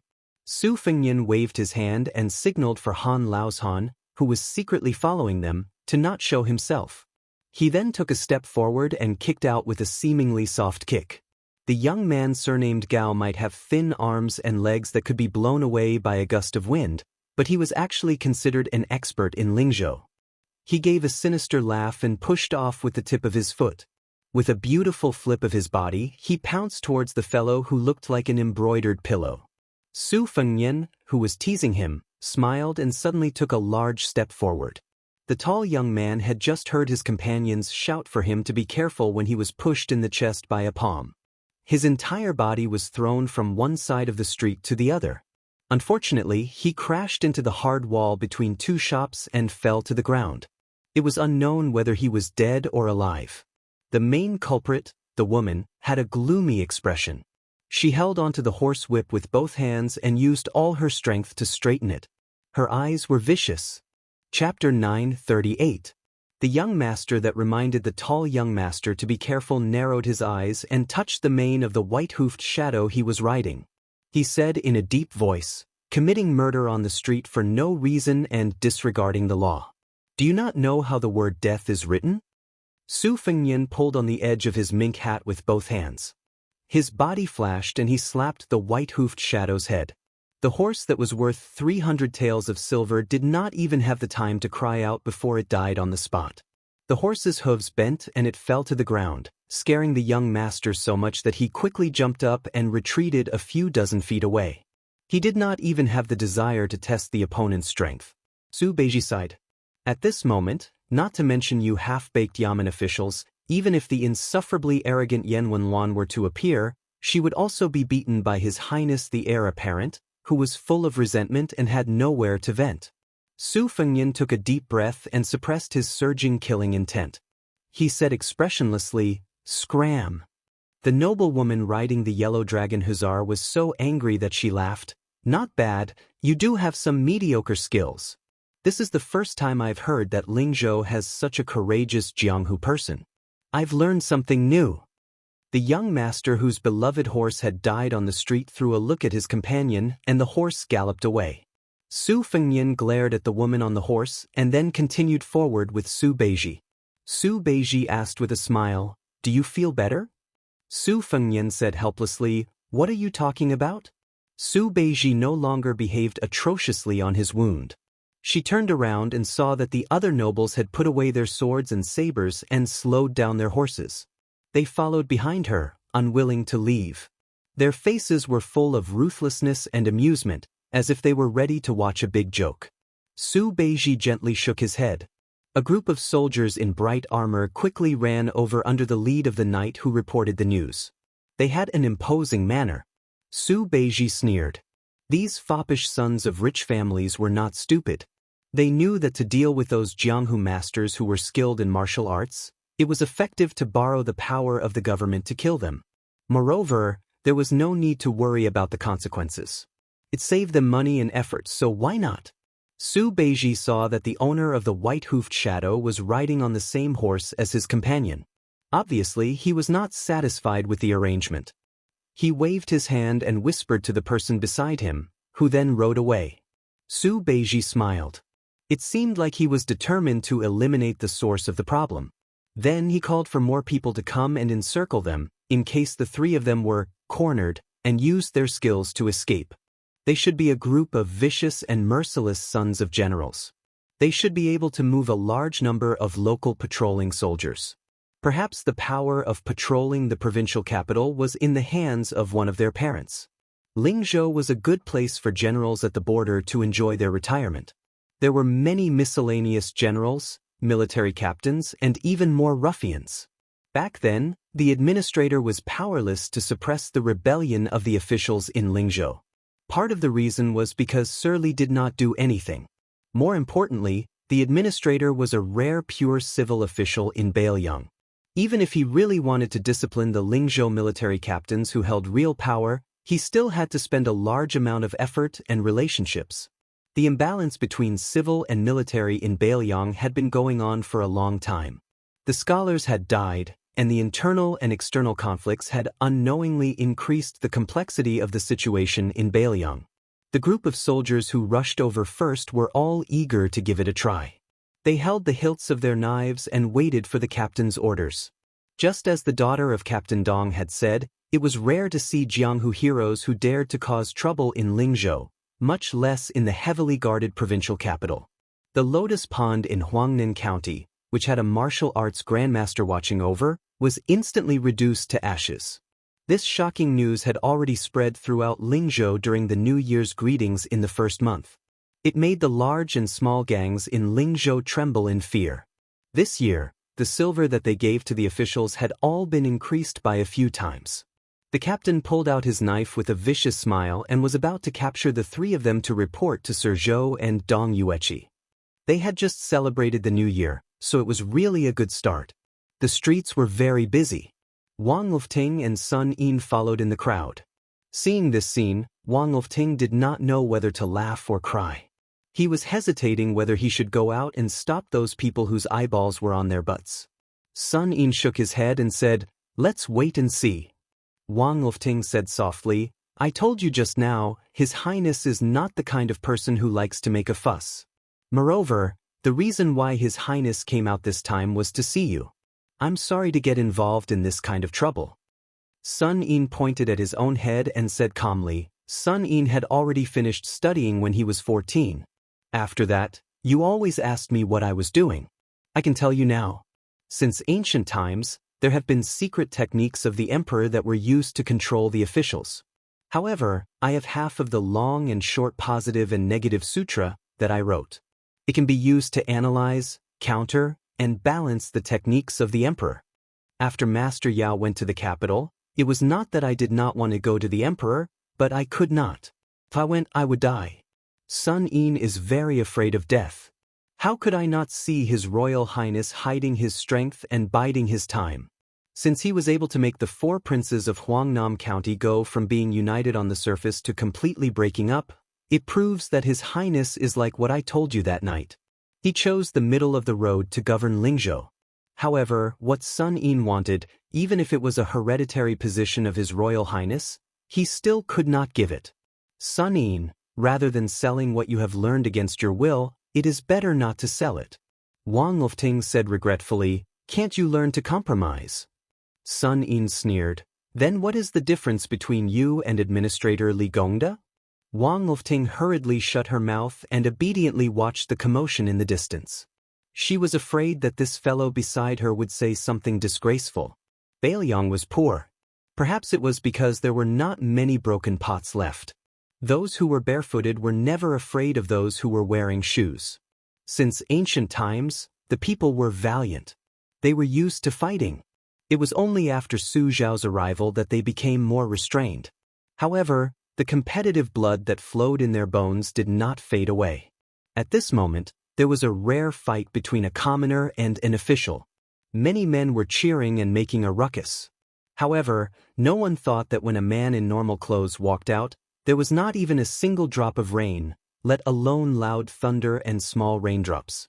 The arrogant daughter of the Dong family was stunned as if she had been possessed by a ghost. She hurriedly got off her horse and walked in front of the man. The people in the distance could not hear what was said. They could only see the man's cold expression. The daughter of the lieutenant of Yuqi did not become angry out of embarrassment. She still stood there uneasily. Outsiders did not know the situation here, but the friends of the daughter of the Dong family were all scared out of their wits. They all rolled off their horses as if they were walking on thin ice. The squad leader quickly sheathed his sword and led the soldiers under him to kneel in front of him. As it turned out, Dong Zhen, the daughter of the second most powerful lieutenant in Lingzhou, Dong Yueqi, recognized this man as the deputy general of Lingzhou with the surname Han. When Deputy General Han was inspecting the military camp before the new year, Dong Zhen just happened to be wandering around nearby. She glanced at him from afar and felt that this uncle was imposing. Even her father, who could cover the sky with one hand in Lingzhou, was far from being able to compare. She could only accompany him from the side. Afterwards, she heard her father carefully mention that Deputy General Han had entered Lingzhou with His Royal Highness. There was no need to pay attention to His Royal Highness, who had never appeared outside of the general's estate. As long as they did not clash with him head-on, His Royal Highness would have to leave Lingzhou with his tail between his legs sooner or later. However, Deputy General Han could not be provoked. Not only was this person the junior brother of the immortal spear Wang Xiu, whose martial arts were unparalleled, he was also the general's personal retainer. In the future, he would be an official in Lingzhou for a long time. Dong Zhen did not dare to show off in front of this legendary man who could be said to be invincible. However, from her point of view, she was in the right to cause such a big commotion. Moreover, she did not think that General Han would be so calculative with a girl of the younger generation like her. However, when Dong Zhen saw the young man in the mink hat walk to General Han's side and whisper something, to which General Han could only nod his head, Dong Zhen was instantly scared out of her wits. In such a big Lingzhou city, who could treat Han Lao's Han like this? Was there even a need to guess the identity of that person? Dong Zhen was the first to wake up and kneeled heavily on the ground. When the other hedonistic sons saw this, they were so scared that they peed their pants. They all kneeled down one after another and did not even dare to breathe loudly. Han Lao's Han said with a stiff tone, "All of you kneel and ask someone to bring the person with the highest authority in your family. I will give you 5 incense sticks worth of time. If no one comes, I will directly twist off your heads." Dong Zhen wanted to cry but had no tears. They all had to kneel obediently, so who was going to ask for help? The young man in the mink hat chuckled and said, "Let this group of soldiers who have worked hard for the people of Lingzhou go and pass on the message. Soldiers, hurry up and ride their horses. There are not many opportunities like this. A single horse is worth more than all of your belongings. At that time, if any one of these people dies, the skin on your body will be peeled off in anger. Not only the armor on your body, you will also lose a layer of your skin." The squad leader gathered his courage and stood up. With him taking the lead, the soldiers under him also stood up hesitantly. Su Fengnian said to the squad leader, "I have counted. You just happen to be one more person. You stay here. The rest of you go and pass on the message. That's right, tell their elders that those who have been military officers must all wear their armor." Dong Zhen even had the thought of dying. When she lowered her head, her eyes were filled with fear and resentment. Almost half an incense stick's worth of time had passed. In the distance, on the increasingly crowded street, the crowd only saw the young man in the mink hat who should have a great background. He took off the saber at the waist of the squad leader and then quietly squatted down with the saber across his knees. Chapter 939. This caused the spectators to be greatly disappointed. In the past few years, they had gotten used to the domineering behavior of the 4 Lingzhou ruffians. According to common sense, all crows in the world were as black as one another. Shouldn't the winner of the competition of backing and family background be the one to take care of those pitiful fellows who lost? Otherwise, how could they be the playboys of Lingzhou if they were so friendly?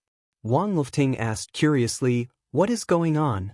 Are you trying to make an example out of the Lingzhou officials in the families of these people to lower their heads?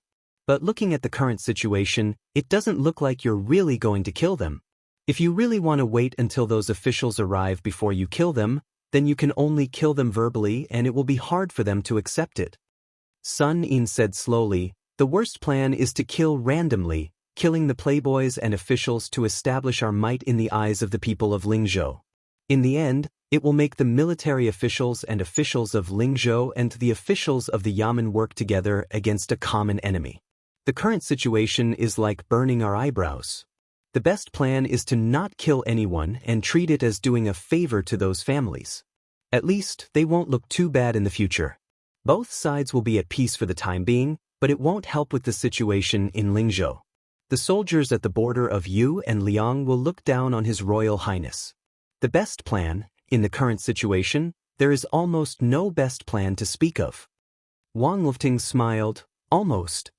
Sun Yin said calmly, "There is, but I don't think His Royal Highness can do it." Wang Lufting continued to ask, "Tell me about it." Sun Yin gave a rare smile, "If it ends up muddle-headedly and you treat me to good wine and I get drunk, I'll tell you. Anyway, in Bailiang I, Sun Yin, am destined to be neither high nor low. Since I can't live happily, then I can only drink happily." After the time it took for 4 incense sticks to burn, horses galloped over one after another. Fortunately, most of them were generals and had excellent horsemanship. There was only one civil official who had never been on the battlefield, but he was also quick-witted. He let his squire ride the horse and rode with him. He did not care about his bearing and demeanor and hugged the squire's waist tightly.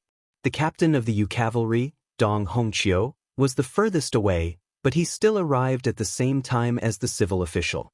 Of the 4 military officials who arrived before him, one was the director of the Lingzhou army, one was a general with a title, and 2 military captains with real power. They were all kneeling on the ground with their descendants. That foppish playboy who had fainted after hitting the wall was also dragged over. Lord Zhou, who was in charge of the county's documents, also ran away quickly. His body was faster than Dong Yueqi, and he fell to the ground neatly. He cried, "Humble Zhou Jianshu pays his respect to His Royal Highness. My unfilial son has disturbed His Royal Highness. I deserve to die." One must know that this Lord Zhou of the Lingzhou army was one of the people who had entered the general's residence that day. In the study room, he had received His Royal Highness's promise. Even if he did not get promoted and become rich, at least no matter how Lingzhou rose and fell, he, Zhou Jianshu, would still be able to keep his position as the 3rd highest civil official in Lingzhou. Young Master Zhou riding the white-hoofed shadow was the unfilial son that Lord Zhou had mentioned. Even Zhou Zhizhong, who had Commander Yan Wenluan as his back, had obediently knelt down. The director of the army and the military captains all felt a little better. Only Dong Yueqi remained standing. He cupped his fists and said in a deep voice, "Humble General Dong Hongqiu pays his respect to His Royal Highness." He was standing, but His Royal Highness was still squatting. Zhou Zhizhong saw this scene from the corner of his eyes. He lowered his head a little more, but the corners of his lips curled up. The entire Lingzhou officialdom knew that Dong Hongqiu was old General Zhong's trusted subordinate. Furthermore, because Dong Hongqiu had joined the army at a young age, he was a military official who had experienced the Spring and Autumn War. Otherwise, he would not have been able to become the captain of Lingzhou's Yuqi. Who knew how many generals who had retired from the border were eyeing this kind of prominent position? If one did not have any true ability, even if they were lucky enough to become one, they would be kicked down. In truth, even the normal citizens who did not like Dong Zhen and Zhou Jianshu felt that it was right for Dong Yueqi to not kneel to His Royal Highness who had no achievements. His Royal Highness gripped his Bailiang blade and slowly stood up. He did not fly into a rage like Dong Hongqiu had expected. He did not even try to use his status as Bailiang's heir or Lingzhou's general to force him to kneel. Han Laoshan, who was standing respectfully behind His Royal Highness, was about to take a step forward when Su Fengnian waved his hand. Su Fengnian stood with the blade in his hand. His hands were gently placed on the hilt of the blade. He said with a slight smile, "Everyone, do not worry. This heir has not suffered much. It is not that your sons and grandsons do not want to commit sins, but that they do not have the ability. It does not matter if they are wastrels who can't do anything right or if they are parasites who only know how to enjoy their achievements. It does not have much to do with this heir. This heir has been unreasonable in Bailiang for almost 20 years. There are indeed many things that are unreasonable. In this aspect, I am just like your sons and grandsons. However, using this opportunity today, I want to tell you about a small principle that this heir knows." Dong Yueqi sneered and said, "Oh? Since His Royal Highness has the leisure to do this, I am willing to hear the details." Su Fengnian smiled and said, "Actually, there is no need for this heir to say anything. Come, other than Sir Zhizhong, help the other officials take off their armor." The military officials kneeling on the ground all suddenly raised their heads. After being stunned, they could not hide their anger. Among them, the military official who was over 50 years old stood up with a dark expression. "I have risked my life for your Su family to have the glory I have today. Now, all of this wealth belongs to me. I can be killed, but not humiliated.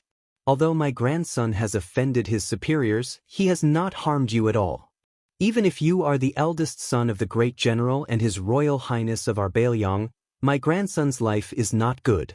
He lost to you, a young man who could immediately become a general of Lingzhou. If you, Su Fengnian, want to beat him, I will accept it. However, if you want to humiliate me, there is no way.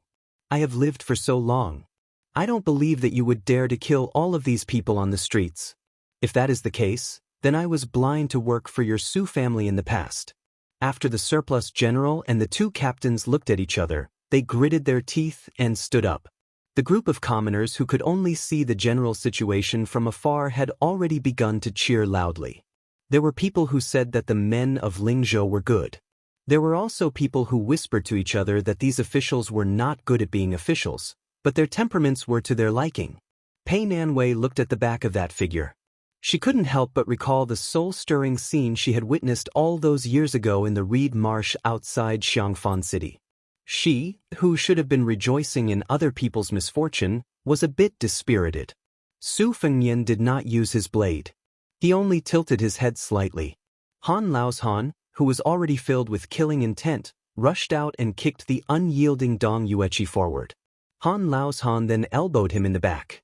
Dong Hongqiu's 170 to 80 catty-burly body was forcefully smashed onto the street, causing dust to fly everywhere. Dong Yueqi, who even the administrator in Lingzhou could not order around, was now lying on the ground. He struggled to get up, but Han Laoshan, who had already deliberately restrained his strength, stepped on his back. He had completely become a dead dog covered in dust. All of the commoners were terrified. Zhou Jianshu's throat moved as he swallowed a mouthful of saliva. Dong Zhen and Zhou Jianshu's group were so shocked that their faces lost all color. Even the old soldier of Lingzhou, who had not heard the horn of the battlefield for a long time and had not seen the smoke of the battlefield for a long time, began to tremble. Su Fengnian raised his Bailiang blade and pointed at the corporal whose legs were trembling. "Go, take off all of Sir Dong's clothes. Take it off, one after the other." Su Fengnian gloomily added, "I'm rarely reasonable. Don't be ungrateful when you're enjoying it." Dong Yueqi let out a tragic roar. After he was not stopped by Han Laoshan, he staggered up. "I, Yueqi Field Officer Dong Hongqiu, will take off my armor today. From today onwards, I am no longer a soldier of Bailiang." The soldier's eyes were also red. His voice was hoarse as he laughed. "Go to your mother, What kind of Lingzhou official is this? Huang Zhong will also take off his armor. Thus, other than the civil official Zhou Jianshu, everyone else took off their arms in the middle of winter. It was both comical and tragic. Back then, for General Su Shao, he put on his armor and fought to the death. Now, because of his royal highness, he took off his armor. The commoners did not know who was the leader, but they became more and more furious. If it was not for the normal soldiers blocking their path, they would have charged forward like a swarm of bees. That damned His Royal Highness just stood there coldly and did not move at all. Wang Lufting, who was mixed in the crowd, turned his head and asked with trembling lips, "Sun Yin, what should we do?" Sun Yin narrowed his eyes and stared at that person of the same age without saying a word. Dong Zhen threw away her horse whip and stood beside her father. She covered her mouth as tears streamed down her face. Sergi Zhong was also forcefully helped up by his unfilial son. Su Fengyan's eyes were cold as he said calmly, "Dong Hongqiu, currently a grade 4U cavalry captain in Lingzhou. 26 years ago, he joined Su Zhao's army and followed Chu Lushan to open Shu. He was the first to reach the top of Chunshan Pass. In this battle, he was stabbed 4 times. Huang Zhong, currently a grade 4 military officer in Lingzhou. During the Battle of Xiangfan City, he was a death warrior of the vanguard camp. He climbed the city wall 6 times and was injured 6 times until he could no longer fight. Of the 800 death warriors of the vanguard camp, only 19 survived after the battle. Hong Yuan, together with his brothers Honghe and Hongshan, were the first crossbowmen in Liangzhou. Together, they cut off 21 heads of Beimang scouts. His brothers died one after another. Hong Yuan was heavily injured and could not even hold a teacup in his right hand. He had no choice but to retreat from the border. Su Shao personally gave him the title of General Wei Yuan and promised that his eldest son could become an official when he was 20 years old. His Royal Highness did not even look at the other 2 fellows who relied on their father's contributions or silver to become captains. His Royal Highness held the Bailiang knife and turned to leave. He only left behind one sentence. "Those who stand beside these 3, go and count the scars on your ancestors and fathers." Chapter 940. Although the west side of Lingzhou was not as wealthy as the north side, there were many crouching tigers and hidden dragons. Most of the officials lived here. The inside story of the disturbance quickly spread throughout the taverns. Wang Lufting and Sun Yin chose a restaurant that specialized in Jiannan's spring stew. They sat on the 2nd floor near the railing and ordered the famous Camel's Peak stew that shook Bailiang. The clamor downstairs could not be separated from the farce on Wenquan Street. At first, they were cursing His Royal Highness's unscrupulous actions and humiliating Dong Yueqi, Huang Bing, Cao Cao, and the valiant bravery General Hong Yuan. Not only did he use his status as Lingzhou's general to force them to kneel, he also wanted them to bare their upper bodies. This made the 3 so angry that they did not hesitate to take off their armors to express their intentions. They were determined to leave Bailiang and no longer work for the Su family.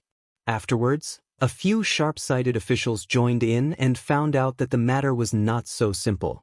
It turned out that the young masters of the Dong and Zhou families rode their horses on the street to pick a fight with His Royal Highness first. They even mobilized soldiers to encircle this Lingzhou general. This made the outsiders who were cursing Su Fengyan for being a good-for-nothing restrain themselves. They still muttered that it was just a dog-eat-dog situation and that none of them were good people. Afterwards, more and more officials who knew the inside story revealed the truth. Endless rumors flowed into the various manors and restaurants of Lingzhou. Only then did the truth come to light. As a result, for the first time ever, Lingzhou, with its strong folk customs, became silent. The group of people who were the first to curse His Royal Highness the most fiercely were stunned with a guilty conscience. Wang Lufting saw and heard this and felt relieved. He put down his chopsticks and saw that Sun Yin was still unmoved. He picked up some fragrant Camel's Peak meat with his chopsticks and put it in his mouth. Wang Lufting asked with a smile, "This is your best plan?" "At the time, I didn't know what your highness said. Without drawing a knife or killing anyone, you were actually able to make Dong Yueqi kneel in front of your highness back. I thought you were using the king of Bailiang and the lives of the entire clan to force Dong Yueqi to lower his head." Two old men who have been through hundreds of battles. One hugged his armor and cried while the other began to beat his grandson on the street. Interesting.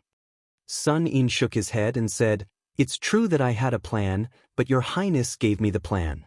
In this way, not only would Dong Hongqiu and the others be convinced, but they would also not naively kowtow to the crown prince. At the very least, these few people would continue to be grateful to the second generation of the Su family for not forgetting their meritorious service. This would make the straightforward military officials feel more at ease than any verbal promise. They would be able to temporarily behave themselves in their respective circles and be willing to tactfully take a step back for His Highness the Crown Prince out of gratitude. However, the most important thing was that a crack appeared in the tight circle of Lingzhou's military officials. The military officials who had personally fought on the battlefield and the children of generals who had become officials because of their father's contributions would inevitably begin to size each other up. They would no longer be as close as before. As for the Su officials and Yamen who were the most familiar with changing the rudder, seeing that the upper echelons appeared united but were divided at heart, they would naturally do their work obediently. No one was stupid. The Lingzhou general could even subdue Dong Yueqi, who was supported by General Zhong Hongwu, so wouldn't it be easy for him to take care of them, this group of low-class shrimp soldiers and crab generals? The more His Royal Highness held the imperial sword in his hand, the higher he raised it but did not land on anyone, the more it would make people feel fear. Right now, His Highness still did not use the might of the King of Bailiang to chop down Dong Yueqi's yellow soldiers. Instead, he was thinking about their old friendship and using reason. However, His Royal Highness was a vicious person who even dared to make a move on Zhong Hongwu. In the past, no one praised him for his shrewdness. Everyone knew that the Lingzhou general was not a kind person with a bodhisattva's heart. Everyone guessed that there would be a bloody disaster in Lingzhou sooner or later. There would definitely be blood. Pushing down layer by layer, the administrator who lived in seclusion did not move. Zhou Jianshu, who had been kneeling the entire time, did not move. Right now, even the arrogant military officer behind Dong Yueqi did not move. Lu Ting, who do you think will be next? Wang Lifting smiled knowingly. It can only be that group of Su officials who did not have a good year in Lingzhou's officialdom. Although you and I know that His Highness will not go as far as to glare at them, they do not know. They will only feel that a knife has fallen on their head. It will not fall and it will make them wish they were dead. Sun In nodded his head with a lonely expression. Wang Lifting asked softly, "His Highness has such a mind and you are still not willing to become an official?" Sun In retorted, "What kind of official? A county magistrate in charge of politics? An assistant to the governor of Lingzhou's 7 counties? Or an assistant to the governor's manor?"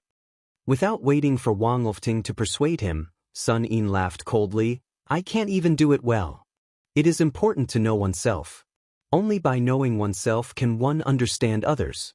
I, Sun In, have high standards but low abilities. After becoming a county magistrate, I have no one to rely on and I am not willing to spend my time on dealing with those arrogant Su officials. If they want to take care of me, it will be easy. Even if His Highness is my backer, these stubborn people have many hidden methods to cut my flesh with a soft knife. No matter what I do, my hands and feet are tied. There is no one around me that I can use and I cannot pass down any policies. In the end, it will cause the economy of my jurisdiction to wither and the people to have no way of making a living. Forget about the all-people's umbrella when I leave my post and get promoted. I am afraid I will be criticized by the people in the county every day. Could it be that when I, Sun In, become a county magistrate, I have to ask His Royal Highness to give me a large group of capable Su officials? As for assisting the governor and serving the provincial governor, Sun Yin's ability wasn't much better than his. Perhaps His Highness is a wise ruler who is sentimental and worthy of you, Wang Lifting, submitting to him, worthy of Dong Yueqi and the others to change their impression of him, worthy of the 300,000 steel cavalry at the border to die for him. But to Sun In, it is useless. Wang Lifting was slightly dejected. This was like the love between a man and a woman. There was a woman who was clearly very good, but he just did not like her. The two of them left the restaurant that was still bustling with noise and excitement. Compared to the past in Lingzhou City, it was obvious that there were many more elegant scholars who spoke with foreign accents. Wang Lufting's heart was heavy as he walked into a secluded alley. Sun Yin did not like extravagance, so Wang Lufting found him a clean house that was hidden in this alley. The somewhat tipsy Sun Yin said self-mockingly, Sun Yin's skills of learning and writing are unconventional, surpassing the ancients. It is a pity that the dragon-slaying skills that people ridiculed in the ancient books are indeed useless in Bailiang. Lufting, you don't have to persuade me anymore. If you reject His Highness' invitation and become a private tutor in Zijin's Wang family, His Highness will be indebted to you and see you in a new light. Just treat it as Sun Yin's debt to Zijin for all these years. Wang Lufting gritted his teeth and said, Sun Yin, with your talent and knowledge, how can you be a private tutor for the rest of your life? In the history books, it is natural that Wang Lufting is missing, but it is absolutely impossible that you, Sun Yin, are missing. Wait until I finish weaving gold thread, I will send you there even if I have to die. Without waiting for Wang Lufting to finish, Sun Yin angrily said, Shut up. This residential area was crisscrossed with alleys. But at night, it was deserted and quiet. A cough from a dark corner was particularly ear-piercing. Wang Lufting felt as if he was struck by lightning and his face turned pale. Sun Yin sighed. They stopped in their tracks and saw a young master wearing a mink felt hat walk out of the shadows and greet them with a smile. Wang Lufting slowly knelt down and shut his mouth. He had just obtained riches and honor and was about to be toppled again. The affairs of the world were truly unpredictable. Su Fengnian smiled and said, If you, Wang Lufting, didn't have such feelings and only knew how to curry favor in the bureaucracy, you would be the next Yan Jieshijin Lanting. I really wouldn't feel at ease putting you in such an important position in the weaving bureau. Get up,